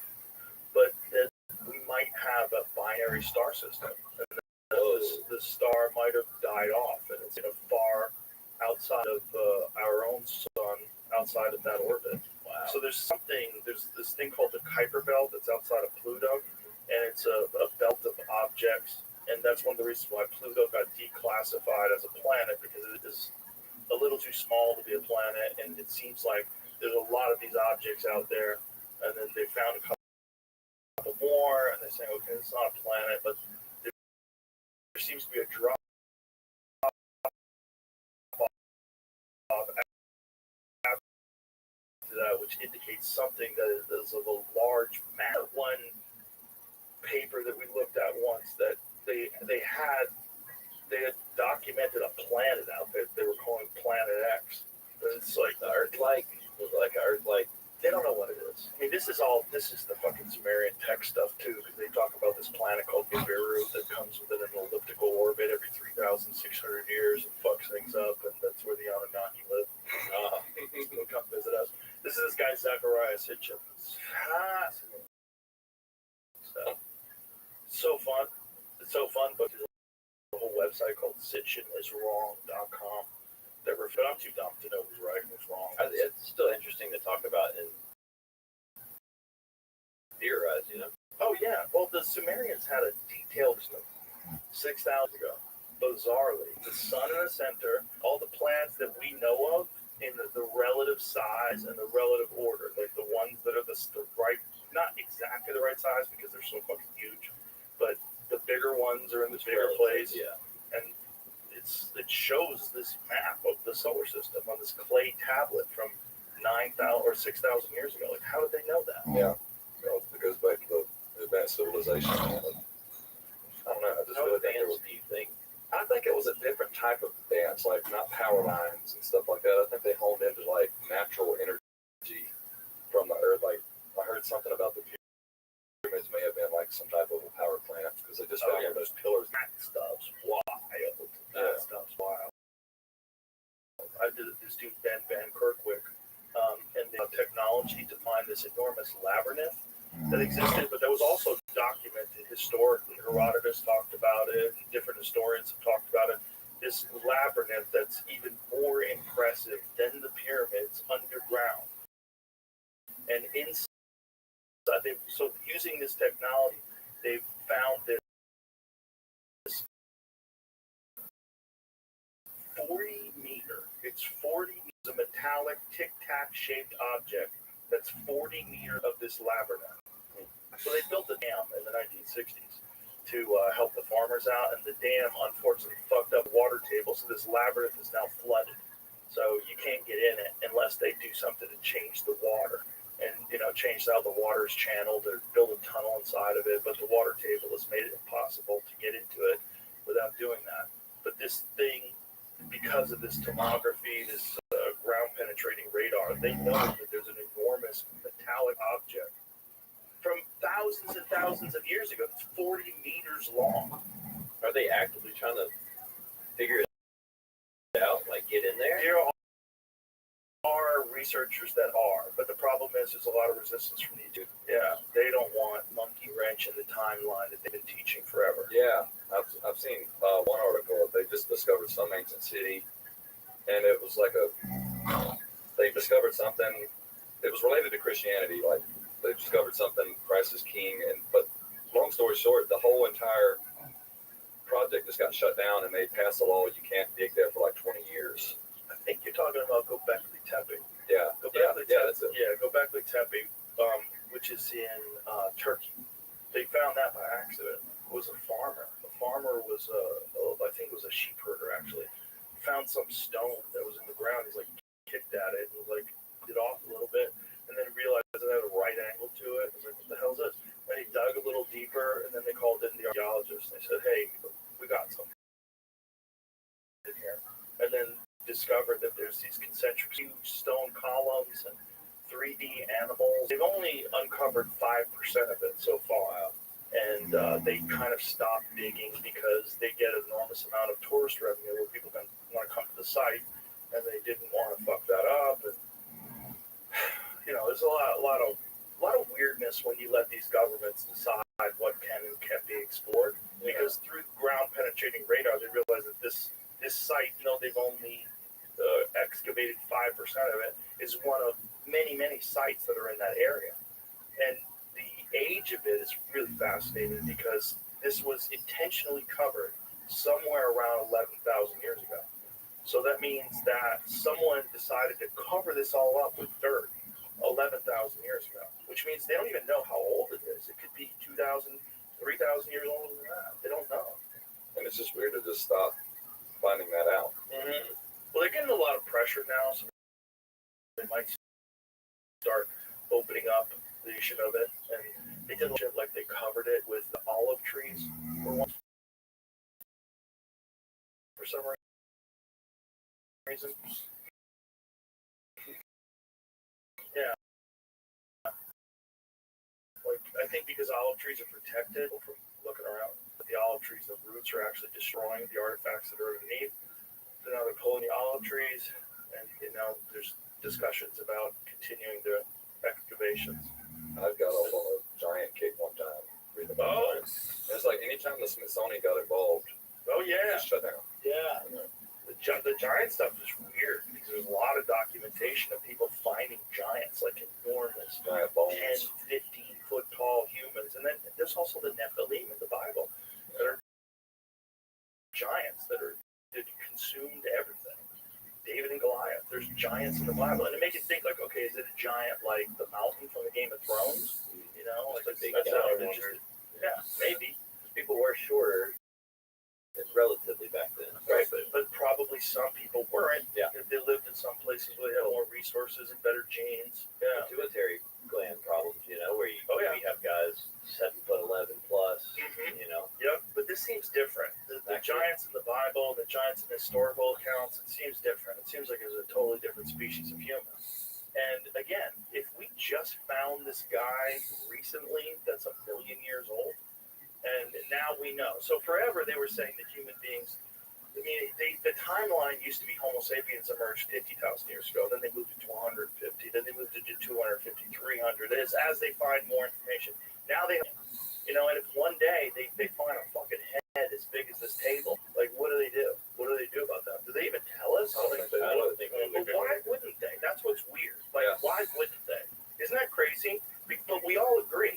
We all agree that if they did find a giant, they probably wouldn't tell us. Yeah.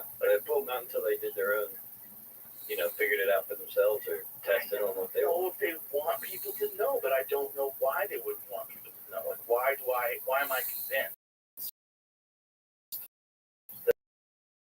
that they would hide that? Well, if there is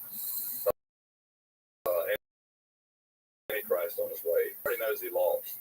So his goal at this point is just to destroy us. That will prove the Bible more true. Will turn more people to Christianity or to God, the one true God. If there is like some type of spiritual force that is in somewhat control, then I could see that's the only way I can make sense of it. Is like, why cover up progress? Why tell people the truth? Because I think it's ego, and that might be also related to good and evil. loving yourself, and you're supposed to love God over yourself. Right, and being the person that has the knowledge, and the person that distributes that knowledge and is the gatekeeper of it is a very intoxicating. And if all of a sudden something comes along with, and this is the speculation about what happened with the Smithsonian, that they just fucking tucked it away. I would think they would, secretly do their own test without anybody knowing about it. I know, Once but to what end? At one point in time, before everybody else knows, they would already have the answers. I don't know. but wouldn't there be a time where someone would want to like be the guy who discovered it all and get all the credit for it? Like, that's why it doesn't make sense. To me, if somebody knows God, it is freeing in a lot of way, and you realize that no government is above you, or no man is above you. God is above you, and you serve God. And if you can keep people away from God, you're that much more susceptible to being a slave to something else. Yeah, like whatever events or anything that kind of proves it is. Yeah, anything's going to prove God. I think that's going to be the main thing they shut down. Right, like the Shroud of Turin is an excellent example. Yeah, That's an interesting one. That's a weird one, man. There's a weird one. There's a lot of people that go out of their way to try to disprove it, but when you get into the dating of the cloth. So it used to be they were saying that it was only a few hundred years old, but now they're saying that the way the cloth is made is the cloth is made that's exactly, because the problem is like studied, and you're not studying the entire thing, and also the image of it is bizarre, because the image of it, you really only see Jesus when it's a negative of it, and they don't know how that image was put on there. It wasn't stained, it wasn't burned on there. They don't know what caused it. Like a blast, some radiation. Yes, right. Somebody recreated it with gamma radiation, I think. But the only problem, so it would just be, it would need to be an extreme source of light to do that. But the only problem is that would have vaporized, the heat from the light would have vaporized it realistically. So they're wondering, well, if light did do it, how was there no heat? Right. So if Christ did raise, and there's also X-ray images in the shroud apparently. Well, you see this when you see the shroud in the negative. Like Jimmy put up, it's very strange. Like it shows the lash marks on his body. Yeah. It shows his facial features. It shows the holes where his wrist is, where he was crucified. It's very strange stuff. Because like for someone to do that as a hoax and to just not paint it, just to do it in some very weird. Go with that. Yeah, that one right where you cursor. Show over that. Make that big. They've recently they go back and forth. The thing is, like, who is the person who's they, right? Yeah. The Catholic Church is who. What's that, Jamie? Debunking it for 650 years. Well, 650 years ago, they carbon dating. So what were they doing to debunk it back then? There's a bunch of people that want to debunk it. What did it say? A document? What they were talking about, man. I don't know. Well, they talked about it being bullshit. Yeah. I'm sure called bullshit on it a long time ago.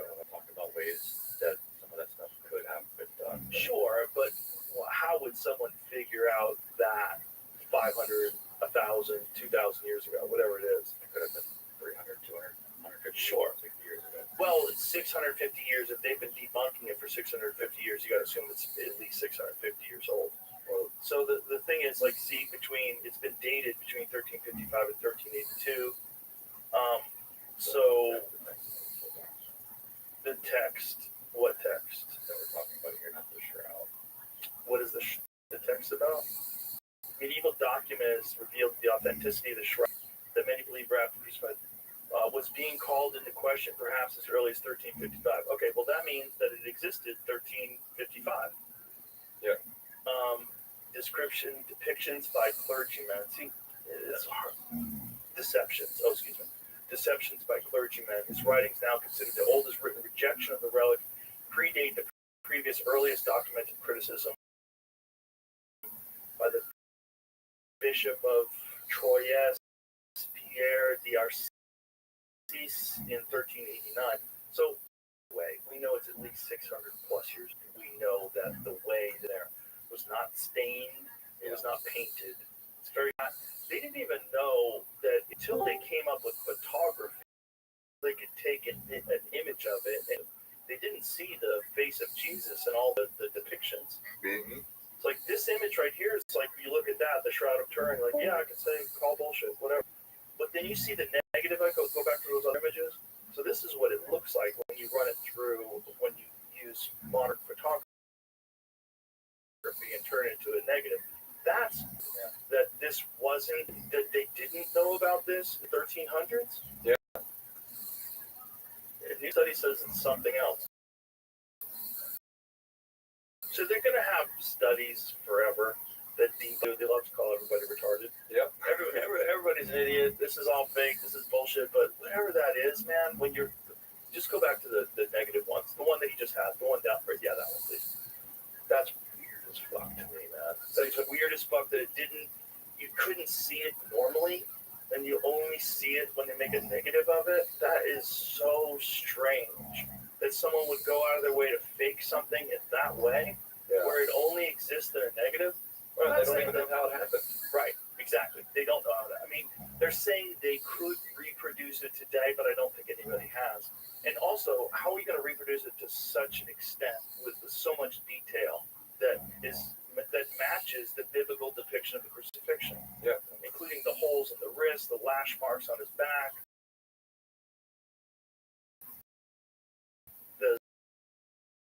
the wound in his side. It's all really weird. At the very least, it's fascinating stuff. To me, that seeing that, I really don't even care how old people think it is, or like figure out how they did that first. To me, it's like if this is not only that, how they did that 600 fucking years ago, Yeah. or 2,000 years ago, or whatever age it actually is. I seen one article last year where they found dirt particles that matched, that they trace back to Jerusalem. So yeah, it's like I say, they've been debunking it and saying it's authentic and debunking it. It seems like the last 5 or 10 years now. Oh, it's very weird stuff. Where are we at right now? That one church in Ethiopia is supposed to have the Ark of the Covenant, Yeah. and all the people that guard it, they all get cataracts and they wind up dying of radiation. I heard that. You ever heard of that? I don't know about that because the Ark of the Covenant was when God the Father's presence was here on earth, not through Jesus. The Old Testament, the I Am was down here, and that's what he resided in. And you had to do all these things to be in his presence, or you would literally just die because, he's holy and cannot exist in the same place, so whatever. But God the Father's presence isn't there anymore, so I don't understand why it would still be messing people up. Well, we don't know what they were writing down. Right. The problem with all ancient religious texts was assuming there was real events. Mm-hmm. The problem is a lot of these things were told as an oral tradition for 100, 500,000 years before they ever even written down. And then they write them down. They write them down in Aramaic. They write them down in Hebrew. And then they have to translate it. And they translate it to Greek and Latin and then eventually English. You're missing a lot along the way. When I read these things, when I read the Bible or if I read the Book of Enoch or any of these ancient texts, I'm always trying to say, okay, what were they trying to document?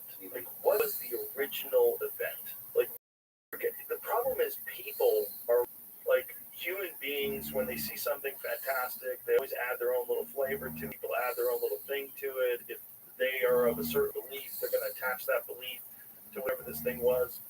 So it's no question question, these people held whatever that was in such high regard, and it meant so much to them that they like the book of Isaiah, where it's verbatim, that they wrote it verbatim for 1,000 years. Back when they started out, they were writing things down on animal skins. That's one of the things about they had to do genetic testing. So they're writing these things down on these animal skins, and they had to make sure that the skin of this one is the skin of this one. So if they do like genetic testing to make sure the same cow skin.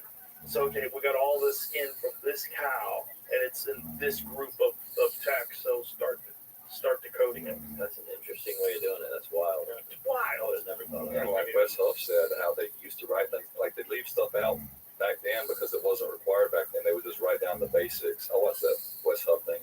That was very interesting. Very. He's fascinating. He's Yeah. brilliant, man.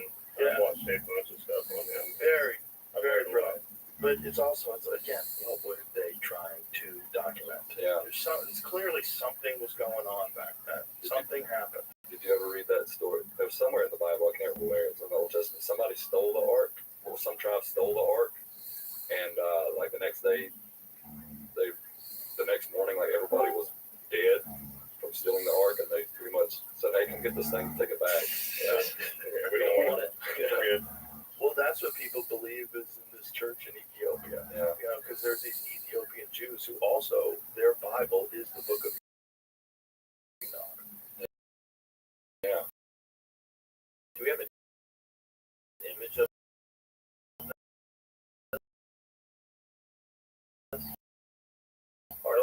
No, you can't see it. Nobody can get guys in hazmat suits and let's if get the to the U.S. bottom not of got that. it, it's going to be ours? Well, yeah, you would imagine remote Oh, viewers in a man. room and We have talked about You that just got time. the My brother is big on this. Like, Oh, he yeah. went down a remote viewing rabbit hole. Oh, yeah. I thought it was 100% horseshit about 10 years ago. About this, And then over time, oh yeah. No, the submarine's big.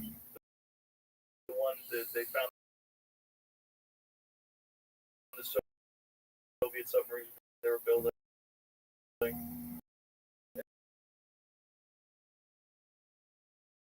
knew the exact location. They found it. They knew where it was. The United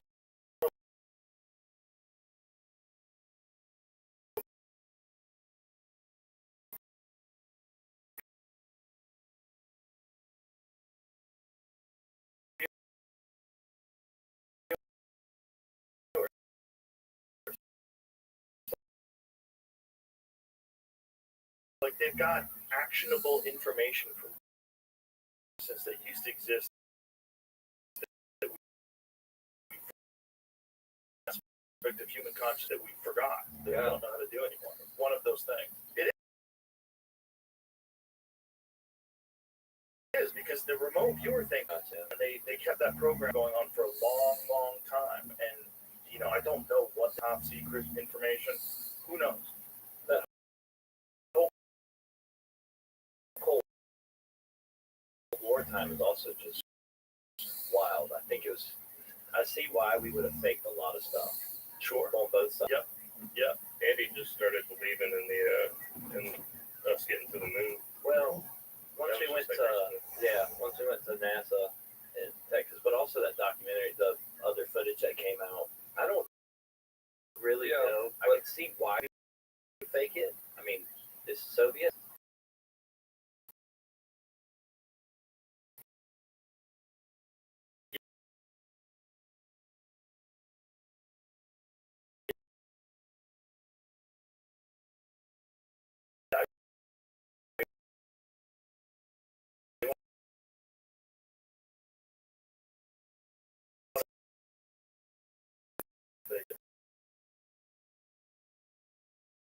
to be able to make a convincing They definitely lost the footage. They lost all the original copies of the film. So all the original film is gone. What you're seeing is just copies of copies. They also lost the telemetry to it. It seems totally hokey. It looks fake as shit. And the weird one for me is the Apollo 11 post-flight press conference. Those guys, it doesn't look real at all. And then there's Neil Armstrong's very bizarre cryptic speech, the 25th anniversary anniversary of the Apollo moon landing. The fact that we haven't been back, there's not a single that's not cheaper, easier, and faster to reproduce from 1969 Yeah. in 2025 except for the moon landing. Yeah, and it's just weird. Like, if it is true, I've seen a video of like something that was supposedly live streamed on the news back then, and it was just this guy who was obviously hanging from a cable, and he had this pathetic-looking Earth under him. Yeah. You know, and it's not at all what actual space looks like now. But this was like on the news apparently. Well, that's probably not real. That's Okay. probably an artist rendition or recreation. But how about the phone call? Nixon is calling the guys. 15-year-old boys. Hey, fellas, I hear you're on the moon. Yeah, Yeah, he's it's on on. the moon. I can't even get fucking Really gone. cell phone service in my. What else? Look, is this there? is- What's their explanation for how retro reflectors. those reflectors got up there? Well, first Yeah, of all, no, the he's Russians really put gone. reflectors He's as really well. dead. So you can definitely remotely Can we get a pulse check on him? reflectors. The other problem is the moon itself reflects. So there's a lot of weird arguments about that. I can see how you could say, oh, there's reflectors, and that would indicate that people were there. But Show us the flag. Do we not have a? Can we point James Webb? no. That's deep space. It's a different on the moon, and they would go, why would we do that? Why would billions and billions of dollars to prove something that If there's a white band with your name on it. definitely happened? So a lot of people that would have to hold a secret too. Not really. You don't think so? No, What's because it's your argument? compartmentalized. It's compartmentalized. The only There's a people that we free really need white to know thing. are the people who made the footage, the people that are involved in the filming, and the actual. Oh my astronauts god, themselves. man. Everybody else, you're getting fed data. Okay, Yeah, and they would believe it's happening. yeah. Not only that, when the first time when Apollo 11 happened, they weren't allowed to get a direct feed from the net from NASA. So what they did was they used a projection screen, and then all the news cameras pointed their cameras at the projection screen. That's why it looks like shit. Like the first Apollo 11 video looks so bad. But it seems like that was on purpose. Like they made it look like shit. Gain technological and ethical and moral superiority over the evil communists. You could see why you would make some sort of a rationalization why you should fake that we have the ability to go to the moon. Because the ability to go to the moon is not just scientific; it's military. Yeah. It's a military might. Like we have the best rockets, we have the best this, we have the best. We got the best. We went to the moon. We definitely did it. So it just makes sense that they would fake it. And the blow of Sputnik flying over the United States, everybody can see it. It's like, we can put this right above your country. I'm That just was a saying, big flex. if they were giving people LSD and brothels, I could see them taking Oh, it. yeah, 100%. Most of I'm history, not 100%. most of United States history is bullshit. At least some aspect of it. Look, what got us into the Vietnam War, Gulf of Tonkin, never aggravated. They all throughout history, all throughout the United States history, the 1960s, during the same time where they're supposedly going to the moon, they lied constantly at every fucking turn. At every turn. And who's to say they're not still doing that? It's easier. It's easier They to are to back then. trust. They are. They 100% are. Yeah. Yeah. Look, I know people in government that will tell you, they'll like, let's go for a walk. And they'll tell you. Yeah. And you're like, what? I want that. How Those about the, conversations are strange. one of my favorite things is the pizza ordering at Pentagon. Oh, When shit starts to go down, the spike in pizza ordering as people are working late. Yeah. Interesting. Very weird. And it just spiked. I saw, I think a couple weeks ago, because I brought it up. I was like, I got a notification. It's like pizza spike. I know. And It it was was our like, thing. We're going to war. it was at a time. It was at a high that was like the Panama stuff, Vietnam Isn't high. that funny? That's It's pizza deliveries is what freaks everybody out. Oh, they're working late. They're working late. They're ordering And pizza. now they just called all the generals together. You seen that? Yeah, except it. But supposedly what they're doing is giving. They want to get all the generals together at sort of a moral and ethical mandate. Yeah. Like preparedness. This is what we want the military to be. No more beards. No more fucking shit. The most important thing is be ready. Yeah. Be ready. Have the best, most capable military that's humanly possible, given the resources that we have today. This is what our goal is. This is what our job is. And they Which hated makes to call sense. everybody together to do that. Well, you saw what the fuck was going on over the last 4 years. Yeah. You got guys in dresses talking about how it's really important to have inclusiveness. It's the most important thing about the military is inclusivity. Like, we had crazy people that were in charge of very important positions. Including that guy that was stealing women's clothes. Yeah. That guy was in charge of like fucking nuclear waste. And he's running around stealing people's underwear. Lipstick and a ball man. Not just Three stealing, but he children. stole this one designer. It was a one-off dress, and then he wore. That's how he got busted. He wore it to some event, and the lady was like, "Hey, motherfucker, that's mine. Like someone stole that shit from the airport." And that's how he got busted. This is a South Park episode. Yeah, it is a South Park episode. Is it? Is it a South Park episode? No, we live in a South Park Yeah, episode. we do. Yeah, we do. It's getting wild, man. Yeah. It is wild, but If it's you're like dreaming it's always about been kids wild. and Dairy Queen, This is one of the good things about Trump being elected and Trump in office is they kind of threw a monkey. They didn't want him to be the president, and threw a monkey wrench into all these things that they were doing. You get to see a lot of these people scramble, and you get to see like, oh, this is there's so much like all the Doge stuff where they uncovered all these NGOs. That was crazy. Yeah. There's an NGO for I think it's every 600 people in India. Yeah. You know how crazy that is? There's a non-government organization for every I think it's like 500 or 600 people in India. There's like millions of them. It doesn't make any sense. It's like, what are you doing? What are you doing? Elon explained it to me too. He said what you would do is just non-profit, and you would call this not put a bunch of money into it. So you like it goes relatively small to $10 million this thing, and call it like Agency for Peace, Center for Peace, whatever it is. And then that becomes a non-government organization. And then you get politicians to dump tons of money into this NGO, and then through this NGO you profit. It's like a show company. Yeah, and there's a ton of those, and there's so many of them they couldn't even keep track of them. And the more they dug into it, the more they started calling Elon a Nazi, and it just got wild. But they don't like when elites don't like when the curtain's pulled back. Well, that was the curtain being pulled back. That was the curtain being pulled back in a way that most people were not. Mike Benz and Mike Benz laid it all out. He was explaining that what USAID was for was the things that were too dirty for the CIA to get involved in. It was like regime change operations. It was like outlining all these different regime change operations that were all being paid for, and then your tax dollars being dumped into these NGOs, and then people are pulling money out of it, like billions of dollars. It's the world's piggy bank. Why did they stop digging? Are they still digging? Like Well, those? I don't Because I know Elon's not in the White House anymore, but It was supposed to it be a seemed like temporary it thing, right? just seems like it all just stopped. Well, you don't hear about it anymore. That's true. But I think it was real problematic. I mean, they did shut down USAID, and they turned Elon into a fucking Nazi. I mean, how many fucking Teslas got keyed, tires got slashed, and his business was really troubled by it. And so he's like, I'm done. I'm stepping away. You didn't follow my instructions. You didn't follow my recommendations. So what can I do? You're ruining my life. So I'm just going to back out of this. Go back to building rockets. So he's just going back to building rockets. Well, the thing is, like, they didn't even care that he rescued those people from the fucking space station, which was wild.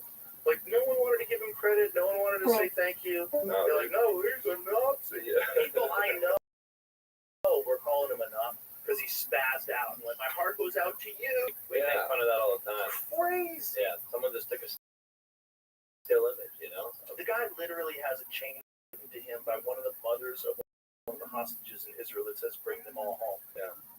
He wears it around his neck. That's what a Nazi does? What do you mean? You think he's a Nazi? There's no evidence that he's a Nazi other than one hand movement. Yeah. That's it?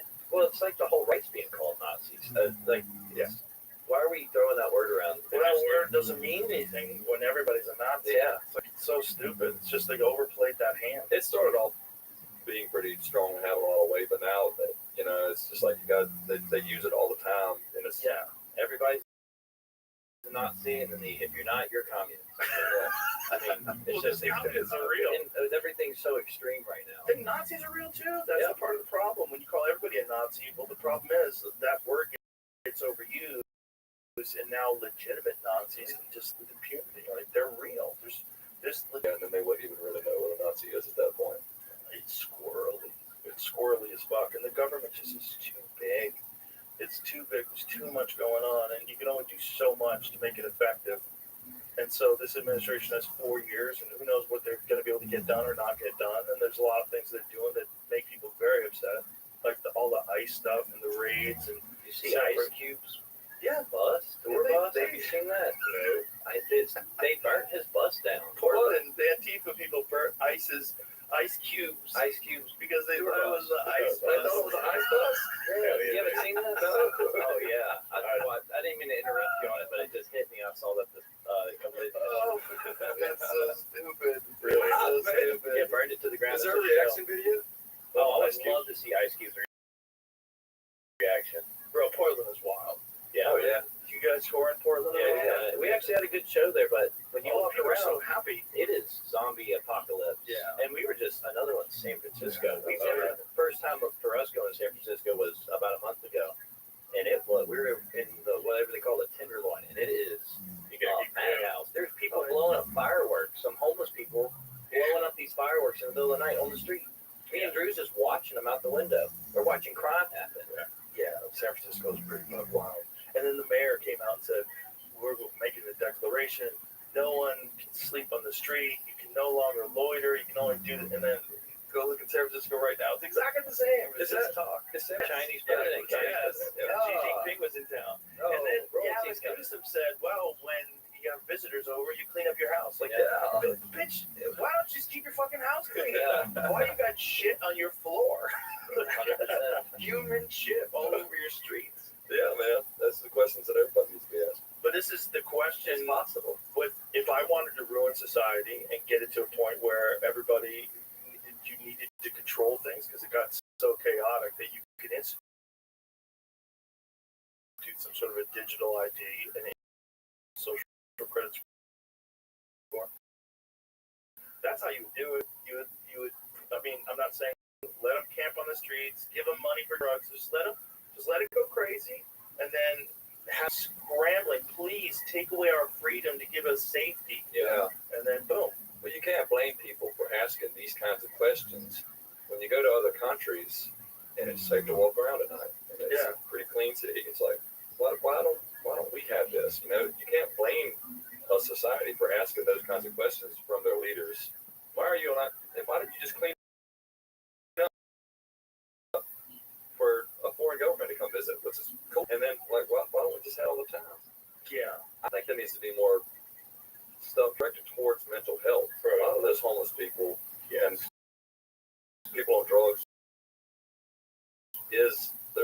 Some of them are like mentally ill and want having a treatment for people like that.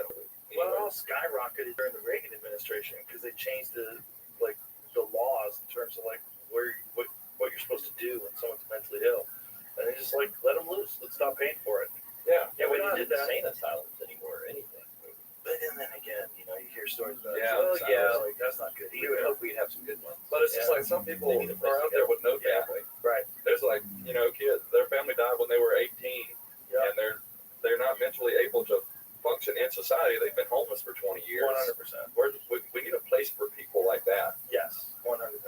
A very, very close family member right now that's homelessly ill, and that's all I want, man, is for people to like. I don't know what needs to happen, but we need to get these people help. 100%. But yeah, 100%. And that should be something that we do spend money on. I want tax dollars to go to something like that. Yeah. Everybody, right or left, everybody would.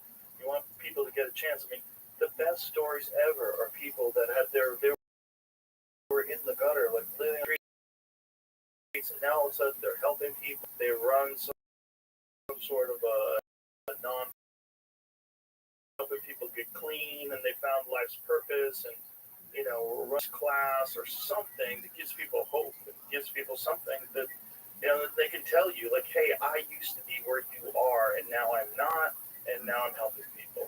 Like right or left, like this divide that we have in this country, most of it's bullshit. Most of it is like it's engineered. Yeah. It's engineered to keep us at each other's throats so they can keep getting away with all this nonsense. Yeah. And we keep eating it up. Mm-hmm. Oh yeah, and doubling down. It could be like if the president said, "Don't go buy," or something about bananas. Yeah. You go. Everybody everybody should have a banana today. The left would never eat another banana Look today. at this Tylenol. Or the Tylenol thing. Look at this Tylenol. Tylenol said in 2017, we actually don't recommend you take our product. But to see people, Well, not only that, 2 years ago, Johnson & Johnson separated from Tylenol. Tylenol became its own company. whoa, Which know is that. probably like they saw it coming down the pipe. And they're like, hey. Yeah. Well, here's what's really crazy. A lot of fucking crazy leftist women started taking Tylenol to own JFK or RFK Jr. and Trump. And a bunch of them died of liver toxicity. Yeah. I knew it was going to happen. The pregnant women just taking Tylenol, just out of spite. It's crazy. Why let something dictate your life that much? You know? Because a lot of people are nuts, man. A lot of people just that don't have any critical thinking skills, and they're in a cult. And finally, They're in a cult. Whether they're in a MAGA cult or they're in a leftist cult, they're in a fucking cult. Yeah. And they're all in on one side or the other side, and I think humanity exists in the middle. And humanity exists in the middle where you're supposed to be able to talk about ideas, and you're supposed to say, well, what's a good for just overall society, like mental health institutions, like giving people some sort of a chance to become a productive member of society. Like there's a lot of things that we all agree on. Yeah. We need to find common ground. It's good at like pointing fingers at the other side and polarizing, and really bad at uniting us all and not attacking the other side, just uniting us and bringing us together. What was the last administration that was good at uniting? Ooh. Or is it just always been the Well, best? it's kind of always been like I would maybe the Clinton administration, maybe the first one. Yeah. Maybe Bush Clinton. 9/11. Yeah, Bush Everybody 9/11, was but on the same team for at least a year. He was pretty divisive. Like, he was super divisive before that. That's for damn sure. It was People an hated outside it. influence. But it's like, what did they do with that unitedness? They forced us into a war over a bullshit premise. I mean, it just shows you what they're willing to do if they have everybody on their side. Like, okay, great, let's invade Iraq. Terrorism. Yeah, exactly. They go anywhere with that. Yeah. What does I have to do? So they hate us for our freedom. Go fuck them up. And take their oil. Yeah, exactly. It's kind of crazy, but we always fall for it, and hopefully we fall for it less and less every year. But it doesn't seem like it when you see pregnant ladies chewing Tylenol. Yeah, We're in a crazy time. Again, that's what the song touches on. We're actually going to put it out October 3rd because of it. I listened to it in the gym today. People hate it. Yeah, I love it. I love the whole album. It's really great. Just jaded on it, man. Yeah. People hating each other. I know, it's sick. It's sick and it's unnecessary, and you don't get much time, folks. You don't get much time in this life. You get 100 years if you're lucky, and you gotta waste it fighting ideological battles on Twitter and Facebook. Like, what are you doing? Yeah. You know, and you're trapped. You're trapped on your phone. You're trapped, like, checking to see how people are engaging with your latest outrage tweet. it's like, I cannot, dude. I cannot look at comments. I think I learned that from you.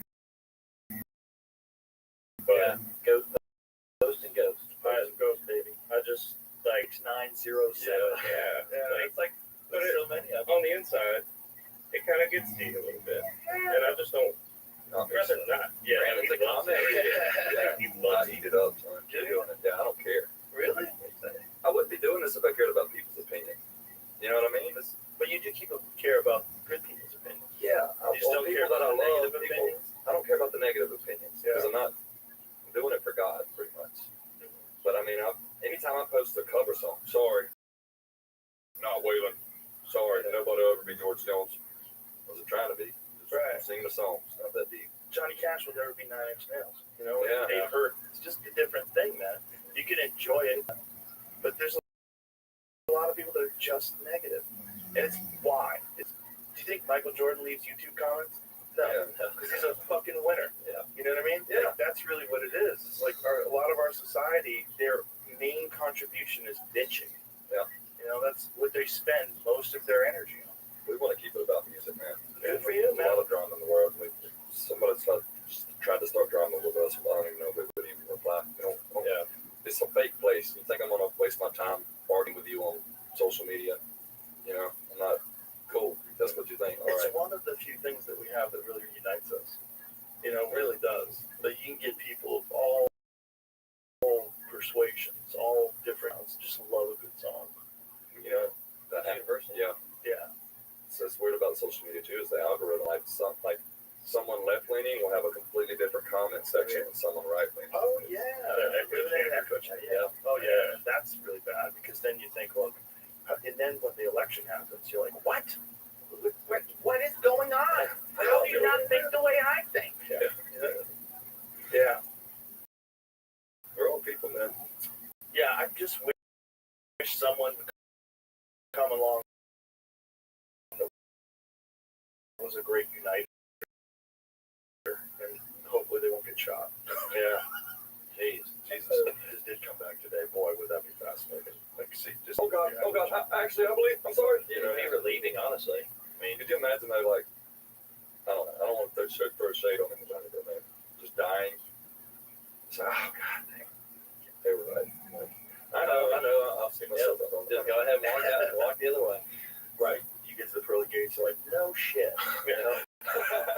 Really? And then St. Peter's like, come here. Talk to you about See, for me, like, oh, dude, I didn't know.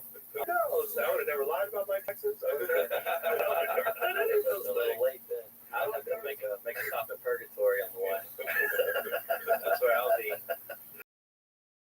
We make that difference. Yeah. It's the music is the great uniter. And you're the only Catholic of the band. Oh, So it's like, again, so you believe in purgatory? yeah, but we coexist. Yeah, we talk about, we have like a little random Bible study that pop up. We just talk about the Bible. I pull out my catechism. You know, it's fun. I'm just gonna be laughing at you because God probably will send you to a purgatory because you believe in it. Hey, he might be sending you. We don't know. Well, We'll I know don't when we believe get in it. there. I'm gonna see y'all in that. Well, when was Catholicism established? When with Jesus Christ, when he was crucified. That's when it was started. Yeah, he told St. Peter, "I'll build on top of you. You are the rock. I will build my church on." You know where his bones lie? In the Vatican, underneath St. Peter's Basilica. Interesting. Vatican's got a lot of stuff. St. Peter's Just went for my honeymoon. Insane. It was, even if you're not Catholic, just going there. They have a whole museum. It's insane. Are we going in Europe? No, that's down in Rome. We won't make that far, but Either way, Rome is pretty bizarre to look at too. But there is nothing. There's nothing like St. Peter's Basilica. it is. It's like, Although it butchers like Yeah, the Vatican. The Vatican, Yeah. rather. Excuse me, not Rome. and you have to wait in line. Yeah, you have to wait in line to enter in the Yeah. morning when we went. The Vatican being its own country is so strange, and then you get in there like this might be the richest country ever. Yeah, Like look at all the art. They have so much they have art. so much art. It's just other St. Peter's houses. Basilica, whatever you believe, if you go to that, you'll be awesome. It's literally, like, you walk in, Look you at get that. there, you're just covered You're blown in away. chills. Yeah. You're blown away. It didn't take like 400 or 500 years to make. Oh yeah. I mean, this is all people with no computers and no power drills. Yeah. No power saws. Like how dedicated were you? That's what some of my favorite memories of Europe last year was seeing cathedrals and how beautiful they are. They've kind of screwed up. They were like charging people at the door. that's Yeah, Anglican. It wasn't Catholic. No. Catholics, Look, you can enter. Anglican will charge you. and when you see it, the photos are beautiful, but being there in person, you realize the scale of it all, and it's almost impossible. It's impossible to imagine the dedication and the craftsmanship that was involved in making something so. And there's a whole grip underneath with all the. It's like we moved backwards. How did stuff stop being beautiful?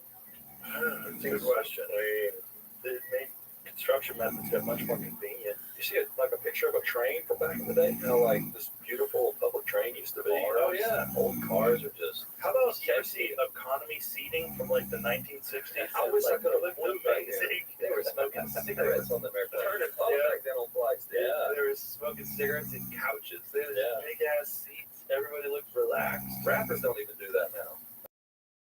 I mean, they were like living it up. They were living it up. I really couldn't imagine sitting on an airplane next to somebody smoking a cigarette. When I was a kid, they smoked up in the smoking section, back of the bus or the back of the plane. But and if you had to go to the toilet, you had to go past all the people smoking. Wow. Look at that. Yeah. That's economy seating. That looks nice. Turbulence. No wonder people are so depressed nowadays. Well, they did have seatbelts, didn't they? I don't know. Or it doesn't look like they do. No, it don't look like Like they color luggage. You might die. Well, the luggage in the overhead compartments. There's still an overhead compartment. Those are pretty shallow. Yeah, those are overhead compartments. The lights. People probably travel bare. Do you think that's fake? It might be AI generated. They might be bullshitting us. But there are definitely. I think it's legit. Yeah. I seen some pictures. 747 from the 1960s. Is there like a stand-up bar? Didn't they have like a stand-up bar section where you walk around and go get a drink? So that's a different size plane though. But it depends on like where you're going and how far you're flying. There's no overhead stores. It looks like. Most people look like they're having a good old time though. Yeah, they were actually talking to each Yeah, other. look at the colors of the seats. And by the way, the stewardesses were hot. Yeah. That's like hot stewardesses. You had to be hot to be a stewardess back then. Yeah, weird. Also, what happened to fashion? These people are dressed up very nice on an airplane, and now we're, people are showing up in yoga pants. I don't have any problem with yoga pants. Don't be hating on yoga pants, bro. I should have won. What will you change? And the mustache. Yeah. Nothing but like shirtless, chain, mustache. I don't know why people call me a lesbian. Yeah, Theo Von comments coming back. People were like, "Oh, he looks like Matthew McConaughey." I was like, "Dang, what are you talking about me?" They're like, then it was Brandon, and they're like, "Who's this mustache lesbian that keeps talking?" I was like, "Dang, What did I do? yeah, what did I do?" Well, people will find a way to get you. Yeah, I don't read those. I just have screenshots. If you get in there, I like a lot of Elvis, like Elvis. That's why I want karate. So it's just the next thing. Oh, he's doing karate like Elvis. I'm just like, yeah, it's a good thing to get out your aggression, though. It's a good thing to calm yourself. I want to do something, man. Yeah, I want to do boxing. Yeah, Something. do some Muay Thai. Have some guy hold pads for you. If you start out with Shotokan, Yeah. get some guy to hold pads for you when they're on the road. Drew's teared down 40 plus pounds in the last how long? I'd say about 10 months. Really? That's Yeah. great. What'd you do? I fasted. That's what I did. Like 16-hour fast pretty much every day. Fasting. Oh, nice. And, Just that alone, isn't that amazing? dude, 30 so. Yeah. And then I started working out a few weeks ago, and I've just been doing it like every single day. Don't you feel a million times better? Isn't that crazy? Like you want to. I know it sucks to start. Yeah. Starting something hard to do. Changing the habits of your life are very hard to do. But if you could do it, God, you feel so much better. I mean, like, I can't even go a day without running. Really? It feels like I will feel bad. Isn't that incredible? Yeah, dude, I love it so much. And you think about the time where you felt that all the time, and that was your base state. Yeah. That's a lot of people that are complaining online too. There's a lot of people that they're uncomfortable just walking around They in need to life. go exercise. Yeah, they're filled with anxiety and angst. Ugh. You need to get outside and exercise. Yeah. Just fucking do some. Take a walk. Do some. I mean, it will cure a lot of things, just exercise alone. I mean, What's 1.25 times better than antidepressants? Mhm. Just that alone. 1.25 times better than SSRIs. everybody's always, it just so blows my mind, even growing up as a kid, all these fat burning pills and all these shortcuts to lose weight. Yeah. And the Ozempic thing, it's like, no, people, there's no shortcut. It is diet and exercise. Yeah. Well, I think for people that are like morbidly obese, like something like Ozempic It's gonna, it'll help. it's Yeah. the catalyst. They get you started. Sometimes it's just getting started. It's just like getting momentum going. Like I'm feeling fucking good. I really have a good program going on now. I'm feeling better. Everything's healthy. And that's a lot of life is just having positive momentum in the right direction. We're creatures of habit, and we learn to walk by forming a habit. And you can form good habits. Yep. time, and you get to a point where, like you said, I didn't get my running today. I feel weird, and it's like, oh, I need to go to the gym. I need to fill a pump or something. Get that habit going. And for some people, it's meditation. For some people, it's yoga. But just do something. Do something. Do something positive. You know, don't just exist. I hope that for America, we'll get fit again. Well, that would be nice. Need that. I feel like it's shifting. I feel like it. Yeah, I mean, I there's do a it. lot of our grandparents. The importance wasn't known yet of how important moving. Like if you don't use your joints, you're going to lose them when you're old. And that's why we have old people are all slumped over and old. I hope when our generation gets there, we know how important exercise is, and when we're 80 years old, we can still run a mile. Or just go to the doctor and give you a new body. Or that too. That's probably going to happen. Stretch my legs out. Yeah. Need some new knees. Yeah. Just take your brain and download it into a new body. They tried the head transplant yet? They have done a head transplant. Did it work? Yeah, no. The person died, but they kept him alive for a short period of time. They did it to a dog, right? Yeah, the dog. And then I think they did do it to a person. The Nazi video of the dog head's weird. Yeah. It made me feel weird. Well, the Nazis tried a lot of shit. They experimented with a lot of shit. That's what's really dark is like a lot of like medical experiments we found out through the The Nazis. Nazis Yeah. like spreading intestines across the wall to see how GI tracts work. And, yeah.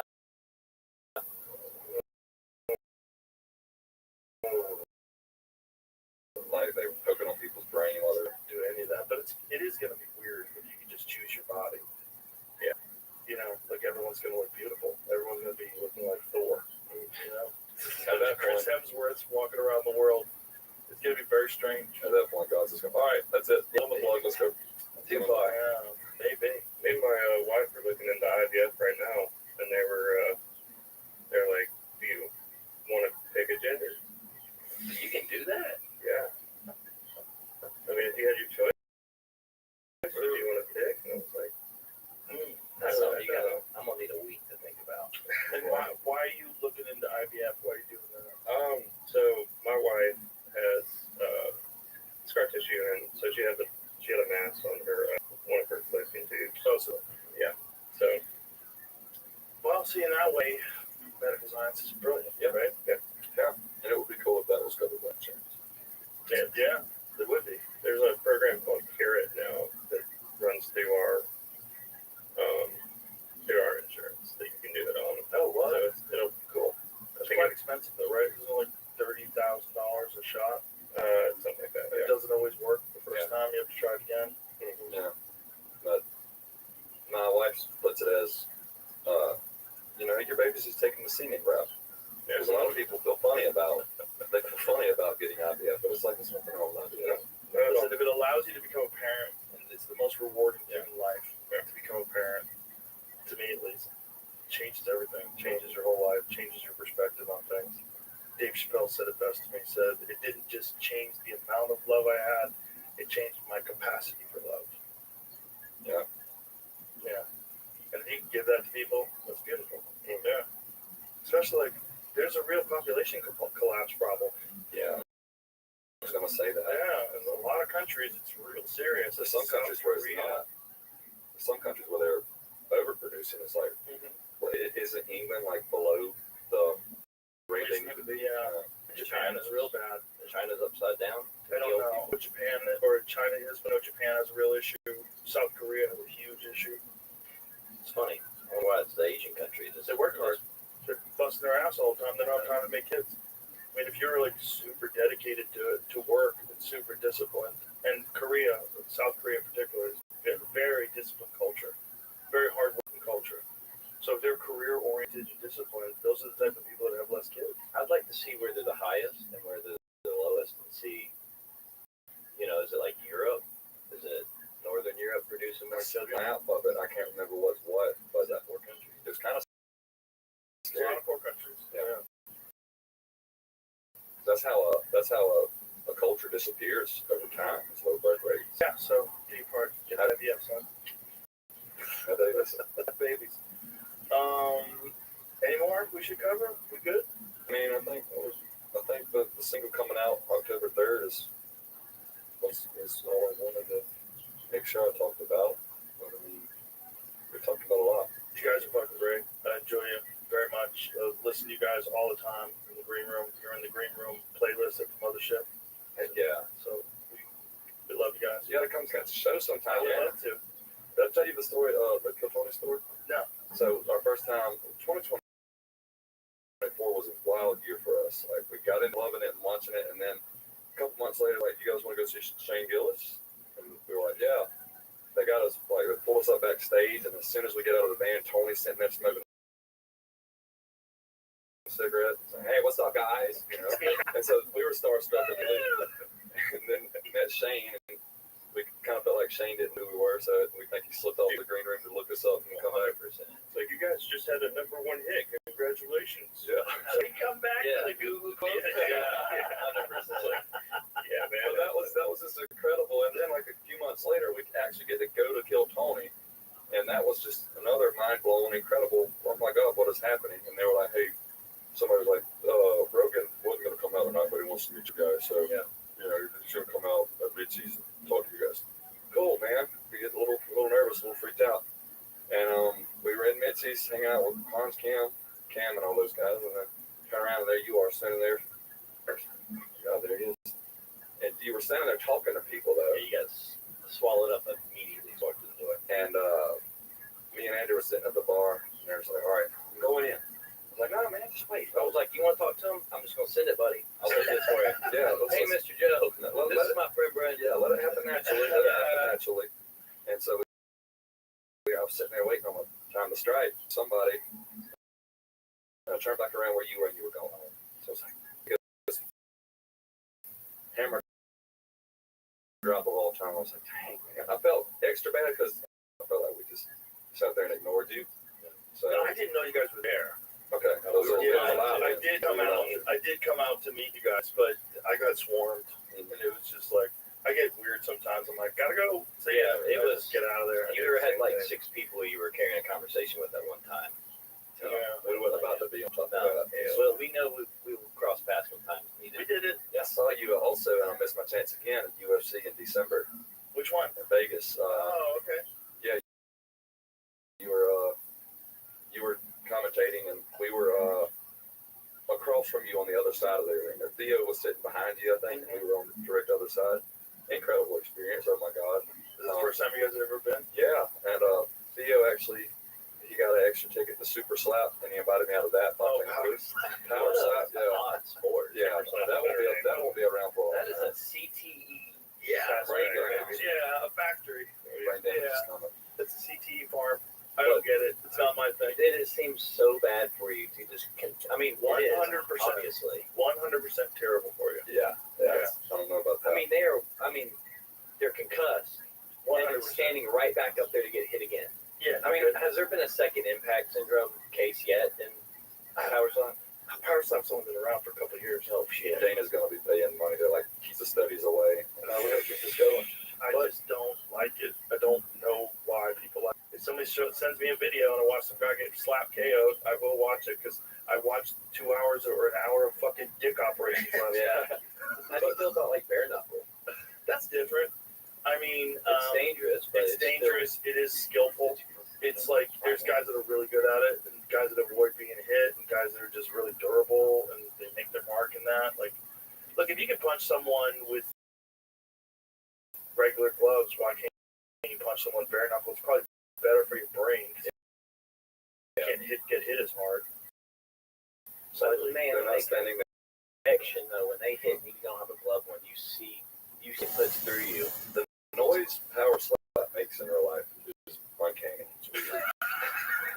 When you hear that, it's like, I've never heard a noise like that before, and that was on somebody's face.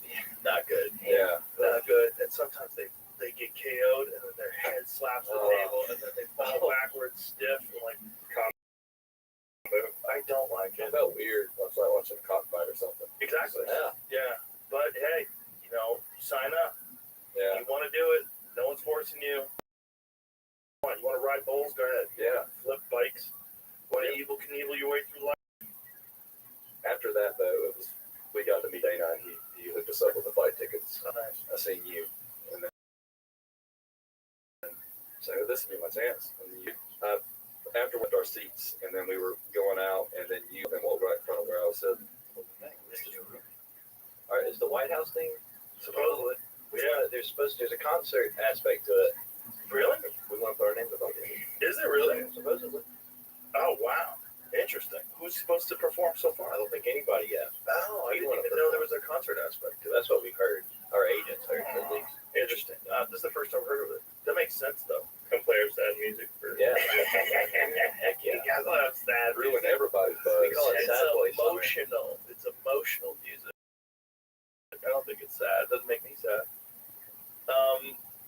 Yeah, the White House thing is going to be nuts. But listen, man, that's June. That is so long from now. Who the fuck knows what's going to happen in this wacky world between now and June? The aliens could have already landed. I can't wait to see the card, though. Oh, yeah. I hope it happens. Well, he's going to try to put together the greatest card of all time. I know that. So they're going to try to get as many insane fights as they can. Before people come jumping on us for that, it's like it'd be an honor to play at the White House, period, no matter who's in office. Yeah. It's like, what happened to just being able to go and meet the president? Yeah. It should be cool. We're seeing it should be. It should be I'd like polarized. to meet Trump, but I'd also like to meet Obama. He seems great. That would be cool. Just going to the White House would be a big honor. Sure. Keep kicking ass. You'll get there.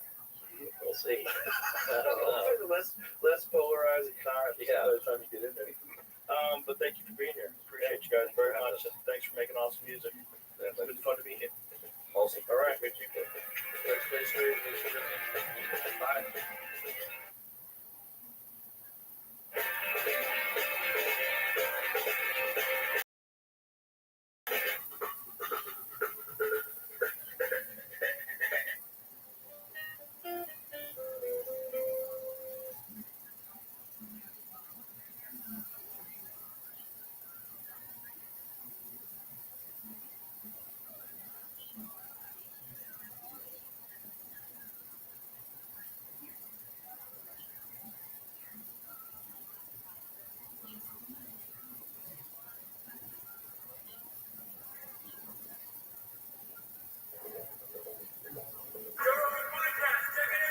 The Joe Rogan Experience. Drink by day, Joe Rogan podcast by night, all day. This was a book I read 11 years ago. Oh, okay. I haven't gotten that one before. Yeah. It compares we're up. Yeah. Yeah, it compares the DMT state to the state of prophecy in the Hebrew Bible. Do you think they're the same thing? Well, the phenomenology is pretty similar. Like if you read chapter 1 of Ezekiel, there's flames, and there's angels, and there's wings, and there's eyes on the back of wings, and there's roaring sound, and blue ice above the person who flies through space. Yeah, quite like yeah, wheel with a wheel. Right. The description of the things that people. Well, it could be a DMT thing. Oh, easily. Yeah. You know the guys out of Jerusalem that think that the whole burning bush thing was DMT. Yeah. Well, that was the first theophany of Moses. Yeah. First time he had a prophetic experience. Yeah, and I mean, it's like that's what it is. It's literally a plant that has high levels of DMT, and if you burned it and smoked it, yeah, it's kind of crazy the way it comes. Like, I mean, I applaud you for learning ancient Hebrew so you could go back and read it in the original tongue, which is really fascinating. Did you say it took 16 years to write, and I had to learn Hebrew while I was reading it, doing the writing? That's amazing. What's cool is the Hebrew word for bush, burning bush, is the same as Sinai, Mount Sinai. Really? Yeah. The word's the same? The same root. The thing about the Hebrew language, at least for biblical Hebrew, is every word is based on a 3-letter word. So it's a word and the word for cyanide contains the same three letters. And was that significant? Like, I mean, you could have, I'm sure there's English examples of three letters are similar but completely different meaning. Like, why do those three letters of root connect these words uniquely? Well, it could be that bush grew on Mount Sinai, and that was the significance of the location of the burning bush. Oh, I see. So it was literally named after that experience. Could be. Yeah. Well, you're talking about the acacia bush, which releases DMT. Yeah. When it's burnt. That's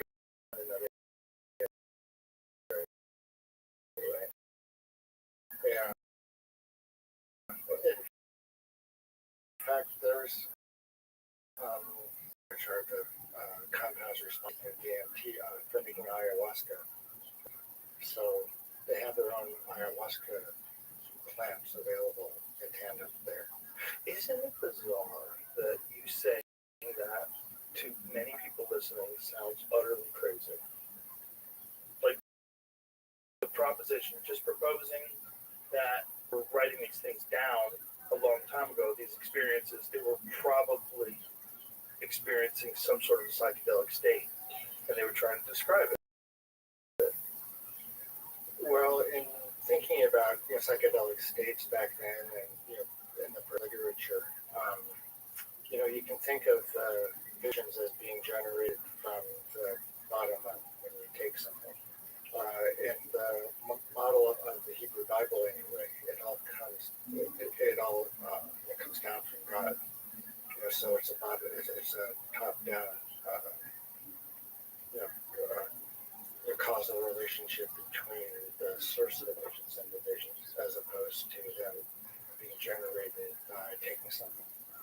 It's exogenous DMT versus endogenous DMT. And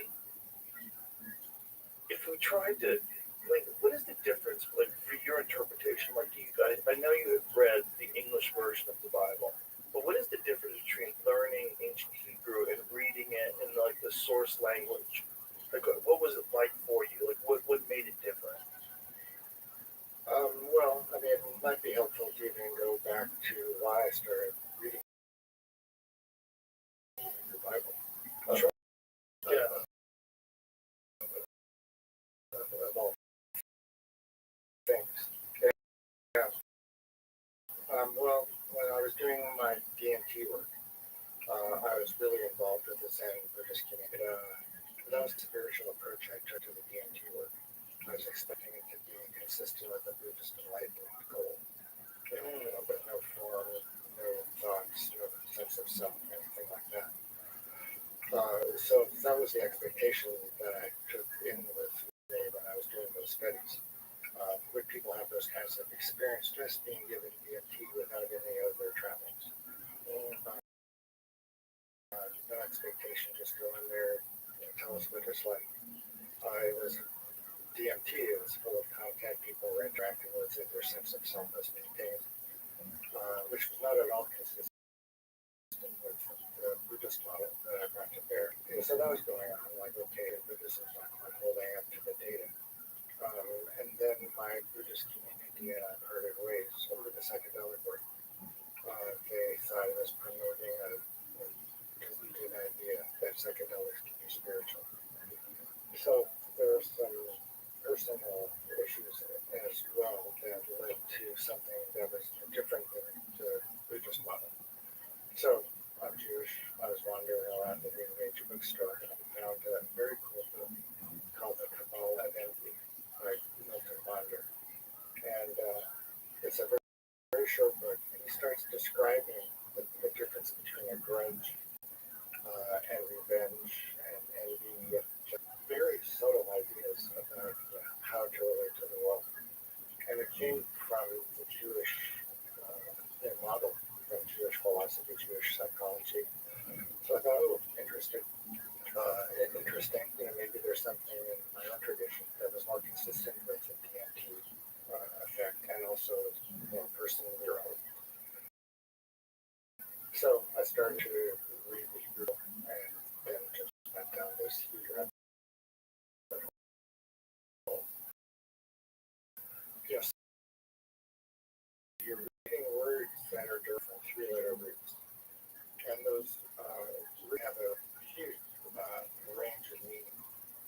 something, for example, could cause a sin, and something could remove a sin just by an extra dot in the middle of the letter. So it can really kind of bring you closer to the kind of large scale way of looking at it. It isn't just A follows but C. There's a diffuse dispersion of A, then there's B, and then there's C. They're used in clouds of interaction, which are a lot more fluid than what would be a straightforward English rendition. Did you get to a point where you could like think in that language? Like, are you fluent enough in it that you could, or are you just interpreting it? Like, how good are you at it? Well, there's a lot of ways to interact with the text. So the first thing came to mind when you were asking that is back in the day I used to spin fleece into yarn and then weave the yarn into rugs. I spent it, well, like after I stopped the DMT work, that's all I did for a year. So just make rugs. Yeah, just spin wool and make rugs. Yeah, so there's a part, the tabernacle in the desert, the Hebrews have been led out of Egypt by Moses, and they're in the wilderness. And they're building this tabernacle to house the ark. And the women are spinning right from the goats. They're spinning the hair from the goats right into your ark without first.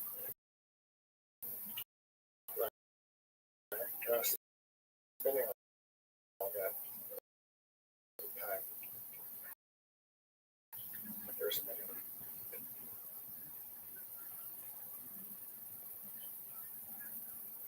I'm not exactly sure what you mean by that. Well, I was spinning yarn from a goat, a live goat, right? And I was like in the mind of the person spinning back that. So you just put yourself into that state while you were doing it, and that's why you enjoyed it? Well, it was like a resonance between me spinning, wherever I was living back then, and just with the spinning, and identifying fully with someone who's doing the spinning, like way back when, straight from a goat. Yeah, it was it was a trance. It was a movement into somebody else's consciousness from like the distant past. And so you actually felt when you were doing this like you were a person that was living back then. Yes. What else changed about how you were thinking, other than the fact that you're making clothes this way? What were the other things that made you think like a person back then? Well, it was very cool. I mean, I was spinning the yarn for the tabernacle, which the guy housed the ark of the covenant, Ten Commandments, and all that. It's a very rich world, and I think that's the first time I really saw, at least my whole person anyway, that could identify with the scene being described. And I think that comes from really understanding of the language and how ambiguous it can be. One of the great things about language is being able to talk to people in it. How many people can you talk to in ancient Hebrew? Is there like a chat group where you guys get together? Well, there's modern Hebrew now, which is spoken in Israel. And it's based on Rothschild means from Rothschild means hello. What are the differences between like ancient Hebrew and standard Hebrew? Modern Hebrew, yeah. I tell you, I don't know much about, or I don't know much modern Hebrew. When I was a kid, I went to Hebrew school and learned modern Hebrew, but it's really, without speaking it, forget it. I'm in the middle of the audiobook of the Book of Enoch, and it's one of the wildest things I've ever listened to in my life. It's weird. Oh my God, it's so weird. When that a lot of the people in the Book of Enoch are also in the Bible, and that it's one of the craziest stories. It's one of the craziest origin stories ever. that angels with humans and made giants. Right. The giants destroyed the earth. Or It's mostly in the Hebrew Bible. You know, it's the story of what led to the flood. Yeah, the sons of Elohim. What a strange concept that angels came down and bred with humans. It's a very weird idea. Well, there's different ways to look at translating the name Elohim. You know, it might be, well, the first word, the name means the sons of. So it kind of revolves the meaning of Elohim.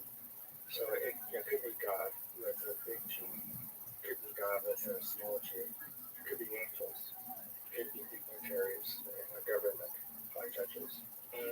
Yeah, so the less far out kind of interpretation of that phrase or that term is, the sons of the mighty, the sons of the judges, and the sons of the renowned people, as opposed to how do you interpret the watchers? What do you think that could be? I think, well, they're not mentioned in the Hebrew Bible. They are mentioned in the Book of Enoch. That's a crazy book, isn't it? It's crazy. I started reading it, and I said to my wife, I can't handle this. It's too much. It's because if that was left in the Bible, if they decided that was like part of the canon, that would change everything. Well, in what way? Ever. These things came down and bred with humans and created giants, and the giants destroyed and consumed everything. Yeah, and consumed each other. bloodshed. What kind of, what is this? Well, it's the reason for the flood. Right. And all that. Yeah. Things just got so bad, that changed my mind. Where's the flood? It's like the further you go back, the crazier the story gets. I know. Well, the Book of Enoch was written maybe 125 BCE. So it's pretty old. But some of the stories that originate, or the origination of some of the stories in the Hebrew Bible, go back about 10,000 years, perhaps. Wow. Wouldn't you love to be a fly on the wall 10,000 years ago to go, what were you guys writing down? What really happened? What really happened? Well, I mean, it seems like for sure something happened. But whatever the whole Jesus Christ thing was, it seems like that was a real event. Right, as opposed to the flood. The flood seems like a real event too. Don't you think the flood was a real event? What about? I think the flood, is to believe guys like Randall Carlson, because it's a very compelling narrative. But what he's saying is, we pass through a comet storm. It happens this particular time every year, and there's been times in history where we've been hit, and it's very likely that this time period, this Younger Dryas impact time period, that could have been the end of whatever civilization existed at the time. And what we are is a rebuilding of it. We just kind of forgot about it. And you could forget how they built the pyramids, but they did. It seems like there was really advanced people at one point in time. Yeah. Horrible happened, and then it took a while for people to bounce back.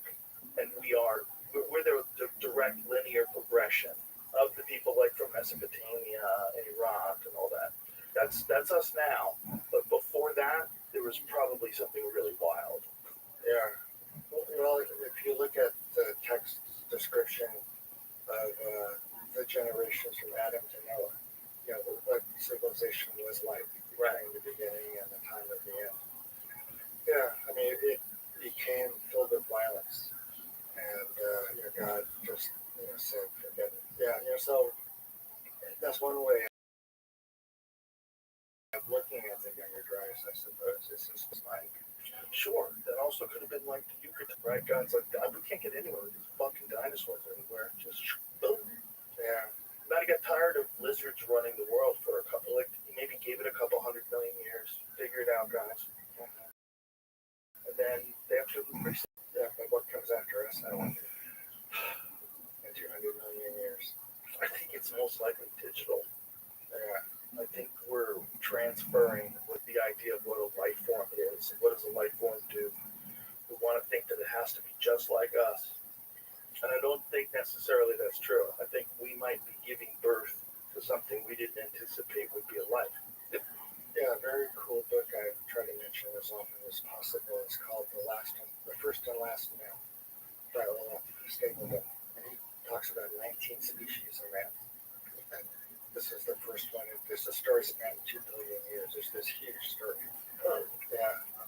And it's mostly through genetic engineering, making people bigger, smarter, like brains that occupy football field. That's one of the species of man.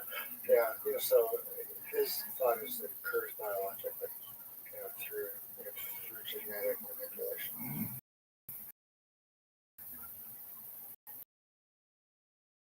Just over time, naturally. After a while, yeah, basically based on the people. Yeah, so there's one species that instead of love as kind of the core value feeling, they have hate as their core value feeling. Just can't wait to hate it. Yeah, and that's why the species that kind of goes through Wow. a period of rise and decline. Obviously, it just couldn't sustain itself. You gotta wonder, like, how long this is. If AI really is a thing, it really is a life. You've got to make a compelling argument why it's bad and we are good. Yeah.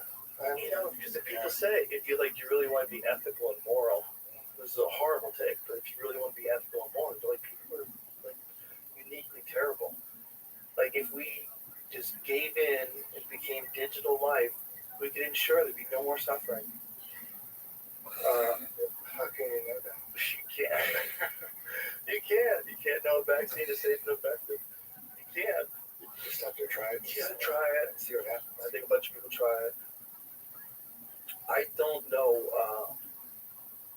how much further like biological people can go while we're making digital people that are way better than us at basically everything. Yeah. And I don't think that's too far away from being a reality. The way I try to follow it is through a biblical lens. Really? Yeah. Like, how does What chapter are we in right now? Yeah. Well, good question. You read the prophets like I say.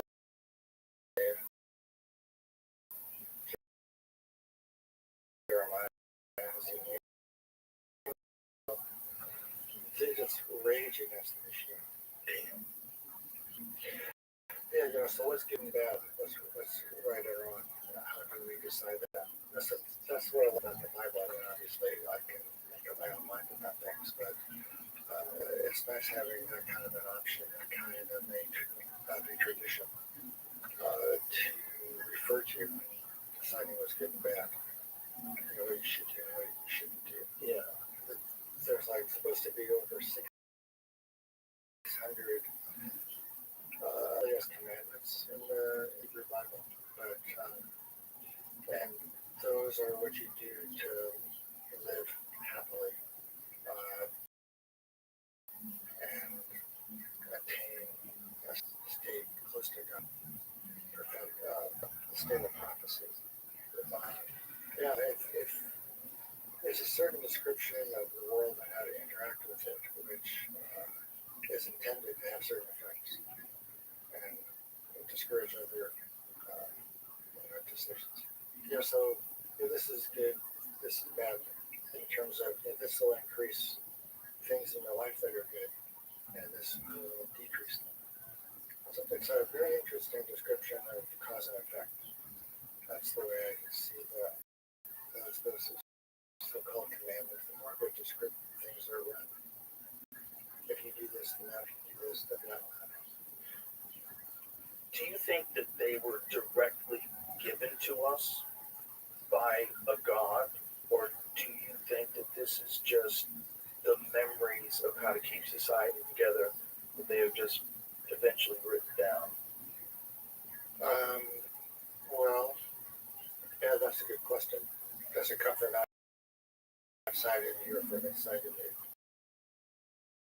Yeah, if it's available inside of you, but hidden away, then prophecy or really getting an uncovering or stimulating of what's already inside you, as opposed to, It's you can achieve some sort of a state. This information like could be in the DNA or whatnot, or it comes down from from a higher source. But so like when you're interpreting stories in the Bible, like Moses and the Ten Commandments, how are you imagining this event happening, or are you imagining what were they trying for? Like what were they trying to remember? Because it seems like by the time they're writing it down, it's quite a bit after the actual event, for the most part, right? For the most part, yeah. So, what do you think they were? What do you think they were actually describing? Well, we talked about this briefly last time I was here. Was if I believed in the reality of the Bible, like did those things really happen? Right. Yeah. And I said, was it really consistent worldview and so on? And I thought about it some more, and I started thinking about it as well. I started to think about it as comparable to the DMT state. When you're in the DMT state, it's just there. And it's very consistent, very real. Certain things happen there. And so I think the early version, I think what happened early on in the account of the Hebrew Bible was like the DMT world. It was a parallel level of reality, which was happening. And then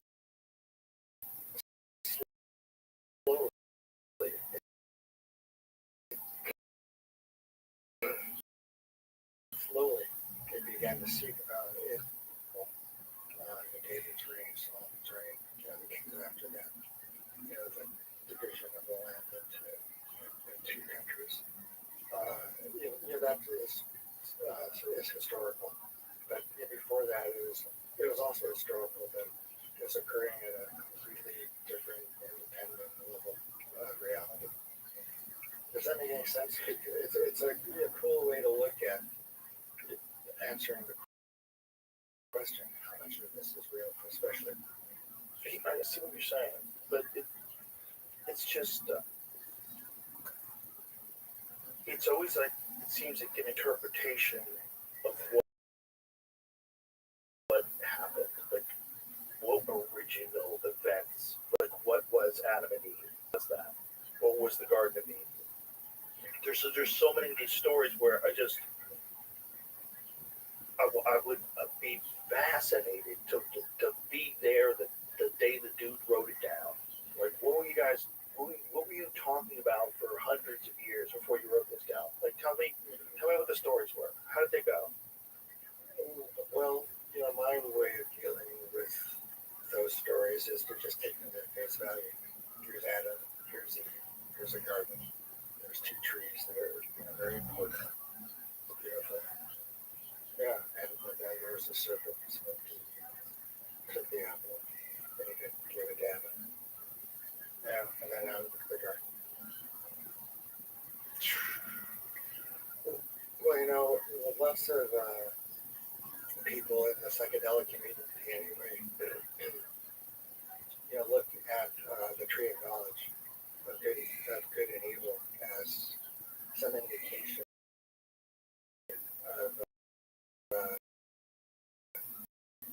jealous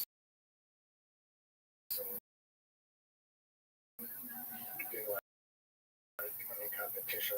Didn't want to be like that. Was keeping the two early people away from the tree of knowledge of good and evil. It's not simply the tree of knowledge, but the tree of knowledge of good and evil. I think of the word distinction, because once they ate from the tree, they were embarrassed because of their nakedness, and then they hid, thinking they could hide from God, and they didn't believe that before.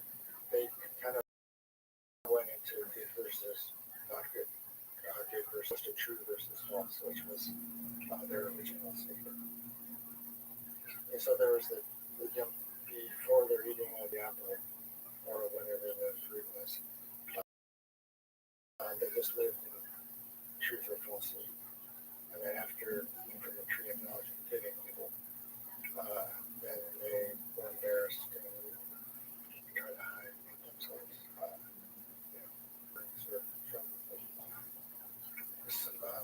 Coverings from leaves of large trees. So you look at it as if it were happening. It was happening. There's the serpent that speaks. And well, that's the chapters I was looking at very carefully in the last month or so. Is what happens early on. And it's a really very straightforward. Doesn't take much thinking really to put it together in a way that makes sense. I think clothes might have been a cheat code for people, not just to escape cold weather, but also to keep them just constantly having sex. Because people are stupid, and they need like layers of clothes that they have to each other. I can't be just wandering around naked all the time. People would be just like chimps. They would be ridiculous clothes in order to advance society. But can't you take off clothes whenever you want? Yeah, you can. Yeah, but it's like you decide. I don't want to feel that good. I don't want to be out there in the air. I don't want to be brushing up against naked people. We all made that decision a long, long time ago. I think when people became civilized, they realized, like, if we don't cover ourselves up, people are too gross. They'll just be having sex with each other everywhere. Yeah. You got to get things done. You want to keep a society moving? Right. Wear some clothes. Wear clothes. Well, that story could originate, or that way of looking at things could originate, with Adam and Eve. Totally makes sense. It also makes sense, like an intelligent hominid emerging would start to realize that, oh my God, look at my boobs, look at my dick, this is crazy. I can't believe I'm out here naked. Because it's kind of becoming self-aware as opposed to like the chimpanzee. And as time would go on, it would become more self-aware. And if it happened over a relatively short period of time, and it can kind of have memories of the past, that would make sense. Yeah. Well, it's got to emerge, right? Like if we came from lower hominids, which everybody kind of agrees, something had to emerge. This understanding of yourself, this thought about what you look like, this thought about what you sound like. Right. Well, there's two kinds of enlightenment. There's what's called original enlightenment, the child like a newborn, and then there's enlightenment as an adult, and in between, it's much more fluid. You have two kinds of enlightenment. Original enlightenment, the thing things happen in children. Right. Enlightenment after you sit in the monastery, you can laugh for years. Right. The kids, they're born into state.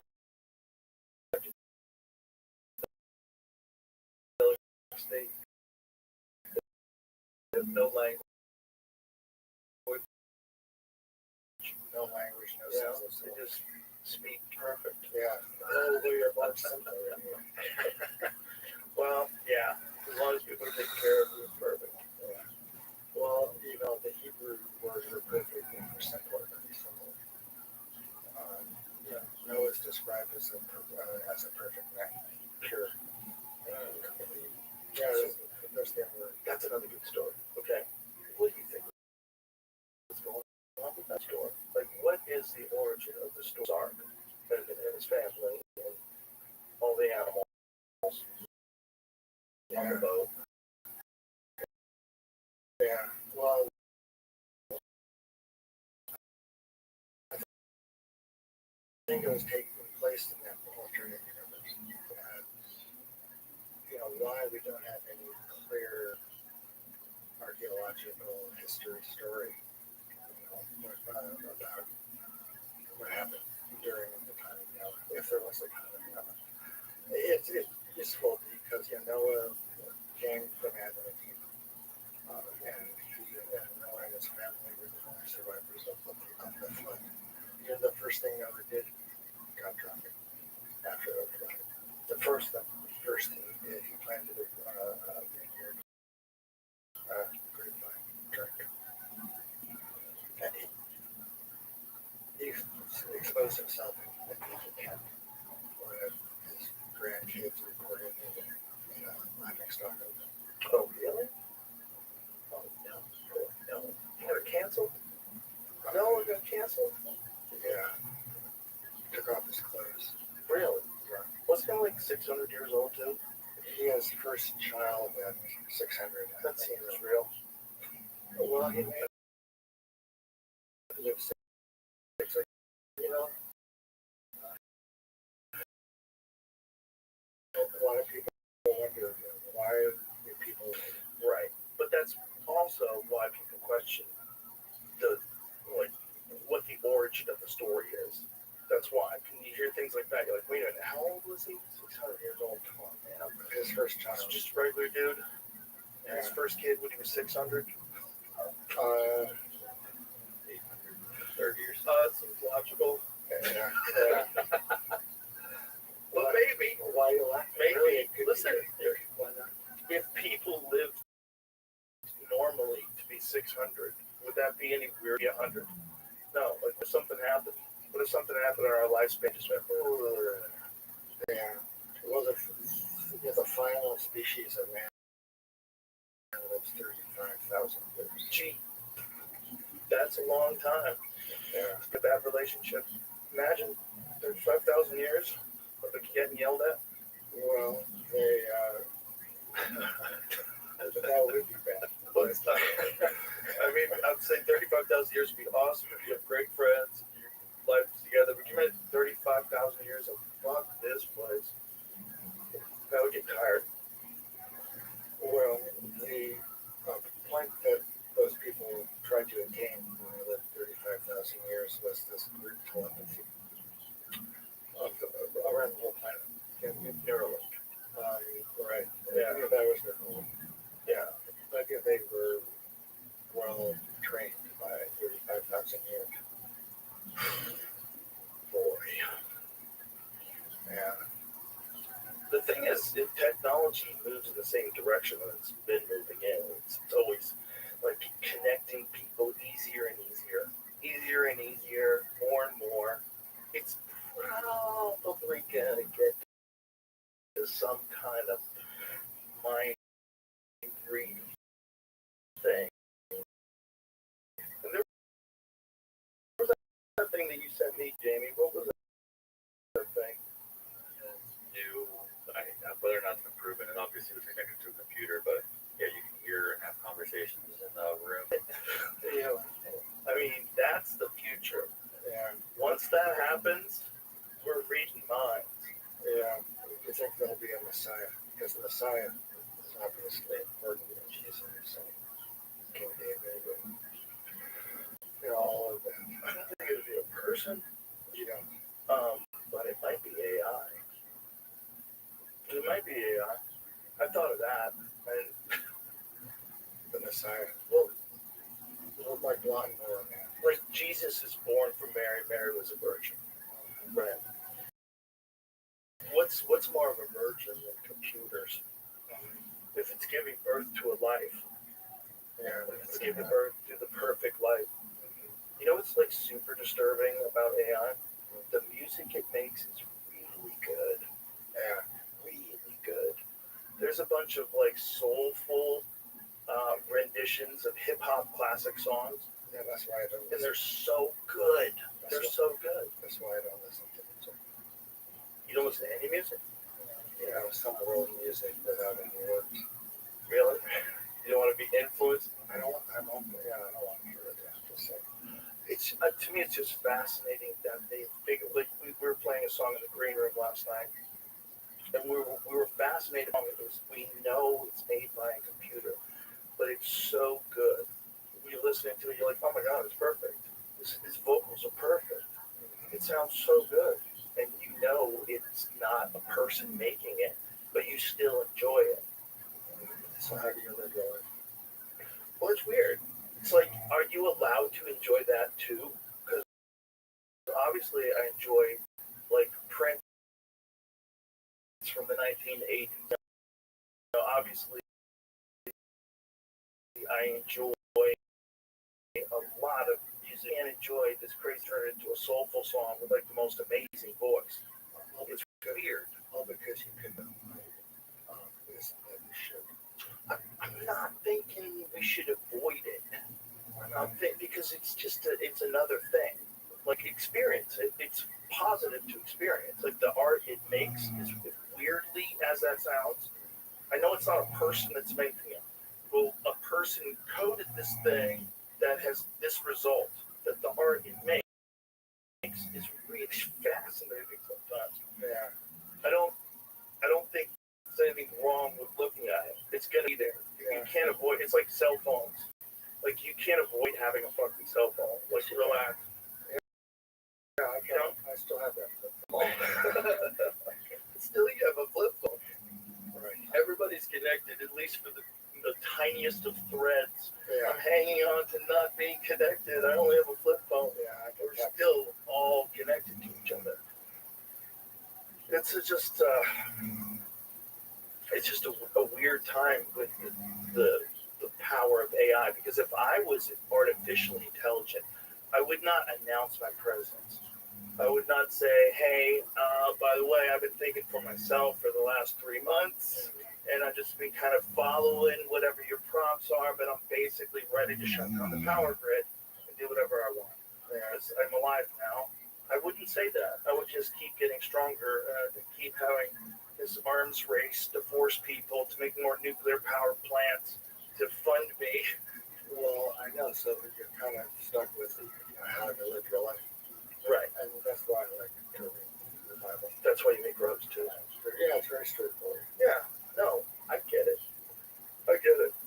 To me, I'm like, what is this thing? You know, what is this thing that we're giving birth to? What is this thing that we're watching emerge?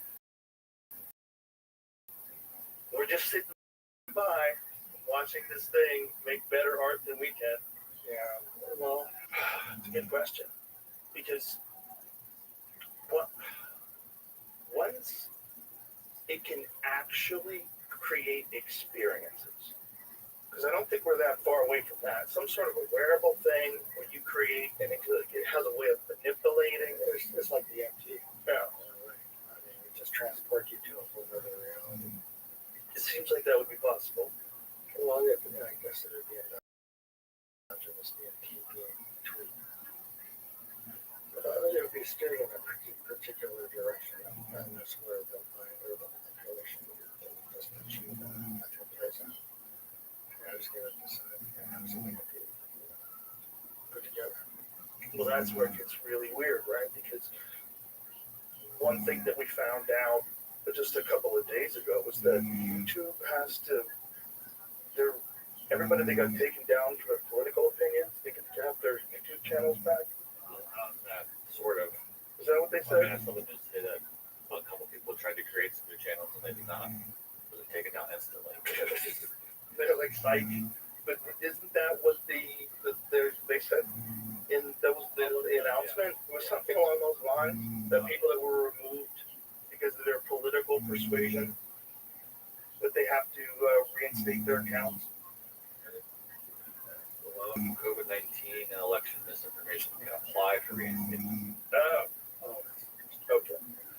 Well, but is that not political? Is COVID-19 political? Is that what they consider political? It did say political? For COVID-19 and for the comma election misinformation. few other things.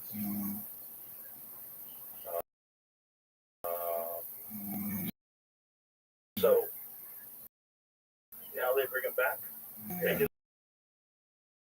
or they can apply. Okay. See, my guy. Yeah, they're like, we'll let them apply. Two said that they will allow previously banned accounts to apply.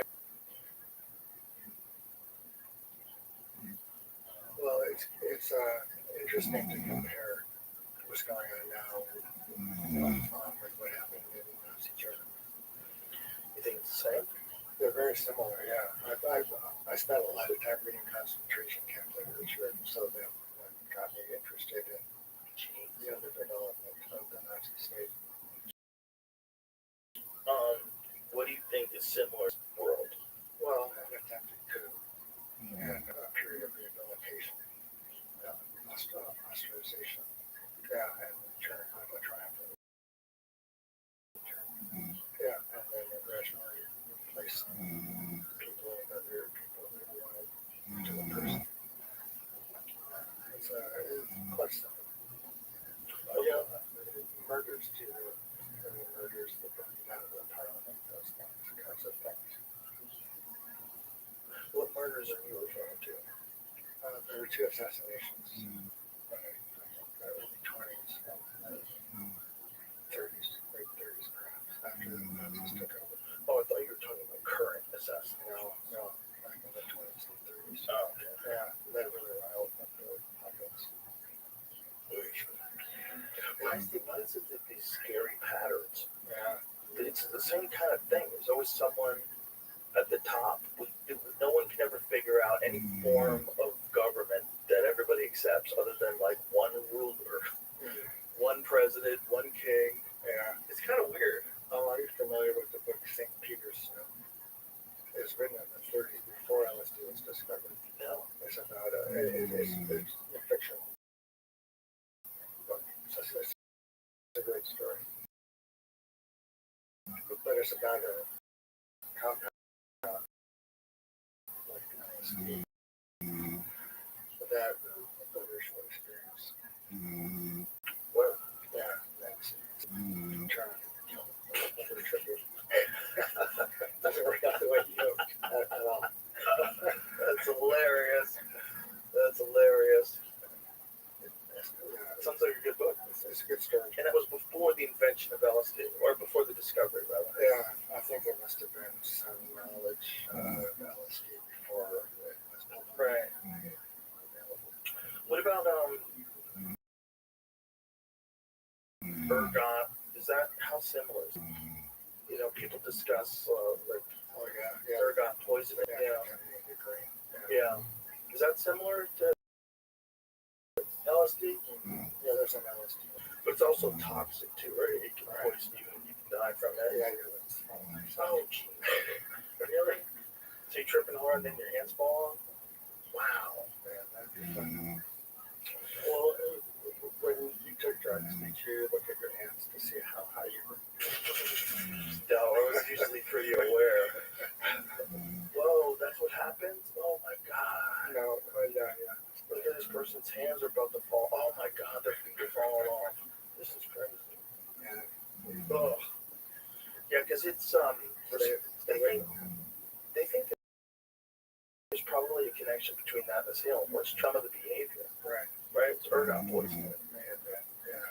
Can you imagine living in a time where no one's even figured out running water yet, and everybody's tripping balls and thinking that witches are real because they're all eating ergot infested food? Well, it makes you wonder about the prevalence of Jewish prophets who were women. And there's a handful that are mentioned. That Sarah was able to interact with God. So there's Deborah, who was a prophet, and there's some very more prophets back then. But they don't have books named after, for example, Isaiah or Ezekiel. Why do you think that is? Yeah, it was a patriarchal society. Not quite. But they still took an important role. They still obtained prophecy. Yeah, so they, like Sarah was held to be a better prophet. I love the character of Abraham. What I've really been digging into is Lot and Sodom and Gomorrah. So I studied that for a while. Very interesting. Sodom and Gomorrah, there seems to be some archaeological evidence along that line. But there was a town, a village, which existed. James, is there something like that? So they keep finding these cities that people thought were just imaginary, right? Like that's happened multiple times. Right. It's an example, I think, of the two worlds kind of coming together. The purely spiritual and the material. Yeah, so the character of Lot plays a big role. Sodom was a very evil city. It was really evil. But it's not really known why it was so evil. But a couple of guests come to Lot's house, and the townspeople just surround the house to demand, their guests, so that they will know them. And that's where sodomy comes from. It's from the sodomites that were surrounding Lot's house. So they could know them. And you know what happens, and the townspeople say no.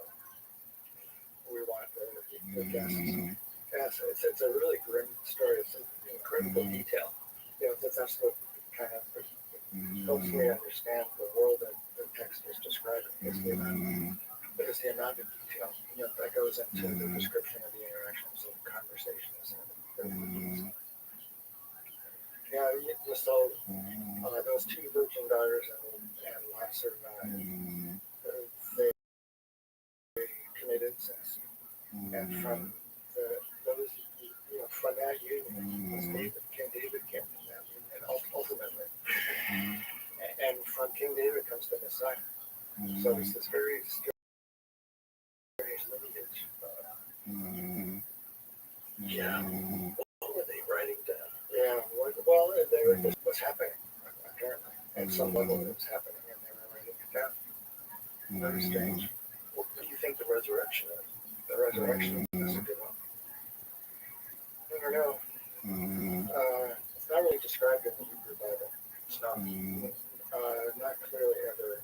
Really? Yeah. Is that surprising? I don't know. In the Christian Bible, it is. Well, there is resurrection. There are some narratives of resurrection in the Bible. There's Elijah resurrects, or Elisha resurrects a dead child. The bones of one of these prophets helps somebody else become resurrected. Really, the bones do. The bones do. Yeah. So there are some references to real resurrection. Future resurrection later on. Also, in a further extraordinary event, a dead man's womb of a deceased Elijah was resurrected upon contact with Elisha's bones. Whoa. Yeah, that Elisha was terrific. Yeah. So, he was a prophet who resurrected the dead boy. Whoa, by lying on him. Very interesting. Face to face, palm to palm, chest to chest, lying on the dead body. Completely merged with that dead boy. Yeah, and he comes back to life. It's a very good story. The Shunammite thing. What do you think that story was? What happened? You really think that brought someone back to life? Well, yeah, that's how it's described. That's what happened. So, are we arrogant to assume that would be bullshit if someone said it to? Because if that happened today, and said, "Oh, this person died," and this guy laid on him, and they came back to life. Yeah, most people would say, "No, that doesn't. You can't do that with two phones." Yeah, You can't do that. well, you know Leo Zen, which is the secret chief, the guy from the Bay Area, psychologist who gave so much MDMA and other psychedelics. Yeah, so Leo sat from my Hurricane experience, and it was kind of difficult at times. And he laid on me just like Alicia laid on the Mandalorian in the Bible. Really, face to face, hand to hand, something is coming like fluid. And what happens when you do that? Well, it really calms you down. It's really quite a powerful experience. I feel like this is going to be a meme. Yeah, I guess. Yeah. I mean, I did that one time with somebody having a very difficult psychedelic experience. Yeah. Well, that's Try to meet him in the middle. You know, give him a spiritual hug. spiritual. Like that. Yeah, quite helpful. So, you know, we want people around us, but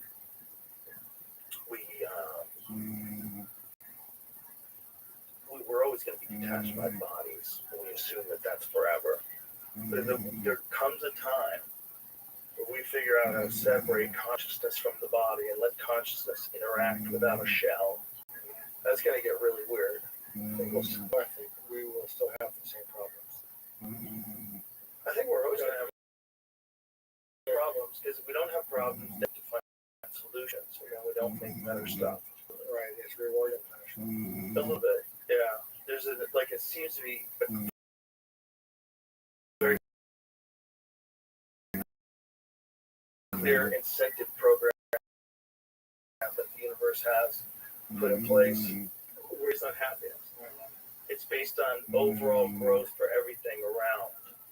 It's like whoever consumes the most, it wants to reward you more. It becomes this, but what it's really working towards is making better and better and better and better things. Yeah.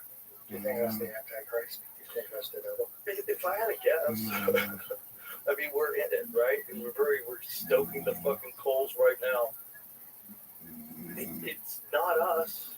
It's going to be. It's not dependent on us eventually. Like right now, maybe it is.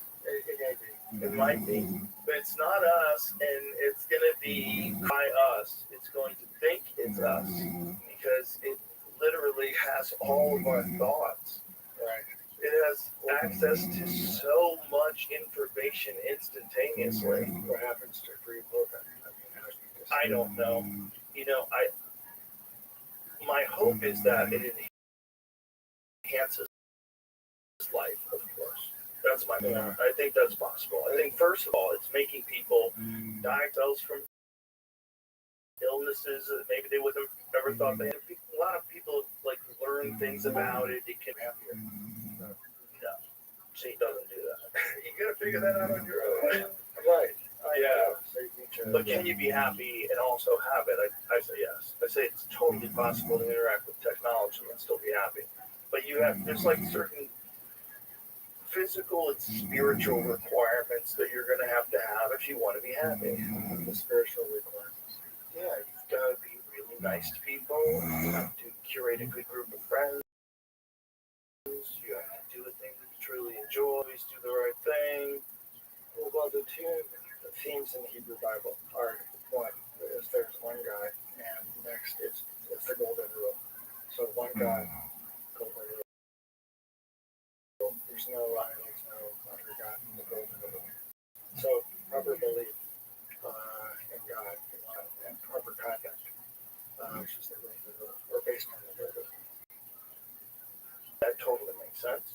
I think it's very simple. Yeah. It just makes sense that it works. It's intuitive. You feel it if you live like that. So okay, that makes sense. Well, I think it's true too. Yeah.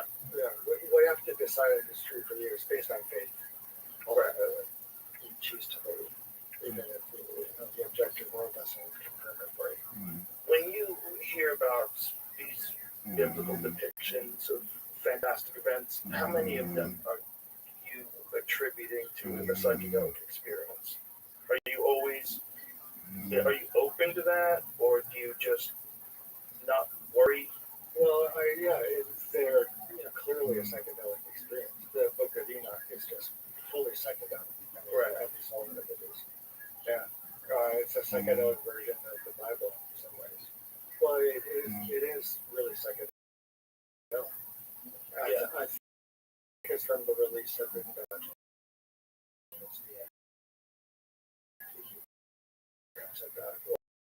or from drinking and having an ayahuasca-like experience. That's what you think the origin of the Book of Enoch is? Of DMT. It's a prophetic. It might be a prophetic state. It's a visionary state. Yeah, clearly. Might have been a huge fever dream. I mean, he was really up there. But like when he's talking about the Watchers and the angels mating with human women and creating the Nephilim, like what do you think that is? Yeah. Well, the Watchers aren't stated discreetly or explicitly in the Hebrew Bible, but it could be just the angels because they never sleep. That's one of the qualities. They never sleep, so they're called Watchers. Mm-hmm. Yeah, and what happens like the Nephilim in the three-letter root system is the Nephilim. It comes from a Hebrew root to fall, or to be brought down. So the Nephilim fell. That's one way to understand it. Yeah, and then they were the giants, right? Yes, Yeah. they were the giants that consumed everything. Yeah. And ate their own flesh, and they sound really bad. Well, I think that what was going on. At least if you're looking at the text anyway, there's an explanation. It was because of them that the world was getting terrible. So we considered having created man in the first place. But Noah was simple or pure, righteous in that way. Was allowed. So what do you think they were describing, talking about the Nephilim, when they were talking about them as giants? You think that's just a bad interpretation? Well, they may have been giants physically. I do think they were giants. Yeah. They even had an actual description of how tall they were, some measurement. Yeah. Right? There was some ancient measurement. Yeah, that's probably in Enoch. It's not, this isn't, narrated any specifics about the giants. There are men of renown. They were powerful. Because this is the thing. There's always one of the most fun internet rabbit holes to go down is are they hiding evidence that giants, like 30-foot tall men that lived in the mountains? And there's always been weird stories of giants all throughout history. And there's people who supposedly discovered giant bones and then they stored them in the basement of some famous museum and they won't let anybody have access to them.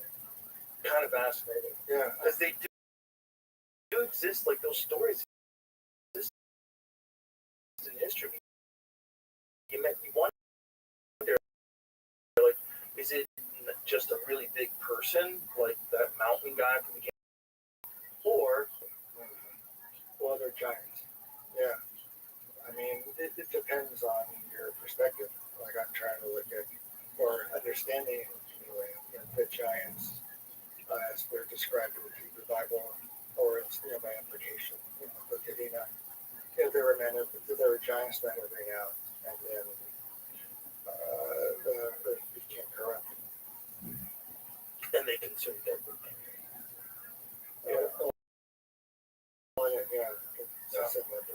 If you look at the leastful version of human beings in 2025, there's a lot of examples that you can point to. Go, that sounds, guys, it sounds a lot like us. Or maybe another. Well, there won't be a flood that destroys all mankind. That would destroy all mankind. Yeah, that's the reason that we have a rainbow. That's the meaning of the rainbow. It's like God made a promise that he wouldn't flood us anymore. That he wouldn't destroy all mankind. All mankind with a flood. With that flood. But that doesn't mean rule out and say other things. But don't you think whoever wrote these stories, don't you think that was a regional event? Like these great floods, like if they were happening, let's let's just say that Randall Crossing's wrong. That there's just one flood in the area.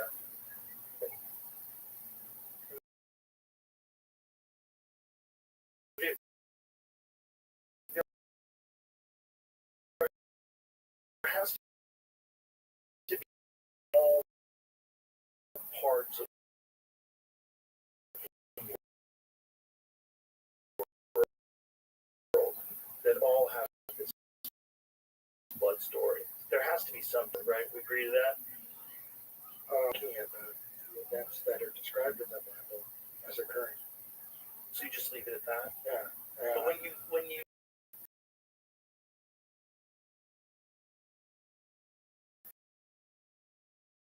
well, so the important thing about, I think the important thing that I get anyway out of the Hebrew Bible and interesting, he first had this idea. He's not the only person to have this idea, but he first had his version of this idea while he was on acid. on drugs, that's what I was going to say at first. He looked out and just had this vision like, oh my God, this was water. Water made this. And it happened really quickly. It clicked with him, and then he's been chasing that rabbit ever since. And he's and you hear him talking, he's so well read in the subject and can just all information so effortlessly. So it's a really fun because he's very compelling. Yeah. But I think those younger drives impact theory folks are right. Yeah. I think something big happened. I wonder why LSD sparked his genius that way. I think he said that he saw it. Like when he looked out, he recognized what he was looking at. Right, there He it was. recognized that water made that thing. Yeah. And then for some reason that hadn't been even thought of. But then when he showed me a bunch of these images where you have like satellite images, you could see how the Earth was clearly, it has the ripples of like massive amounts of water going through certain parts of the world. Yeah, well, it kind of raises the issue of the spiritual properties or promise of the psychedelics. I mean, are the psychedelics spiritual and theurgic? Yeah, I just don't know. I'm beginning to believe they've already had something. They have to have something to work with. They can only work on it more. And I think they just work on it more. I don't think they necessarily generate their own information.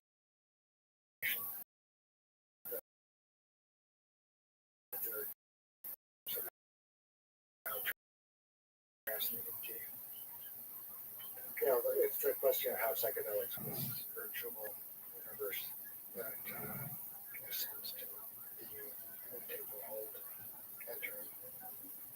Well, it's really weird considering that it was 1970 when most of these psychedelics were made a Schedule of 1 substance.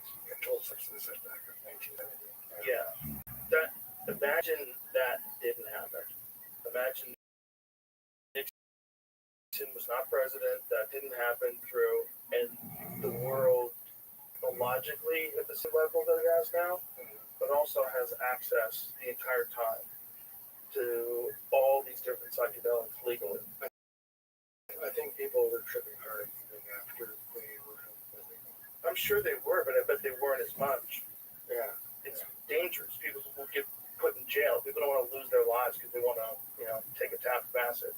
So that they didn't do it. It's like a real deterrent for a lot of people that want to have a good future. They go, fuck that. I don't want to do drugs. But if mushrooms were legal, like you might have made a completely different life choice a long time ago that made you happier. Right. Well, or not. But the option to try should be yours. So you're pro-legalization. Yes. And it certainly shouldn't be restricted by people who haven't experienced it. That doesn't make any sense to me. Like, why would a person who has never experienced psychedelics be able to tell people who've done psychedelics that they can't do them? That's nuts. You know what you're talking about. You don't have any experience in the state of mind that is enhancing these people's lives that come back from war. Like, especially like Ibogaine therapy, which is they've passed now in Texas, so they're allowing that to happen now for people with like severe drug addiction and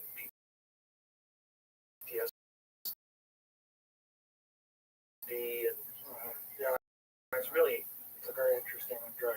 I was wondering. so many people so many fucking people go over and have a fight overseas and come back home scrambled, need some help. Yeah. And people got hooked up on pills because they got injured, because something happened or whatever it is, and then all of a sudden you have a real problem. Ibogaine is one of the best ways to kick it, like one of the absolute best ways. It's very effective, right? It's like one dose is one experience is like 80-something% of the people never go back to whatever they were addicted to. Yeah, I'm not sure if it's because of the drug or the belief in the drug. The guy who first started to, kind of popularize Abigail was a fellow named Howard Rothschild. Very cool guy. Met him sort of in his late phase, but he, like as a young man, he was addicted to heroin. And he heard about Abigail as a drug to just trip on and have some kicks. Yeah, and he stopped and he found himself just not using opiates anymore. Wow. Yeah, the origin stories of Abigail are really fascinating. Yeah. So before that, people didn't know that you could use it to kick drug addiction. Not that much. No. What is drug addiction ubiquitous throughout history? Is there always been people that are drugs? It's just when did it start getting recorded about people with addictions, actual addictions to drugs? Yeah, I don't know. But, there was the idea of addiction in the 1800s. It was kind of an American, British idea. Like, did they know they were alcoholics in the 1400s?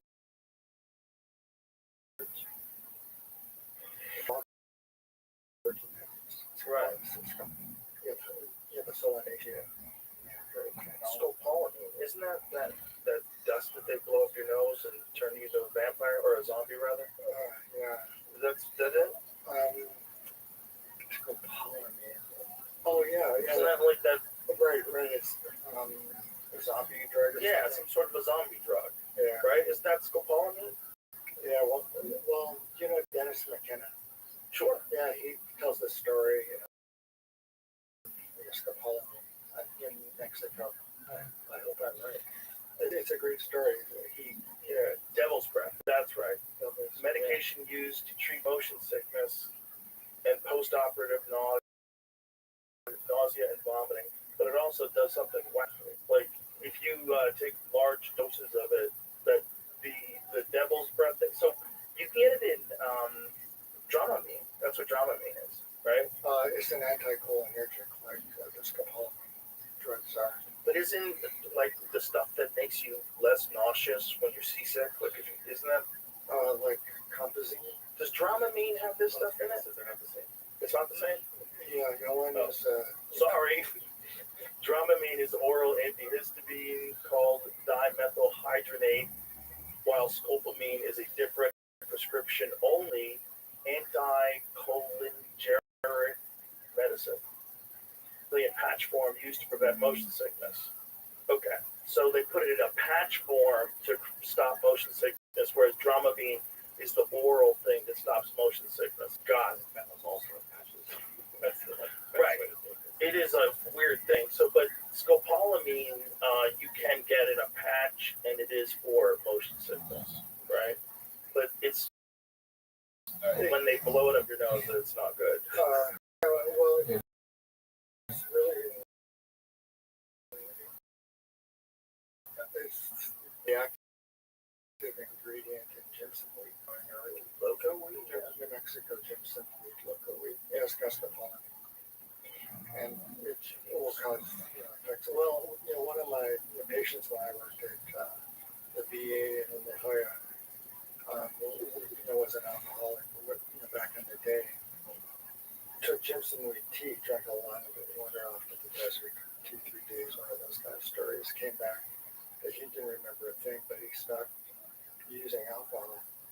He had brain damage stuff. Whoa, So, yeah, brain damage from that. from either the desert or from the scopolamine, he took too much. Oh, wow. Yeah, it's a crazy drug. Again, it is useful.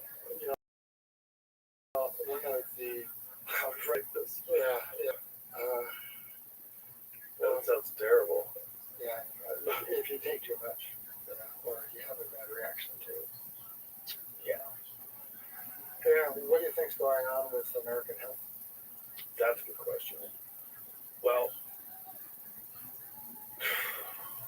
I've been fascinated by these videos of pregnant women taking Tylenol to show Trump that they don't believe in what RFK Jr. is saying, that it's somehow or another anti-science.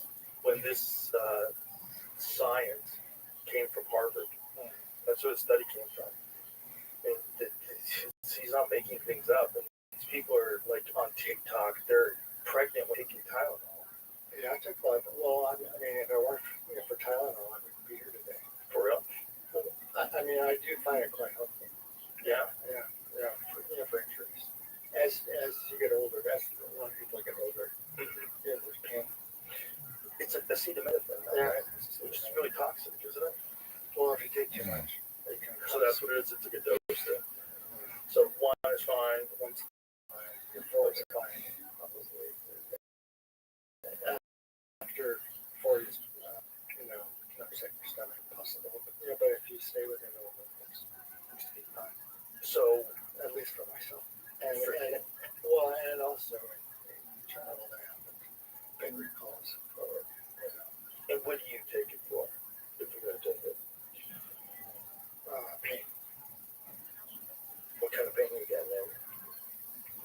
Feet. On my head, hernia repair a while back. Oh, Yeah. So I find it to be a very helpful drug. With no Well, you should definitely be allowed to take it, especially you. You know. My concern is always I should be allowed to take it. people that don't understand that there's a dose that if you go over that, it's going to torch your liver and you could die. Yeah, it's all about this. I mean, microdosing, psychedelics, they're completely different, in quite a few ways than full dose, or the effects are different. Yeah, for sure. Yeah. Have you tried microdosing? I have in the past. Yeah.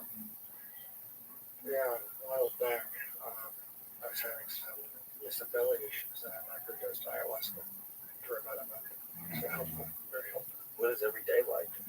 Microdose in ayahuasca? Well, it was a microdose, so, like a microdose, it was teeny. So it just gave you just a little peek? I wish. Nothing? More in the beginning.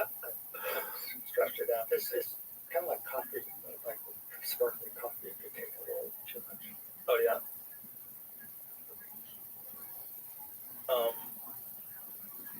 What do you think would have happened if that 1970 sweeping act didn't take place? What do you think the world would? How much different? Have you ever contemplated it? How much different would the world be? Not really. Not at all. Good for you. Good for you. Why waste your time? Well, I mean, when I tried to get my DMT in 2 years, it just, backbreaking labor. What year was that? Where it started? I submitted the paperwork in September of 1988.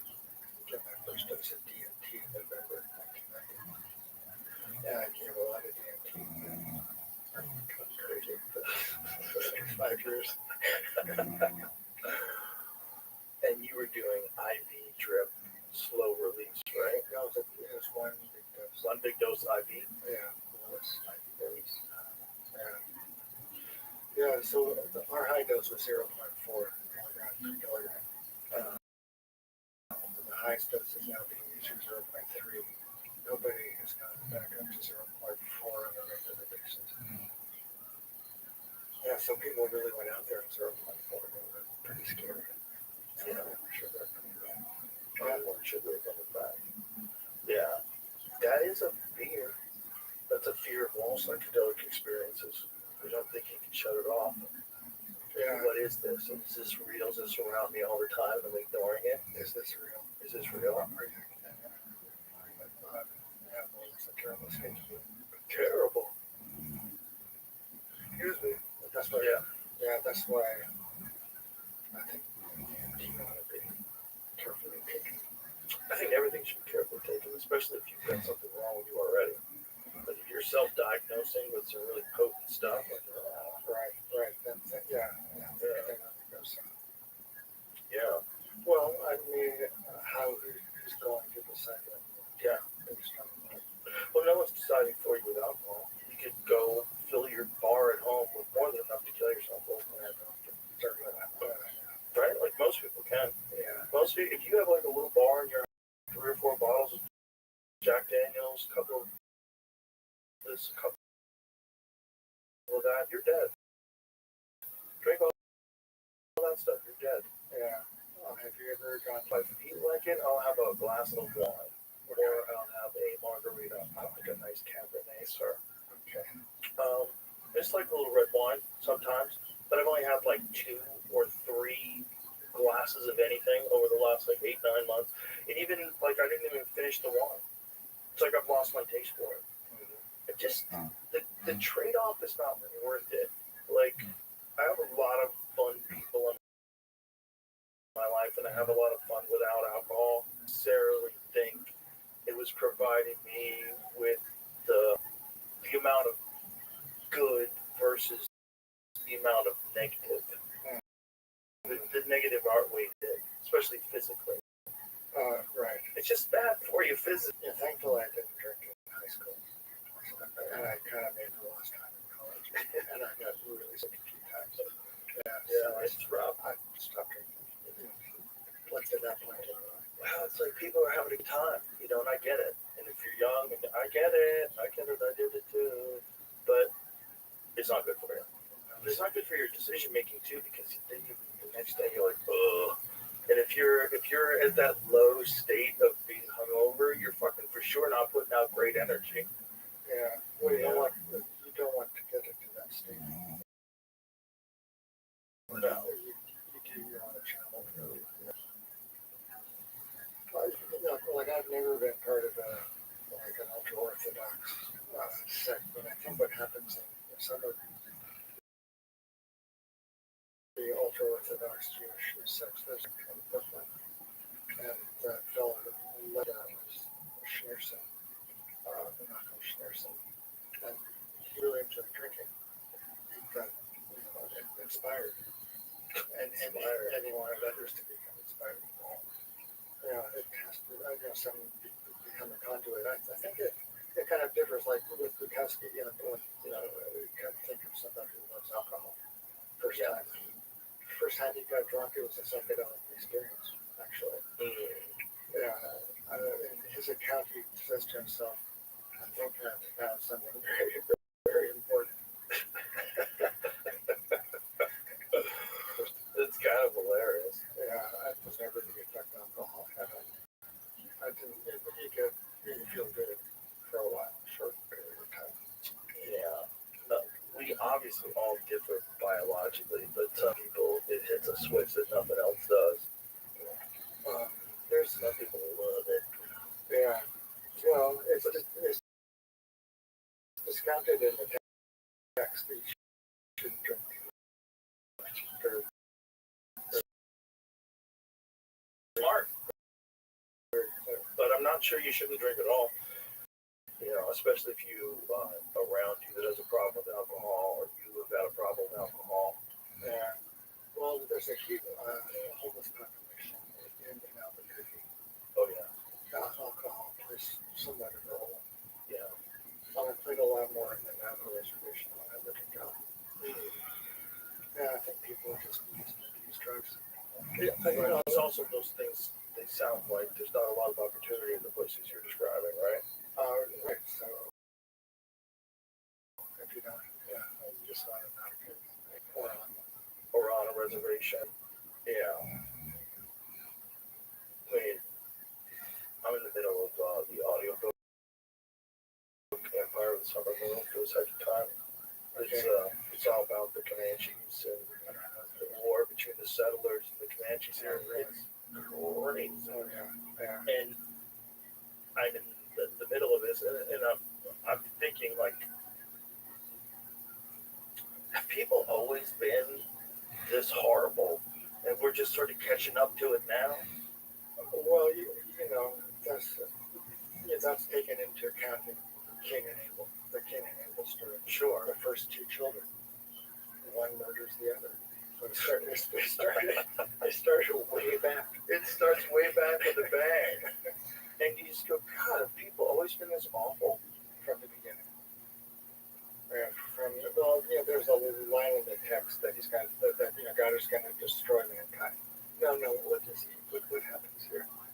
I think he decides people will only live 120 years at the most because their inclination is bad from the get-go. And 120 years is enough time to repent and become a better person. Wow. So give it 120 years to deal with what you're born with. But this book, this Empire of the Summer Moon, just makes me think what it was like for the people that lived here and how quickly everything went away. Historically, in terms of like the timeline, it was only a few hundred years and it was just completely gone. Yeah. What a garden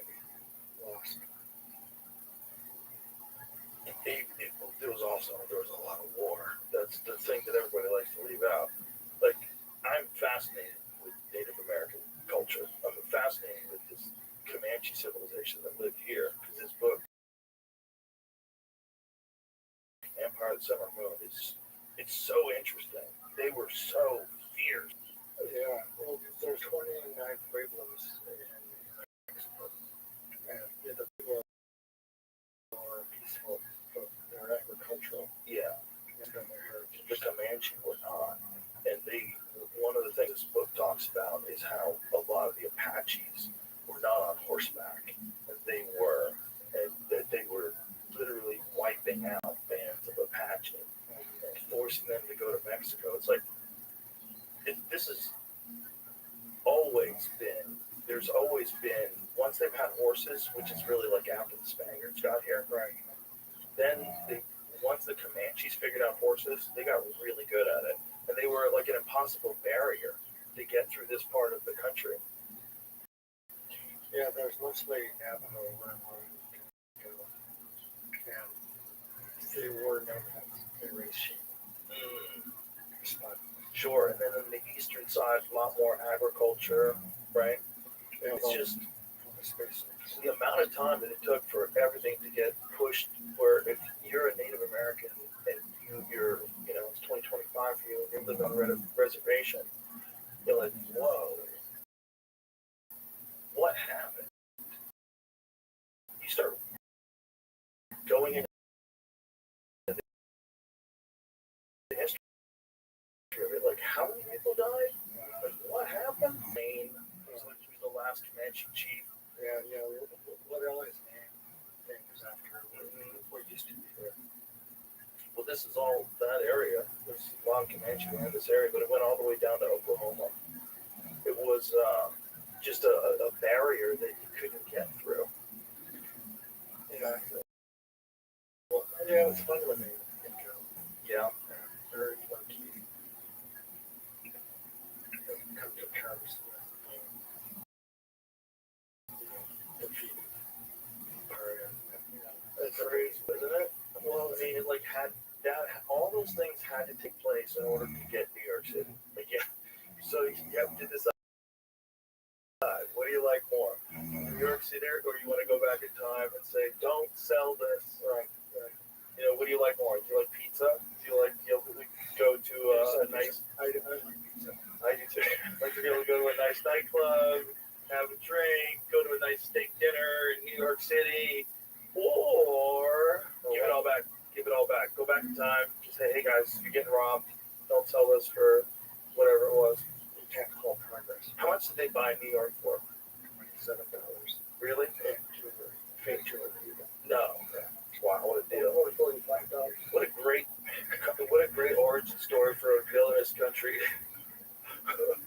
That their number one city was fake jewelry. Well, that's why I went to medical school, was the Bronx. Well, you're from New Jersey. Yes, Yeah, that's where I was born. Yeah. yeah, I trained in the Bronx. I didn't get to Jersey much.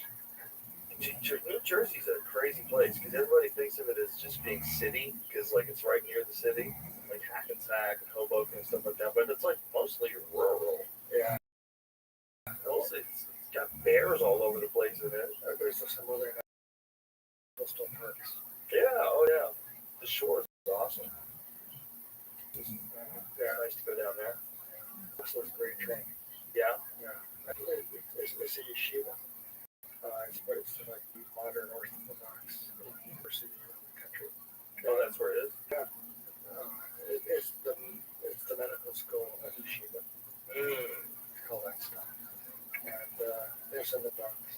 It's great training. You can do anything. You can do everything because it was pretty poorly staffed. In some ways in the 70s. Yeah. So we had a lot of young people. When did you first even to create a study of people doing IV DMT? Like when did you even? That's all the same story. Seems like a good one, though. It seems like a good one. Because to the point where you're asking the government if you do this, and then you get them actually to say yes.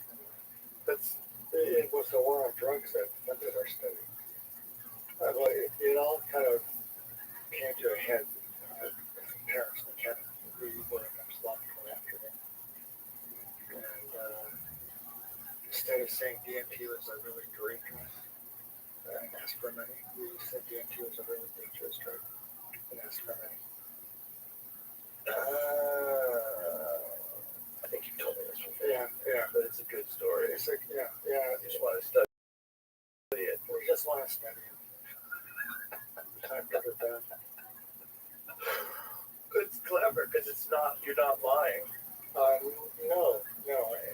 I knew what I was talking about too. Yeah. Like I had done neuroendocrinology research with melatonin circadian rhythm research. And I was up on that yesterday. I just asked some questions. You could give it. What happens when you give it? DMT is really strange.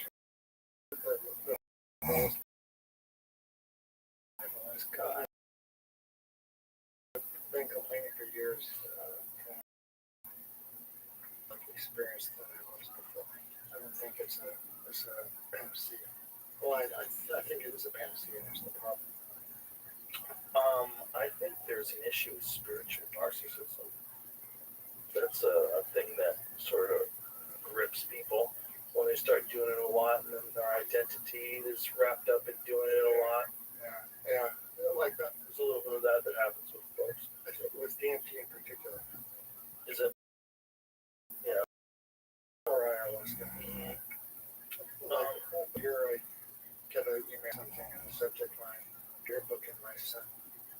Yeah, they say that just from too much DMT. They were in the hospital or in prison.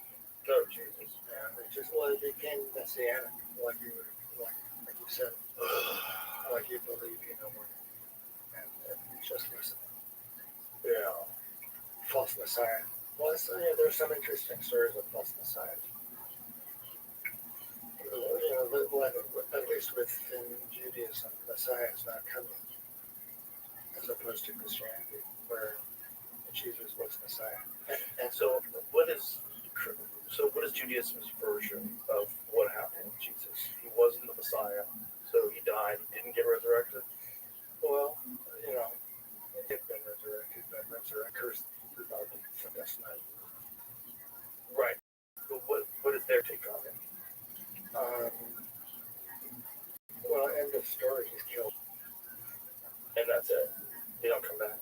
No, not within the Hebrew Bible. That's part of the New Testament Christian Bible. Oh, that's something I want to bring up. This Old Testament is a term that's a little disparaging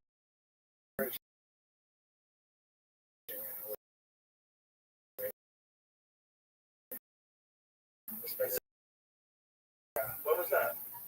it's been building. What is the Hebrew Bible? They prefer it. I was saying it. Yeah. It could be either. It will be. Yeah. Like well, you know how people put in parenthetical phrases. Yeah. He, him. Yeah. I was thinking of doing that for myself once. It and it's. It and it's. Yeah. It would be gender neutral. Sounds good. Yeah. Well, that's not. Or just not ever. But, yeah. So you know.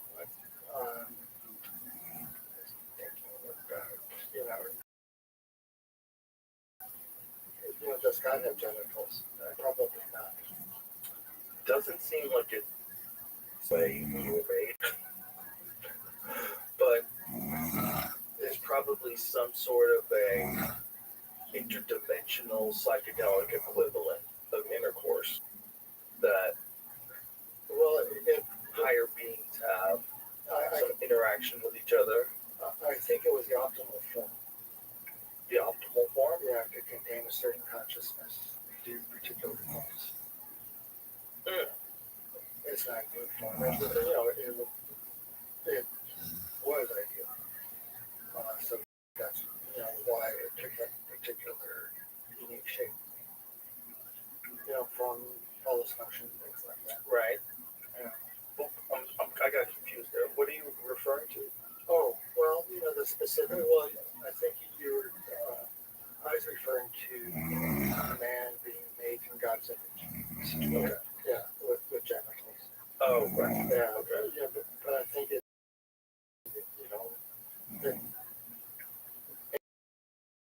in the animal kingdom, things evolved to do certain things. They have form and function, which combine and arrange behaviors and differences. So with the animal as well. Same way. What do you think happened when human beings had this doubling of the brain size over a period of 2 million years? What do you think that was? Is that true? Supposedly. Yeah, I think so. I think it was, yeah, I don't know. It sounds like a crazy little expansion.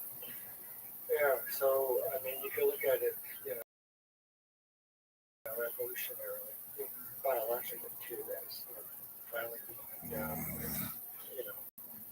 human spirit.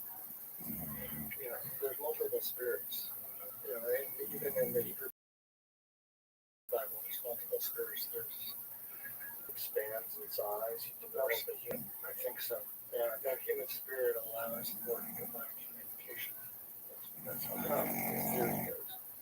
So it's the breathing in of the soul in man by God. It's in man's creation. Right, so ultimately, we're going to get to be a gray. We're going to have a big, giant head, and we're not going to need to talk because we're going to do it telepathically. Yeah. Okay. Telepathically, you think people being able to read the mind is a good thing? It will be a good thing once that happens, or it can happen. I think it will be a thing, and like all things, it will have good aspects to it and bad aspects to it. I think reading people's minds would be very enlightening. You're going to learn a lot more about how people actually think versus what they project. You're going to be able to see people's motivations. You're going to be able to see them lies, and we might even have a universal visual language that we develop. We might all be able to adopt it really quickly, and kids probably will jump right on board, and they'll be literate in it. And who knows? What happens if you tune in to a moment? You're convinced that's totally the case. You're ambivalent. Ambivalence is a real thing. You have an unconscious too, where things are kind of stored away psychologically. Yeah, I'm not saying it's good. It might be hard. But I don't know if there is some way where we link up communicate completely telepathically will be a thing. That's my point. It's like it's we're gonna have to navigate it like we navigated making books, like we navigated everything else. Like if we want to stay alive, guys, that there's some shit going down. There's some shit going down right now, and Right, well, there's free will in there, forever. You still have all those decisions that you have to make. Well, I mean, in this, or is there free will? The determinism people don't think there is. well, it feels as if there's free will. Yeah, we respect free will, so it's probably a real thing. We respect a person who's like been a drunk their whole life, who puts down the bottle and starts running around the block. We respect that because it's a real thing. Free will is there's part of free will. It's like there's something there. You make choices. You don't know why you make choices, but you make choices. That's the thing. There's a lot of factors in why you make choices. And it's not 100% determinism. It's not 100% free will. It's kind of, there's a soup. Very... Yeah, well, to the extent, soup. to the extent that you can exert free will, you have to kind of do the best you can. Yeah, you have to do the best you can. And even if we're uploading to the cloud, let's say, I mean, you're going to be stuff. Good question. Are we even capable of imagining what we're talking about? Are we so crude in our understanding of what's in the next 5, 10, whatever years that we're just guessing? We're silly. We're like writing a bad science fiction movie from the 1980s about the year 2000. Remember those, like Space 1999? Well, it's the one God and the golden rule. I think that's still what we learn ethically. What the basis of our decision making will be. I've wondered if we're in a race to avoid catastrophe, and that's one of the reasons why we're so like hyper focused on accelerating with technology.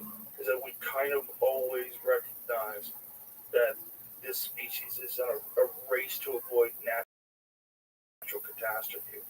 Like there's just so much potential for natural catastrophe, volcanoes, asteroid impacts, so many different things have like almost wiped us out to nothing. That's like might be a part of the reason why there's this like mad rush to make better and better and better technology. It's almost like a game. Like, can you get to the final boss? Can your species survive and figure out a way to stop the rock from space? Yeah, the footsteps of the Messiah. That's what that's called. I mean, you want to be around. You want to be around at the time of the Messiah, but not really, because things have to get so bad. That's one model. Yeah. Times. There's also a lot of people that don't recognize that being a human being on Earth is being a passenger in an organic spaceship going through the universe. Like there are real celestial events that they have to keep their eyes on, which you haven't experienced in your life. So like, But no, there's giant rocks that killed the dinosaurs, and they're still floating around, same size rocks. Yeah, I know. And they can't. Fucking people, it's solid fluid. Do this and do that. Sleep tight. No. If there was some gigantic state-sized chunk of metal flying through the galaxy, we would have a real problem. Yeah, it might wipe out all of humanity. Yeah, it might wipe out all of humanity. Yeah. And it probably came really close to doing that a few times in history. That's what I think. Yeah. It's the only thing that makes sense. If we know that we're hit all the time, we all accept the fact that the Yucatan impact that's killed. There's been a bunch of them throughout history. We find craters everywhere. Everyone knows that we've been hit multiple times. The Tunguska thing in Russia, where it flattened, this enormous patch flattened. Have you been watching season 2 of On the Ground and Huck's Ancient Apocalypse? I didn't watch season 2 yet. No, I watched season 1 though. Yeah. What's season 2 about? It's like the Americans, right? Yeah. Yeah, the Americans are crazy. Yeah, I like Graham. Oh, he's the best. He's hardworking. Oh, he loves what he does, man. He really, really does. And the fact that he's finally been over all these attacks, he's finally been vindicated, and people are starting to accept more and more things a lot older, and that we want to believe. And especially after go back to that kind of like that popped the cork on everything, and everyone's like, okay, well, this is definitely been buried for 11,000 years. So this is kind of crazy. We didn't know they could do that back then.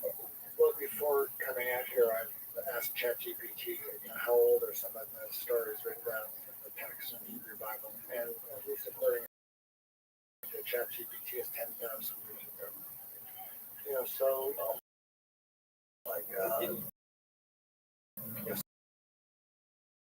something may have happened at that time. I'm working on this translation of the Hebrew Bible. I've got a Substack now. I've been putting out things every week, a chapter. I'm on my translation of the Bible. It's like 1,000 pages right now of commentary about the language and the grammar, the meaning. But it's called the plain meaning of the text, like the ones I know of the three sons. Yeah, so that's like my big project, but I'd like to do a smaller one about the incredible story. I've spent about 2-3 weeks looking at that. A lot is finding his house. They're asking to know him. He ends up, in a cave with his 2 virgin daughters. They get drunk, and he sleeps with them. They lie with him. And now 2 kids at a certain point, and they become very important. And later on, they're the beginning of the Messianic line. So it's a very intricate tale with a very, I think you can make some cool conversations between some of the main personages in the narrative. There's a book called The Red Tent. Can I ask you about the lot? Like, how old was that story? That must be, it's an explanation of Sodom and Gomorrah, which is around the Dead Sea. There was a conflagration of some sort. Any of your guests spoken about the Sodom, what actually happened around the Dead Sea. It was quite catastrophic. The hotels? No? Well, the story on the lot, yeah. I mean, there was fire and sulfur pouring down Sodom and Gomorrah. Yeah, it was the end of the plain. Yeah, so that's the southern part of the Dead Sea. It is a Dead Sea, so it's at least a description of what took place. What do you think it's describing? My perspective is volcanoes. It actually happened. Yeah, people think of volcano. Some kind of volcanic activity. It totally sounds like a volcano, right? And we know that there's been a bunch of those that have almost wiped people out entirely at certain points. The Tobo volcano, that one? No. Got down to, I think we looked this up before, but I want to say, I think we might have gotten down to just a few thousand people. It was like 70,000 years ago. 70,000 years ago, there was a massive super volcano that went off, and it, plunged the Earth probably into nuclear winter. And they think that our genetic line entirely of the human race on Earth came from this few thousand survivors.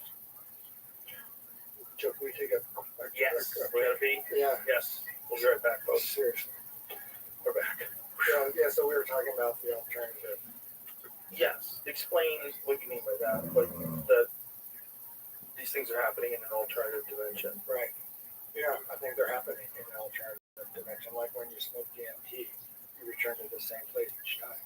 So there seems to be some reality, some DMT world that people enter into. And it's one of my volunteers. One of the subjects in the DMT research, he got a big dose one day, and then a few months later, got another video. And he said that is their interest continued apace since his first exposure, his first entrance into that state.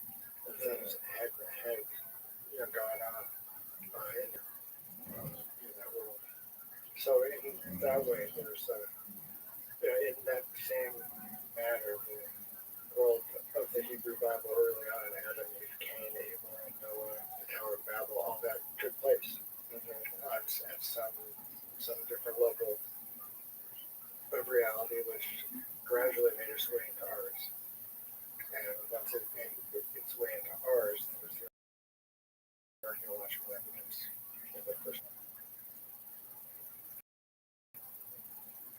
So there is a transition between our world and that world kind of merged. But in the beginning, it was all the same God, I think, but different dimensions. Right. So, is this your own personal conclusion? Yeah. Well, when I was on the show last time, you're asking if I believe those things took place. And my answer then was I believe, I take it as if it were true. And then I started thinking how I would do that. In what world would that be true? Be a different world. Right. I feel like I've always believed that they were trying to record something.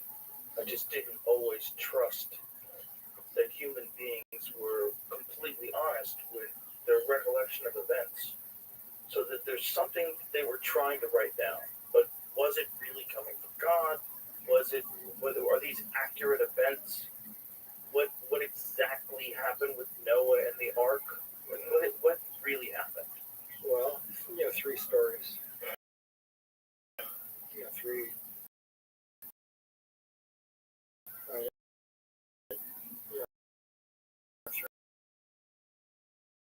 Three levels.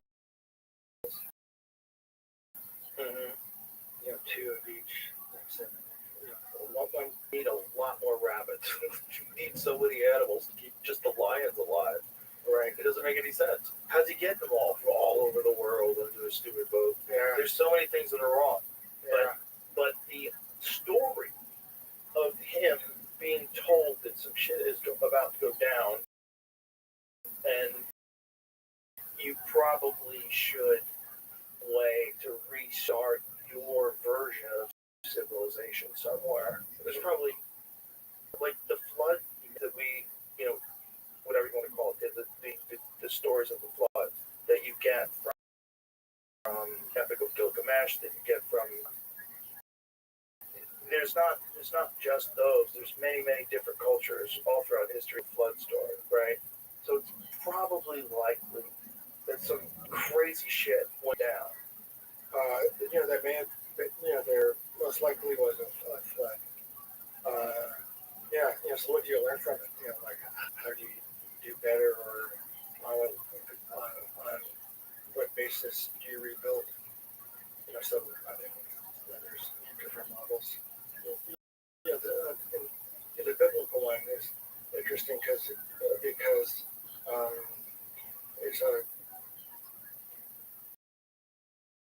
it's lineage from Adam to Noah, right, to Abraham, to Isaac, and Jacob, and the tribes. So when you talk about things, like, is that what you think, like, the mankind is as well, like Adam and Eve? Well, I mean, okay, I'm sorry. No, it's okay. It just has an impact. Well, the creation story. The man was created on the sixth day. Right. Along with mammals. It's a cool story. It's stages. Like the people say, well, 7 days. That's unlikely. Like the creation took place 7 times 24, 148. Something like 148 hours, 168 hours. The whole world is was created. But it's broken into stages, 7 stages, right, which is one of the translations of the word that is usually translated day. It could also mean stage, so it can mean either a day, a period of time, a stage. So that's the answer. That makes sense to me about the 7-day story of was placed in the Garden of Eden. These events took place. But, the stories themselves are just they're written down, and so people have been studying them for thousands of years. Who do you think Lilith was? No mention of Lilith in the Bible. Really? Yeah. Where's the story of Lilith emerge?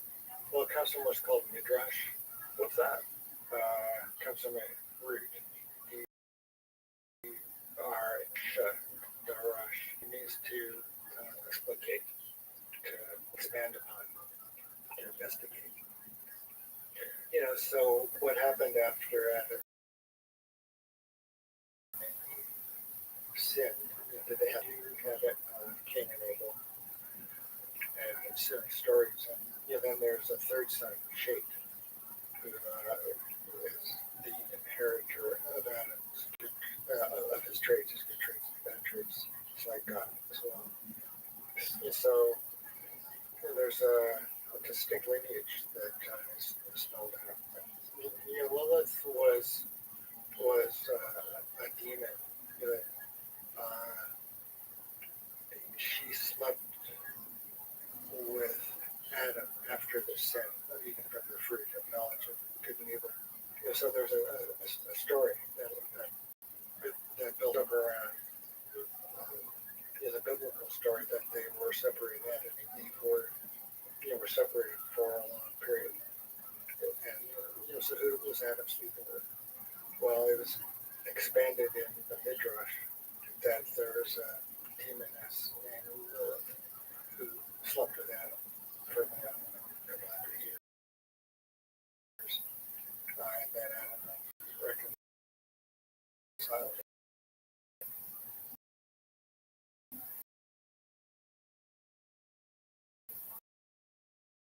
Whoa. Yeah.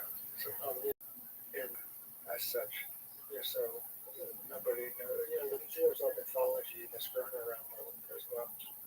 Well, isn't there some festival, some music festival called the Lilith Fair. Yeah. That's named after the spirit that demoness. You sure it wasn't like a lady named Lilith? She came up with it.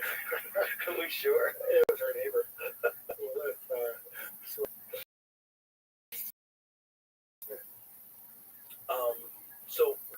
So it was not included in all the versions of the Bible by the decision of like how many people? It was like a few rabbis, right? Well, the canon you're talking about, there's 22 books in the Hebrew Bible. Right. Yeah. There's certain versions of it that they found with the Dead Sea Scrolls, like the Book of Isaiah, that's identical, verbatim, which is really amazing, right? Yeah, and there's Aramaic translations. Aramaic was the spoken language back there. But the Book of Enoch was a part of all that, the stuff they found in Qumran too, right? I'm just not, well, I tried learning about the Book of Enoch. Yeah.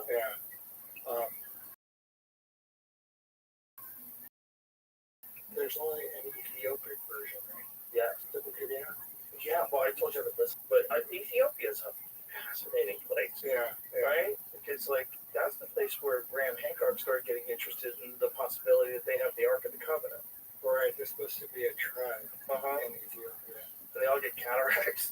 And the people that are predicting it, they only live, like, a certain amount of time, and then they die. Yeah. But if that's true, if any of that's true, if somehow or another there's people on Earth today that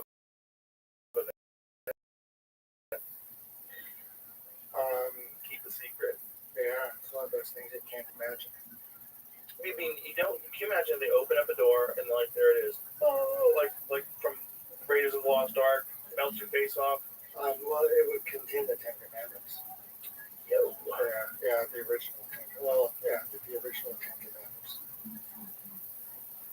Well, what do you think these guys are guarding in Ethiopia where they're getting cataracts? Because when Graham describes it, like, if you're telling me the truth, and I think you are, because you've never lied to me yet, if you're telling me the truth, these people that are guarding this place that's supposed to be Ark of the Covenant are all getting, like, radiation sickness? Yeah. Well, yeah, the Ark is hidden. That's what is said in the Hebrew Bible, is that it's hidden. So, at least according to the Hebrew Bible, it still hasn't been discovered yet. So it might be a good kind of. It's just the craziest story ever. Because if it is true, if this one church has the Ark of the Covenant, like, hey guys, let us get a look at it. Yeah. You know, I hope they got it right. Yeah, well, they should definitely make sure someone doesn't steal it. You know? Yeah. Well, the Ten Commandments, that's appearing in public schools now. Yeah. I had a guy, James Tallarico, on to talk about that actually, who's a staunch Christian and thinks it's a terrible idea to have the Ten Commandments in classrooms. Because you're indoctrinating children. He goes, it's like a way to drive them away from Christianity. You're forcing it on them. He's like, we shouldn't do it that way, and certainly not do it in a way where you're only going to have the Ten Commandments, and you're not going to have anything about Buddhism, and you're not going to have anything about Islam, you're not going to have anything about baptism, or what, fill in the blank. Mormons, and then splinter groups. Yes. So he's got a good argument. I mean, I think he's right. I think they should stop doing that. If you want to teach it in a classroom that someone applies for, that's great. But like putting it on the wall of every class seems kind of insane. Apparently, he was saying that it's just a couple of different gentlemen in Texas that are like super wealthy and super Christian, and they want this to theocracy. Unfortunately, where have we heard that before? Yeah, baby. Look, I just think it's what happened. Get a shit ton of money, a shit ton of hour, and they start getting older. They need a sport. They need to take up a game that fascinates them instead of trying to like global dominate. It's just people get to positions of extreme wealth and power, and they just want to manipulate things and make more money. And they want to do it forever and ever and ever, and they can't. You can only live to be 100, 200. If everything goes perfect, maybe today you might be able to. If you make it to 90 today, I bet you could live a lot longer. If you live to 90. Yeah. Like if you can. I've lived way older than my father, and so I think I'll live a lot longer. I married a young woman. That helps. I need to say, that actually does help. Live a longer time. There's been studies that show that men that date younger women, they have more active lives, they feel healthier. I'm more active.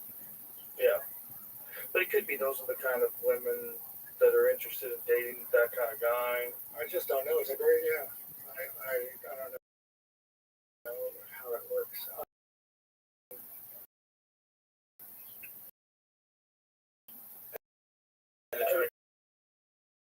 Guys that are more active and healthy would also be the kind of guys that would want to date younger women. So as a biology, she's been seeing patients for like 50 years. She said, I have no idea. It's a mystery. Interesting. And people put together. Yeah. Well, I think whatever makes you happy. Well, that's it. That's the book of Ecclesiastes. It's about, emptiness. It's all emptiness. Yeah. But happy and drink and be merry with all your life. What do you think of that? It's good advice. advice if I was living 2,000 years ago. I'd probably say the same thing. Yeah, it's not There's no medicine. You have no antibiotics. There's no orthopedic surgeons that are going to put your knee back together again. Yeah, I'd say that too.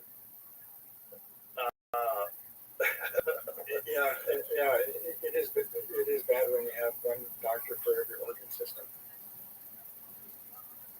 Yeah. They didn't know anything. It's nuts. I mean, how many people died of infections back then? We're just that alone. That's extended life, like just antibiotics alone. It's extended lifespan so much because so many people that would have probably died got healthy again. So, and those people can maybe figure out some new way to bridge this gap and stop these viruses and stop this, stop that, and then we just keep getting better at it until we eventually get to the point where we're living as long as Noah. 600 years for Noah. And that's probably when God gets fed up. He's like, enough. Well, you fucking animals. Maybe that's like, maybe we're gonna repeat that process. Maybe we're gonna like figure out some awesome new peptides, keep you alive for 500 years. About the funeral home industry in Southern California. Oh, yeah. I've read this little novel by Aldous Huxley, Many a Summer Dies a Swan. It's about these people who live forever by eating the intestinal microbiome of carp. Oh, wow. And they become like carp in a lot of ways. And I tried to get into one of these funeral homes. I asked to interview them to just see, what you did after death. And one of those crazy college stories. About looking into, which is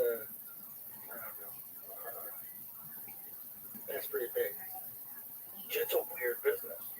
You get the business of taking care of bodies, and you don't really have a lot of options, right? Like you're not like if someone dies, I don't think are you just allowed to let them fertilize some plants? Are you allowed to do that? Yeah, you have to put them in formaldehyde. You have to do all that stuff. I did an autopsy on a cadaver. Back in the day, open people up and look at them. Well, then there's surgery, which you go through as well.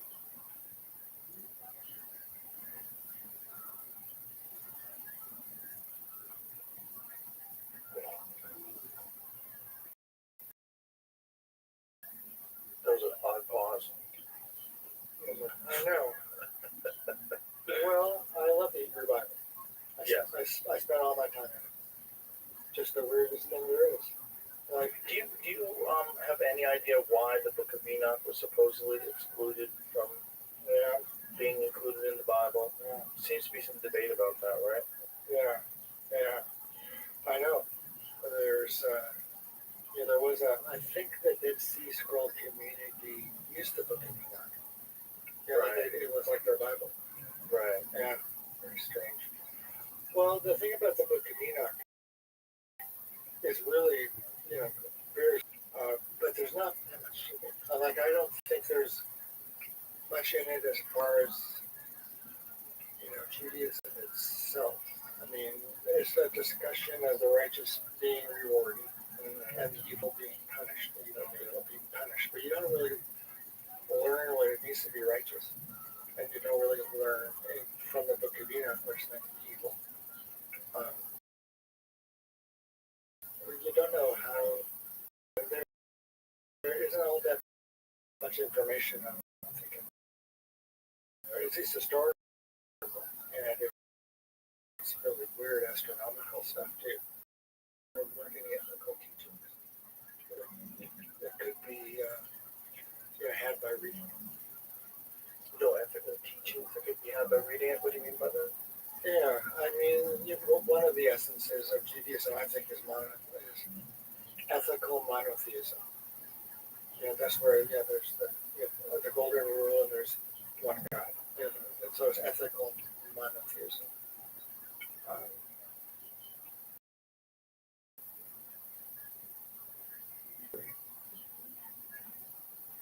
Where were we? Yeah, just that. We were talking about the Hebrew Bible, and we were talking about what else were we talking about? We were talking why the Book of Enoch was in the Sea Scrolls community, but it wasn't accepted later. Right. But some parts of the Dead Sea Scrolls, the Book of Isaiah, right? That was the one that was found to be the oldest version of it. That was verbatim. Yeah. Well, yeah, I think it's just it was too psychedelic, and it was a Too psychedelic. yeah. I think I mean at least in Ezekiel, let's say, which is comparable. In Daniel too, it's quite psychedelic. Those were some ethical, some historical narrative. But imagine making that call. Imagine making that call. How long ago? Right, a long time ago. To take that story out. I'm not buying this one, guys. I leave it out. Meanwhile, that's the one that's the most compelling to me. Yeah. So what do you like about the Book of Enoch? It was just so bizarre. It's very because it makes the whole thing. It's like, oh, okay, now I get the big story. The whole story's crazy, and the origin story. The Book of Enoch, like as it starts, like in the very first chapter, you're like, wait, what? What's going on?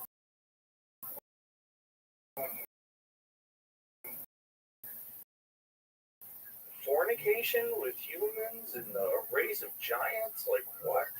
Left field of the rest of the Bible, but it was included in the same, like those clay pots that they found in Qumran. It was in there too. Just you don't know what to believe. Like what happened there? Well, yeah, you might not know what to believe, but you can also believe in one way of doing it as well. One way of doing it? As long as you don't get doctrine, you just yourself. Well, when I think about it, I just go blank. I just try to imagine, like, what are they even describing? Like, what does any of that stuff mean? It seems so alien. They mate with humans and they create the Nephilim giants that consume and destroy the earth. Just imagine if that was left into the Bible and they taught that in school. You'd be like, what happened? Yeah. It sounds completely crazy. Yeah, it was a mistake. Yeah, that's why there was the flood. Because, the earth was filled with the violence of the Nephilim. I believe it. The reason of the flood. I mean, look, if we're this size, we have so many problems with each other. Imagine something that's like triple the size of us, that's running around with us, just picking us up, beating us over the head with it. Yeah, one of the figures in the text is Og and Sihon, who are kings of the Amorites in the land before the Hebrews take over. And they were giants. They were believed to be giants. They talk about how the bed of one of these kings, Og or Sihon, was 9 feet long or something. 13 feet long. Yeah, so there were a couple still alive back then. So do you think those are real humans? They were giants. So you think they were real giants for sure? Are you 100% convinced that giants roamed the earth? Like there was 15-foot tall humans, monstrous humans? It may not have occurred. Well, that's the reason that I think there's some alternative universe that's as real as this one, which was the site of A lot of these stories. So when you say there's an alternative universe that's as real as this one, do you think we dance back and forth between possible universes? Do you think we're always in the constant same universe, or do you think like this concept of parallel universes or alternative universes, that these you go back and forth between these? No, I think they're pretty well separated. So you think that the world was a different place back then, and that the door, one level of reality, kind of segueing into the this one. So do you think these things involved psychedelics while they were doing this? While they were writing all this stuff down? No. No. Well, I think it involved being attuned to a level, that level of reality. Yeah, which would be mediated through DMT in some ways. The emotions would be mediated through DMT. I wonder if it's possible too if you're in the world, like we can't even imagine living in a world now environmentally poisoned. Like we're constantly surrounded by Wi-Fi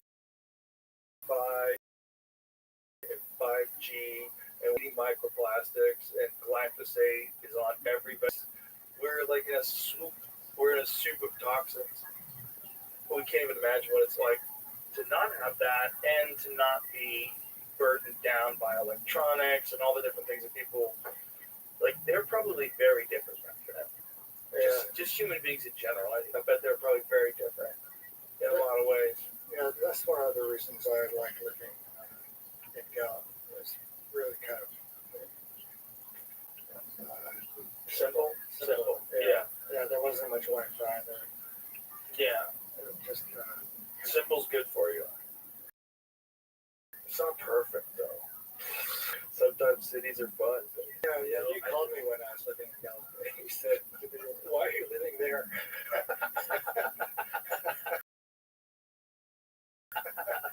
Why are you living in this thing around you? That's crazy. Yeah. Get out of there. It was my monk phase. Well, Had to go through it. I don't think there's anything wrong with going through phases, but I think ultimately people like to be around people. But it's, there's a point where there's too many people, and then people become a nuisance to you. You're stuck on the 405, and you're like, oh my God, look at this traffic. Where are all these people going? And, then people become a burden. There's a nice balance to be had somewhere in there. I don't think it's like living in the woods by yourself. I think that's the dream. It's a weird dream. Well, yeah, it was inspired by us. So. Oh yeah. If you're in the woods by yourself, there's things out there that want it. You. Yeah. If you're by yourself, they're gonna know where you are all the time. Yeah. Well, once I was cross country skiing up in the mountains behind Gallup, and I was being tracked by a mountain lion. Of course you would. Yeah. Of course you would. Going across. I would think about taking you out. Yeah.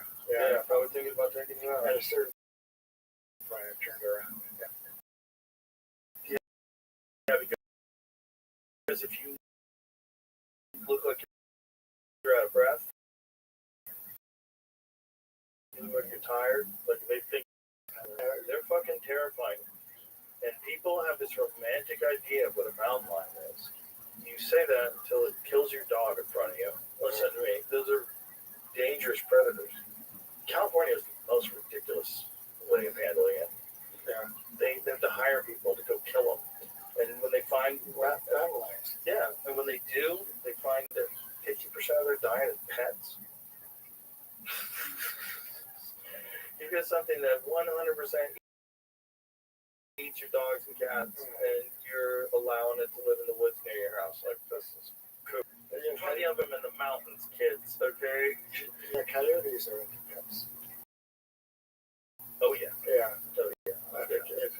If a cat lost for a few days around their neighborhood. But if you just let your cat out, basically, like saying, you're going to get eaten. Yeah. I know. You probably don't know because you're just a cat, but you're going to get eaten. That's why you put them out. They're everywhere now, too. Coyotes are in every single city in the United States. You've seen coyotes. Oh, fuck yeah. Yeah, they lope across the road. Yeah. I've had coyote bravos where they broke into my chicken coop and killed all my chickens. Yeah, coyotes do that. Yeah, they're smart too, man. They're fascinating. Yeah. They trick dogs into chasing after them, and then they all ambush them. Yeah. They're very clever. Yeah. You Yeah. used to watch the Wile E. Coyote. He was an idiot. That was so dumb. Yeah, there's a lot of roadrunners in there. I know. It's crazy. The idea that the roadrunner would be smarter than a coyote. Coyotes are so clever. Have you ever read Dan Flores' book, Coyote America? Yeah. It's really good. It's about the origin of the coyote and why the coyote is everywhere now. And part of it is because of the persecution by the gray wolf. So the gray wolves don't mate with the coyotes.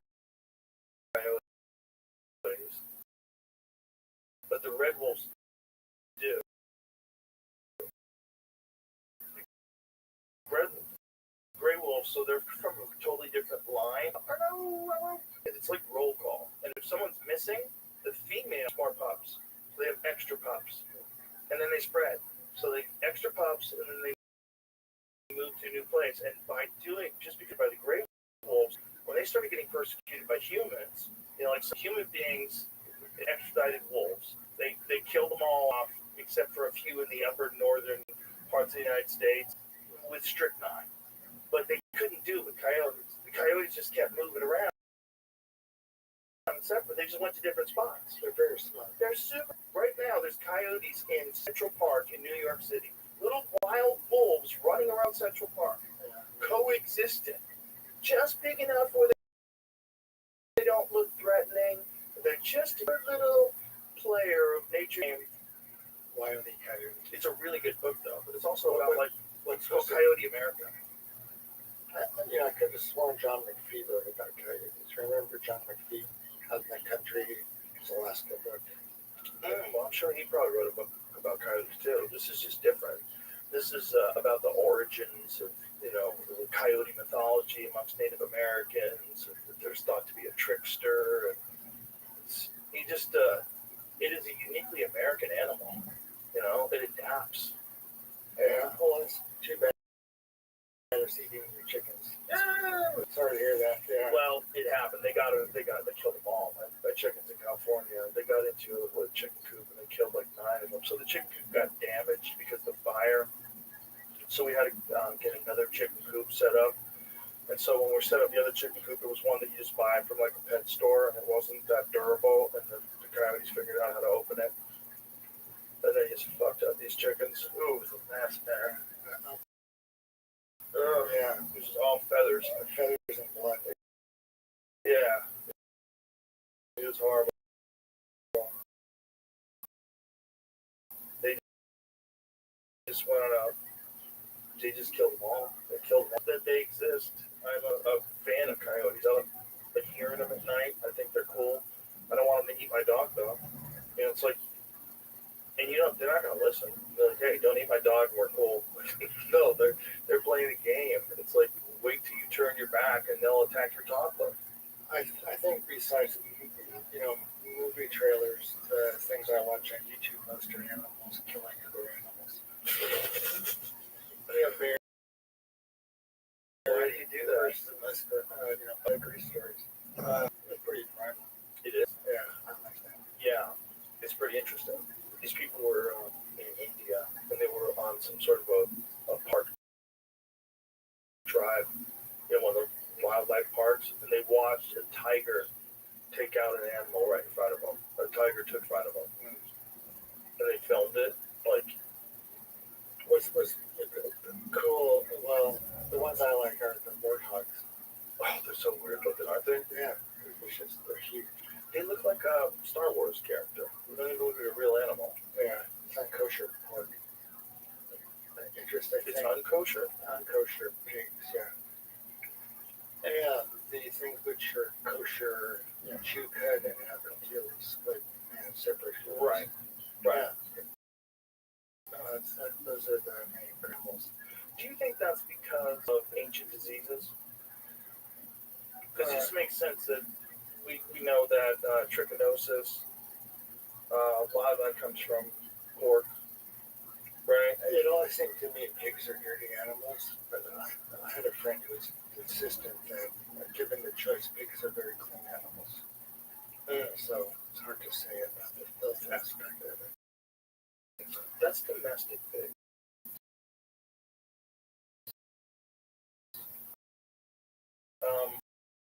Wild pigs are filthy animals. Wild pigs. Yeah.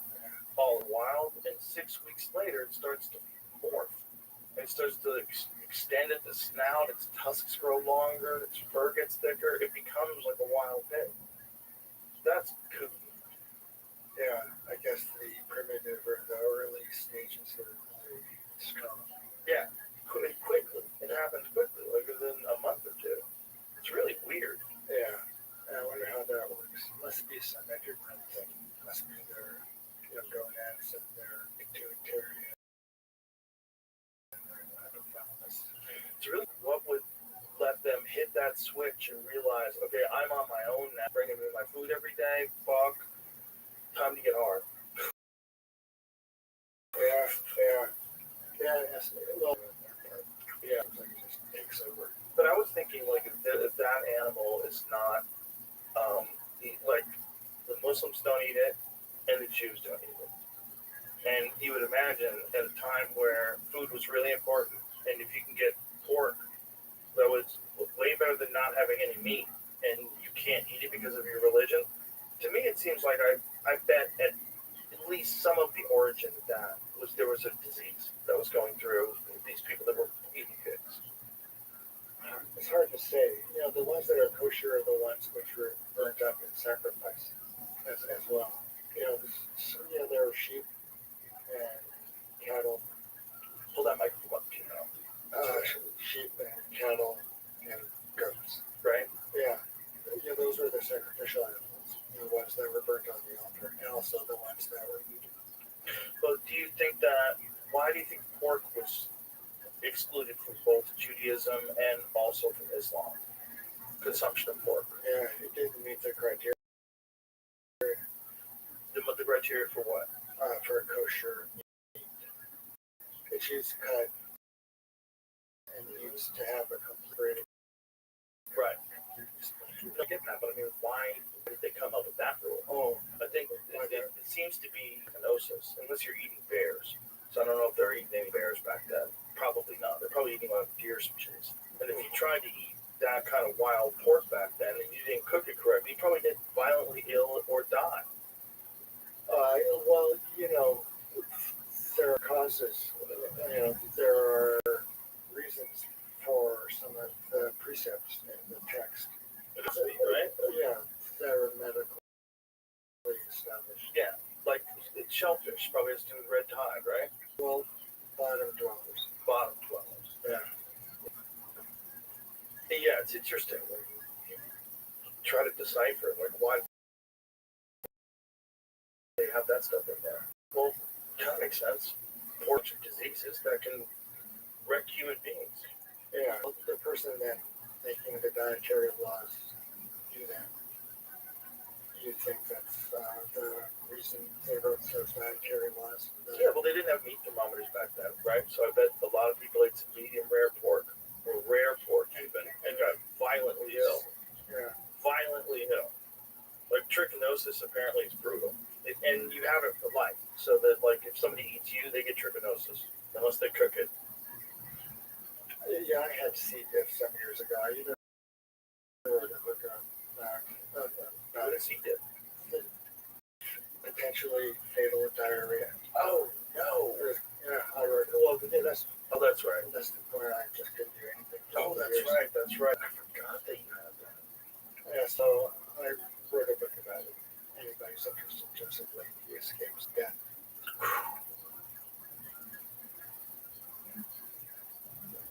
Yeah, maybe that's part of me enjoying watching certain animals, you know, like animal killing animals. They do that. You know, and being that close to the edge. I'm sure. You even offered to come out or to do a show at my house. Yeah, when you were real struggling and we're going back and forth, you just weren't sure if you travel. I was like, I was worried about you. Yeah, thanks. Because you bounded back. Look at you, you look great. Thanks. But there was a time where I was worried about you because you didn't sound like you were doing well at all. Like you were really struggling. And so, yeah, that's one of the things that pushed. Well, that began concentration camp literature during that phase. really, Like how bad people had it and what did they do? wow. It was pretty inspiring. I like reading Primo Levi. He's my favorite author. Ellie Wiesel too. Yeah. Auschwitz, the end of Auschwitz, like near the end, the last month or two, seemed like it was really something. The typhus for them for weeks, it was freezing and bursting. Oh, Just nuts. So Primo Levi was a chemist, very clinical, took notes, remembered things. He was very kind of dispassionate, almost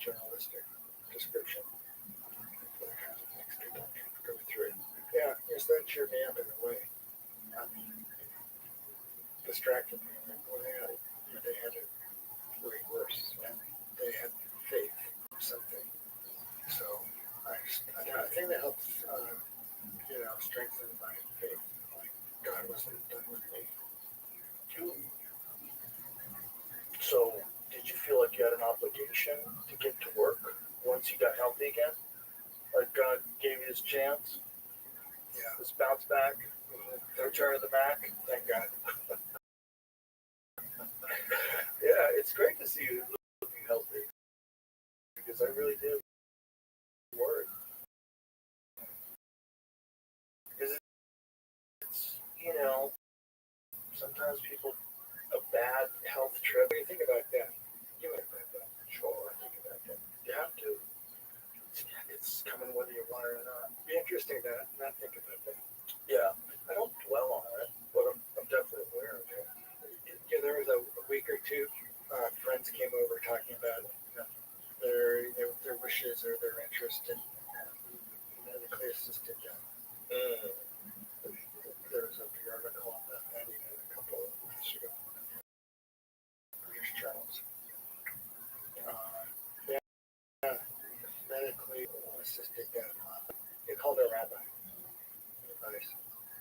And he said, you might be, you may be obligated to knock the pills onto the floor. That was an interesting thing. You may be obligated to knock the pills onto the floor. From the person's hand who's going to take them. Well, that would be, yeah. Or, within, or the equivalent. Right. There might be some drugs going in IV. Right. Stop them.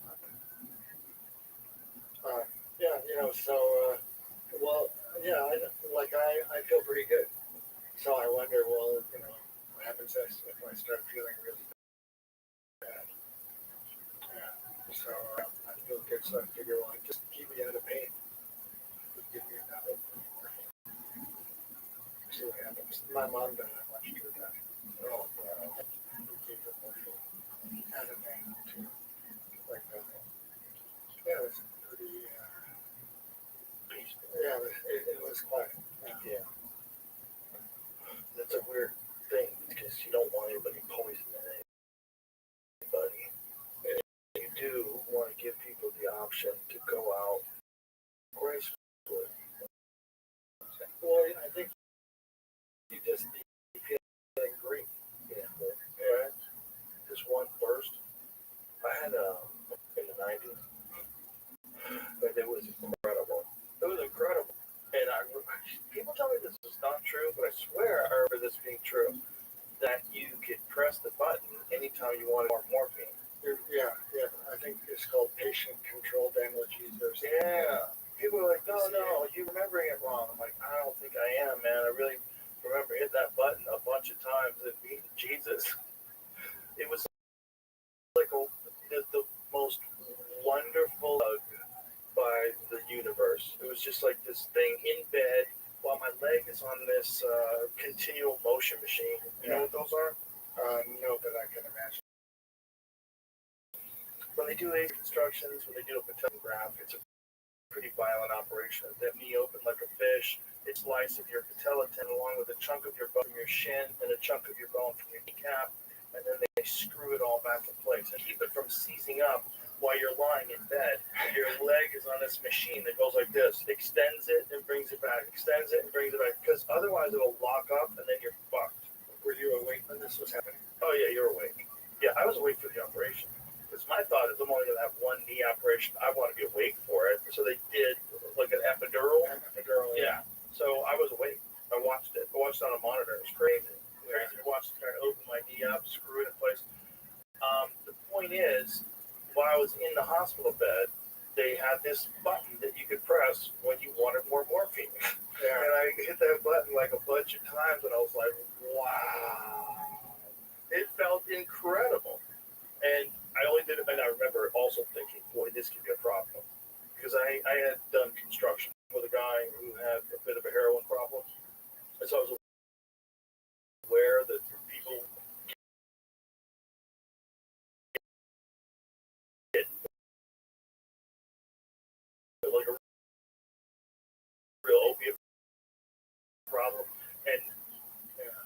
also, I knew like my pain and like, just like, okay, I can't do anything but enjoy this right now. Just like, let me take a couple of taps and, You know, it's called God's medicine, God's own medicine for a reason. yeah, it felt like a hug. Yeah. The universe giving you a hug. Yeah. Well, interesting you mentioned that. One day we were talking about faith and belief and what you base it on. I was just talking about how I felt feeling kind of alone and sad, and I prayed to God to help me, and I felt this loving hug, how it embraced me at the moment. Whoa. Yeah, it must have been me because it sounds pretty similar. But it's interesting that we always want to like dismiss anything positive like that. Oh, I'm just endorphins, just giving this good feeling. Yeah. Right, but is endorphins because of or the source of? Like, which one is it? It might just be a part of it. Like, yeah, the endorphins are real, but also it's the experience. It's the experience that you're experiencing. And the intention that you're putting out there. Right. You're feeling the endorphins attaching to the receptors.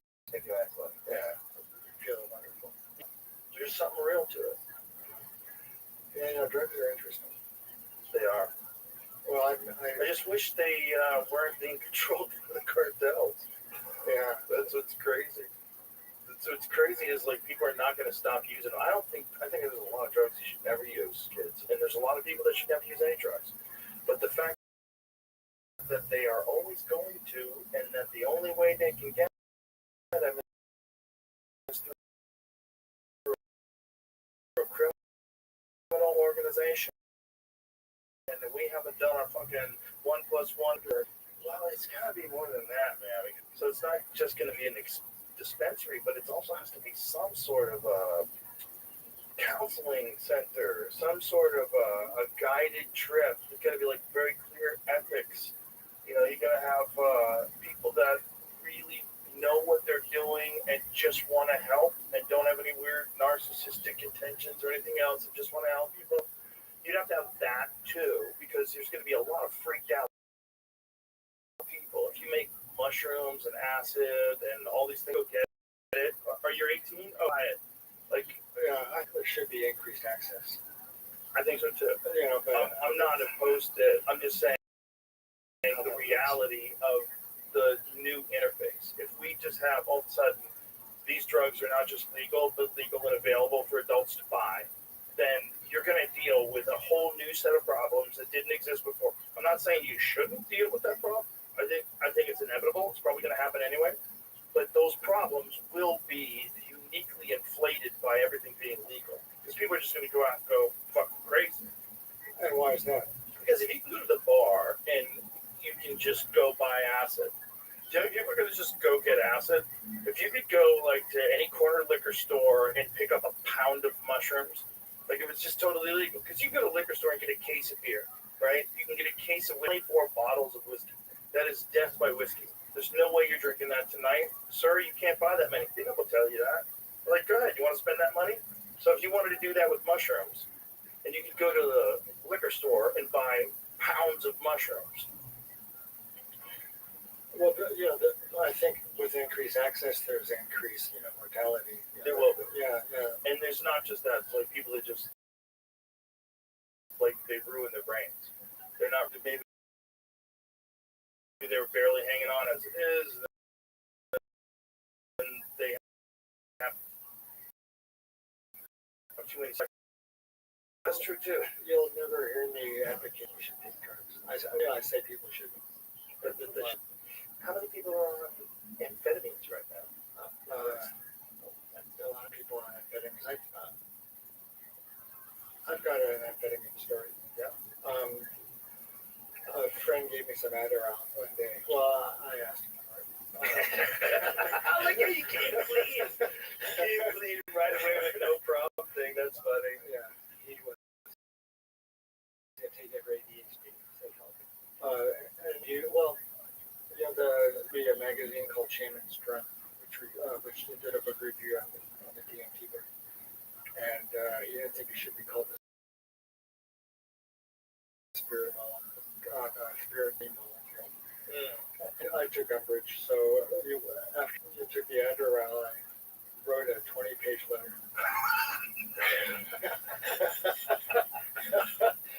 It was pretty what's the word, inflated.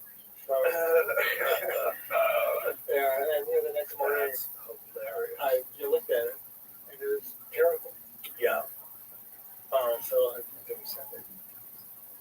All my friends who have done, I've never done coke, but all my friends who do coke that do stand-up comedy say you can't do stand-up comedy on coke.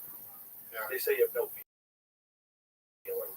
You don't you don't connect. It's like just a barrier. Mm-hmm. Like you can cut it off maybe, but you never really lock in. Yeah, so you're not funny on it.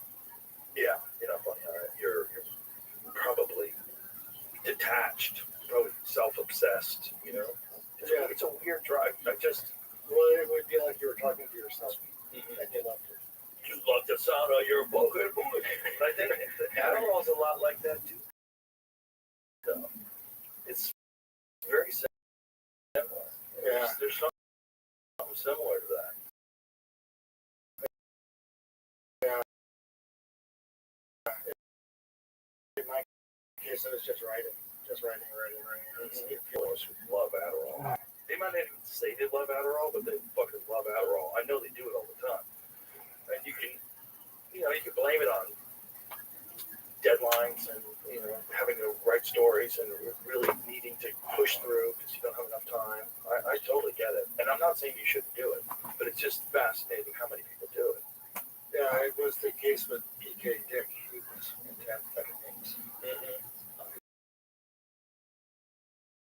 Died of a stroke. Oh yeah, I'm sure. You're gonna cook everything if you're doing it in your brain, son. Do you like PK Dick? I haven't read him since high school. Yeah, I went through a phase. Peter Snow. It's written by a Viennese Jew mathematician guy named Perutz, who did St. Peter Snow. And I've read all of his books. There's like 8. And it's fun to get to know someone. So once I started thinking about Dick, I watched the TV show. It was called The Man from the High Castle. Got interested in reading the novel about Dick, and went through most of his work. What was the movie they did based on one of his novels? I love Dick, or I love PK Dick. There was a movie they did based on one of his novels. Do you remember which one it was? Yeah, it does. Blade Runner. That's hero. Total Recall was his too. Total Recall. We can remember for you. We can remember for you wholesale. Is the one that was in Total Recall. Blade Runner was amazing. The original Blade Runner, Rutger Hauer. Oh my God! Did you say what about the one with Keanu Reeves and Robert Downey Jr. and the rotoscope? Scanner Yeah. Alex Jones is in that, isn't he? Yeah. Yeah, so that's a novel. Wow. Very interesting. Yeah, you gotta go for the skin or the suit that changed according to emotions. Remember Mood Rings? No. Remember those? I think that may have been. They had them when I was in high school. Yeah. They had mood rings. You were cool if you had a mood ring when I was in high school. So mood ring, apparently, depending upon your body temperature, would light, different hues. You never heard of it? Not really. Jamie, see if you can find mood ring. Yeah, that may have been from the 80s or something. Yeah, I'm old, dude. Yeah. 73. Okay. So, you look great, by the way. You really do. Yeah. You really do. And you look so much better than you did when you were struggling. So it's really nice to see you bounce back like that. This mood rings became a 1970 sensation. Here we go. 70s, yeah. Here we go. So So I went to high school in '81, and they were still down with mood rings if you were in the right circles. Yeah. But goofy things you would wear them, and they'd make your hand out like the metal was crap. But they had these weird rocks on them that would change color. See, if you find like a photo of one, but like a photo of one changing them. I'm sorry. You know what I'm saying? Like show what it looks like. They're kind of dope though. Kind of cool still. Is that a rock? What the fuck is that? What does that? That's a good question. I don't know. What is a mood? Let's find that out. What is a mood ring made out of? What is it made out of? Is it like a resin or something? Like a plastic? Like acrylic with. Right. Or is it an actual rock? Okay, so this dude came up with the mood ring? Okay. Okay, who created the mood ring remains topic of some debate. A jewelry designer named Marvin Wernick says he invented years before 1975, developing the idea. I saw a doctor use a thermochromic temperature measuring tape on a patient. Said he came up with the idea of a mood ring after stress of working on Wall Street led him to a therapeutic technique where people improve their responding to signals from their own bodies. Huh. So what are the crystals made out of, bro? Crystals. The crystals. What are they? What are the crystals made out of? Oh, look how pretty. That's pretty, isn't it? Like a dope ring that's a mood ring. You know? That way, like, you can tell whether or not your significant other is upset at you. Like, look at your fingers. You're lying. Yeah, well, yeah. I mean, it's a form of global communication. Huh? Keeping secrets. I don't think I really. It's only just heat. If you go to the gym and you slip it on, you look like you're like really angry. Well, if your hands are cold. Yeah, exactly. It's not gonna work. Yeah. So it's just dumb.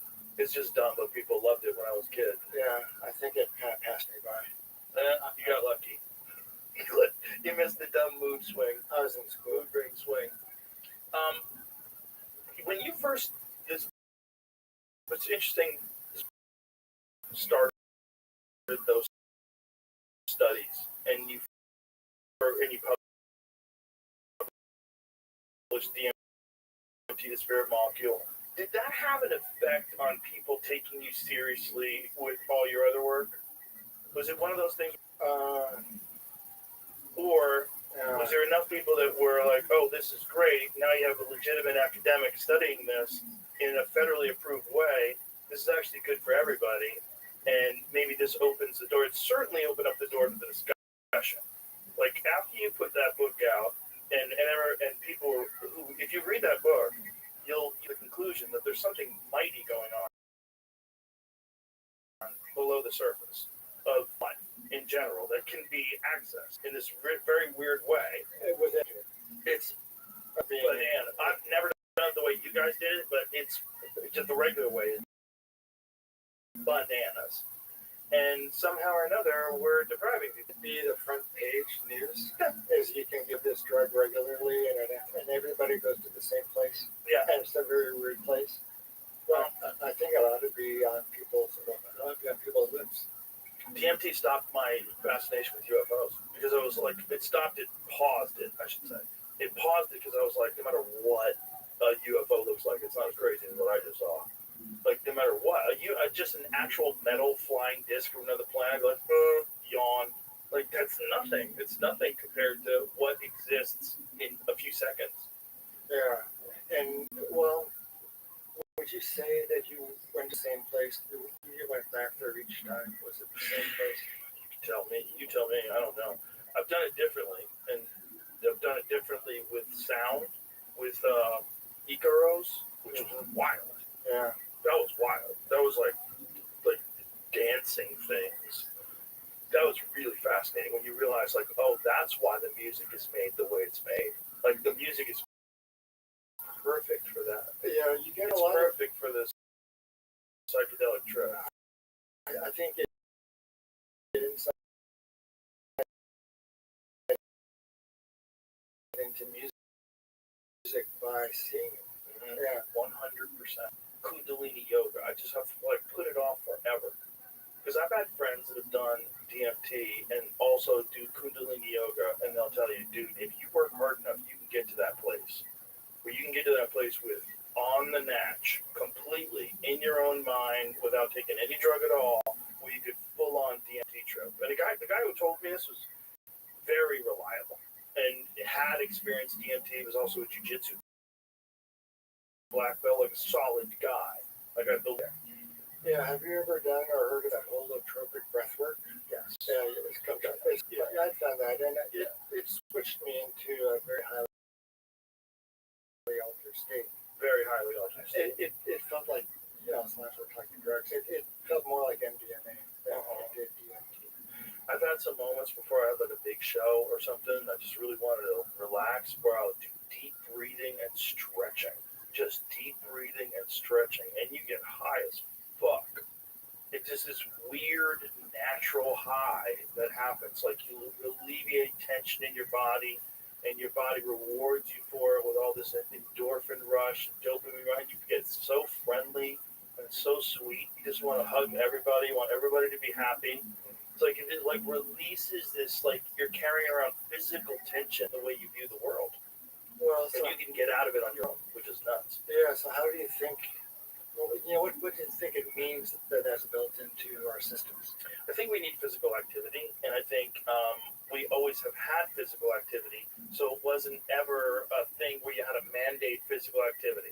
It's like we had to stay alive. So because of that, there's like the body functions in that way. It's only strong if it's forced to work. It only has a good immune system if it's a certain amount of different people, different bios. It's in your body, actually, in civilization. We get into cities, everything becomes easier. You're sedentary most of the time. The body decays, and you're in a state where you're depressed all the time. You don't know why. Well, it's because your body it's not designed to work like that. For tens of thousands of years, you had to be active, you had to be running around, you had to be carrying things, you had to be getting water, you had to be building things, you had to be hunting things and fishing, you had to be moving because you had to stay alive and not. And I think that's one of the great dilemmas of medicine. Maybe dismissed by a lot of people. One of the great dilemmas is you're sedentary. I think there were some studies comparing Prozac way back when with a routine of physical exercise. This is an antidepressant. So there's been recent ones with SSRIs. It's more effective than SSRIs. Yeah. Because we're not supposed to be sedentary, and nobody wants to be told what to do, and nobody wants to feel bad. I get it, but you have to feel bad for yourself so you can feel better later. You just have to get coached. That's all it is. And don't resist it. Just embrace it. What about Ozempic, though? I don't think those things are bad in the right circumstances. I don't think if you're a guy and you need to lose 30 pounds, you get on that. Come on, man. You can do that. You can lose that. I'll be your friend. I'll fucking help you. Like, just stop eating sugar. Stop eating bread. Get yourself on a workout schedule. Get on the fucking bike in the morning. I'm going to get on that stupid I'm going to do a Peloton workout every day for a month. You'll lose that month. Right. You can do it. You just have to be right. But if you're 500 pounds, if you're morbidly obese, you're really addicted to food, you've got a real problem, I think it can help you get to a healthy path. That's what I think it's really the best for. If they can help people get to a healthy path where they stop overeating, they can get it under control, they get new patterns, and then they start getting addicted to walking maybe, get addicted to feeling better, start being able to do things you couldn't do before. There's like hundreds of pages of Instagram people who, during COVID, where they were obese, wind up losing 100, 200 pounds. Do you know who Jelly Roll is? No, but I've seen some, some stories, some pictures of people that were very, very 800 pounds. Jelly Roll is a musician, an incredible guy who went to his, but he's the sweetest person that's ever lived. He's lost like 200 pounds in the last year or so. Is it a year and a half? He looks amazing. Yeah, hey, no Ozempic. just doing it the right way, exercising. But I just think the problem, there's always like some sort of a trade-off when it comes to what you do and don't do. Look at the size he used to be, and look what he looks like now. Isn't that insane? Yeah. Isn't that insane? Amazing. Well, the sweetest fucking guy of all time, too. Yeah, so you could lose that weight. It's like depression and exercise. But also, he's a wealthy star. He has access to great food. He has a reason to believe his life is going to be better. Hey He's got a everybody, great life I have to already. restart the Yeah, stream. for most, Apologies. I'll be right back. I think for most people, like actually developing a real exercise regimen would be way harder than just taking Prozac.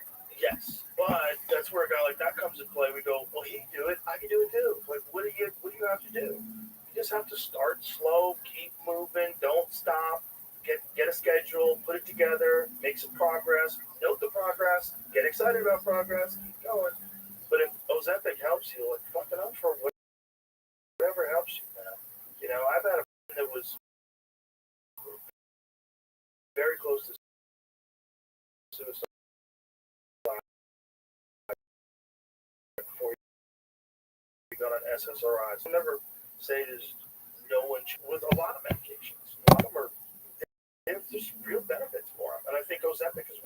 I think if you're a morbidly obese person, one of the things that my friend Brigham Bueller, who is the CEO of Waste-to-Well, and Waste-to-Well is also a pharmacy. They're a compounding pharmacy, so they make some peptides.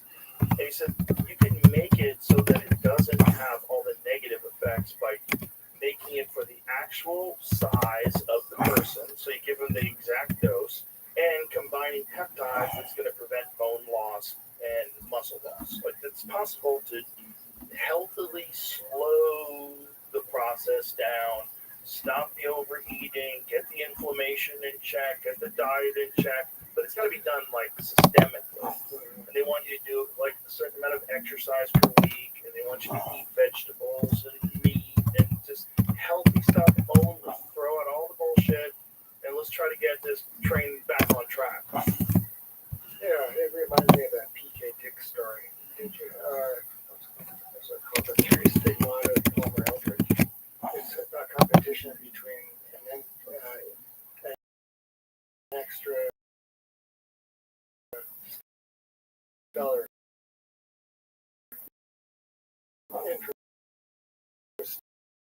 interstellar psychedelic versus a true psychedelic. Which company was going?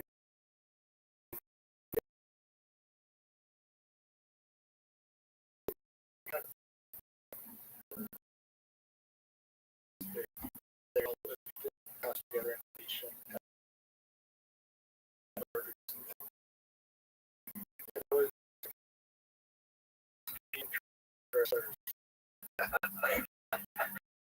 it was horrible, weird. Like,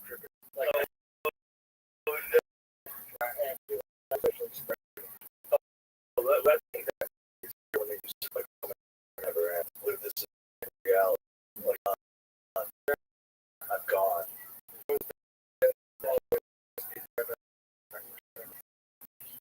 People with severe anxiety, people just don't bounce back from that. That's why I advocate drugs today. Never. Yeah, I know you haven't. Yeah. Well, you did it when we first started talking. right. You didn't even want to make Like, you know. But I think you thought back then, like, to be seriously as a researcher. But I'm blessed with that vaccine. Yeah, because the understanding of what experience would be great and the culture. I don't think people understand what it is. If it wasn't, and I know you put your neck out like that.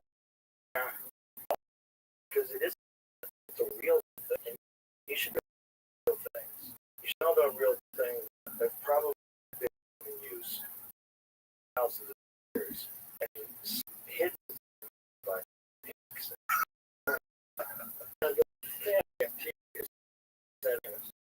It's made in the brain. Yeah. Yeah. Do you think it's what we're making when we're dreaming?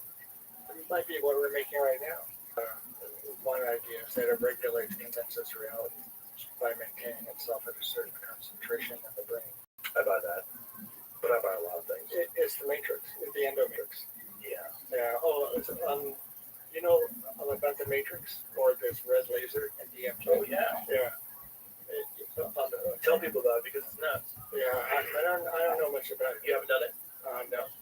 So apparently it's a red laser, and if you're tripping on DMT and you look down or below, so you can either look from below it, look up, or from above it, look down.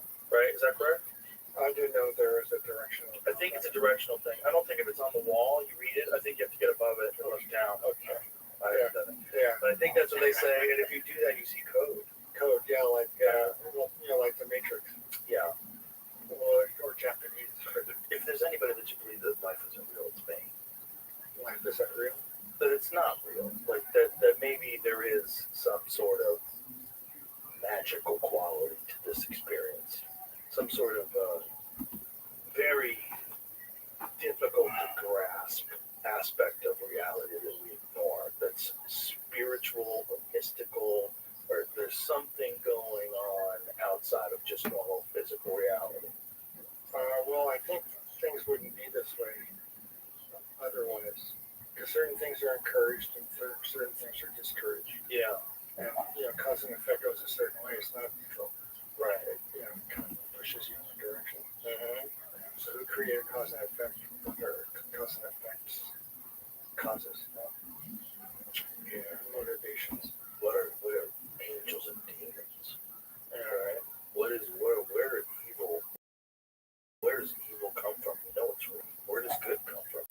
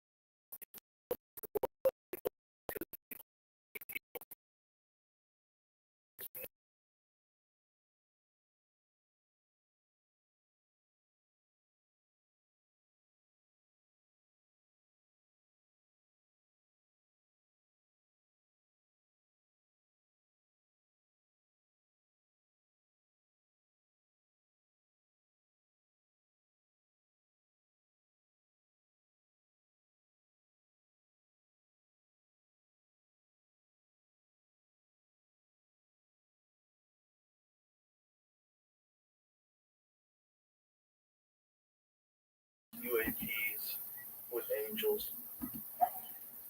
I don't know. Have you ever had a UAP, UFO, alien experience? Not really. What about you? No.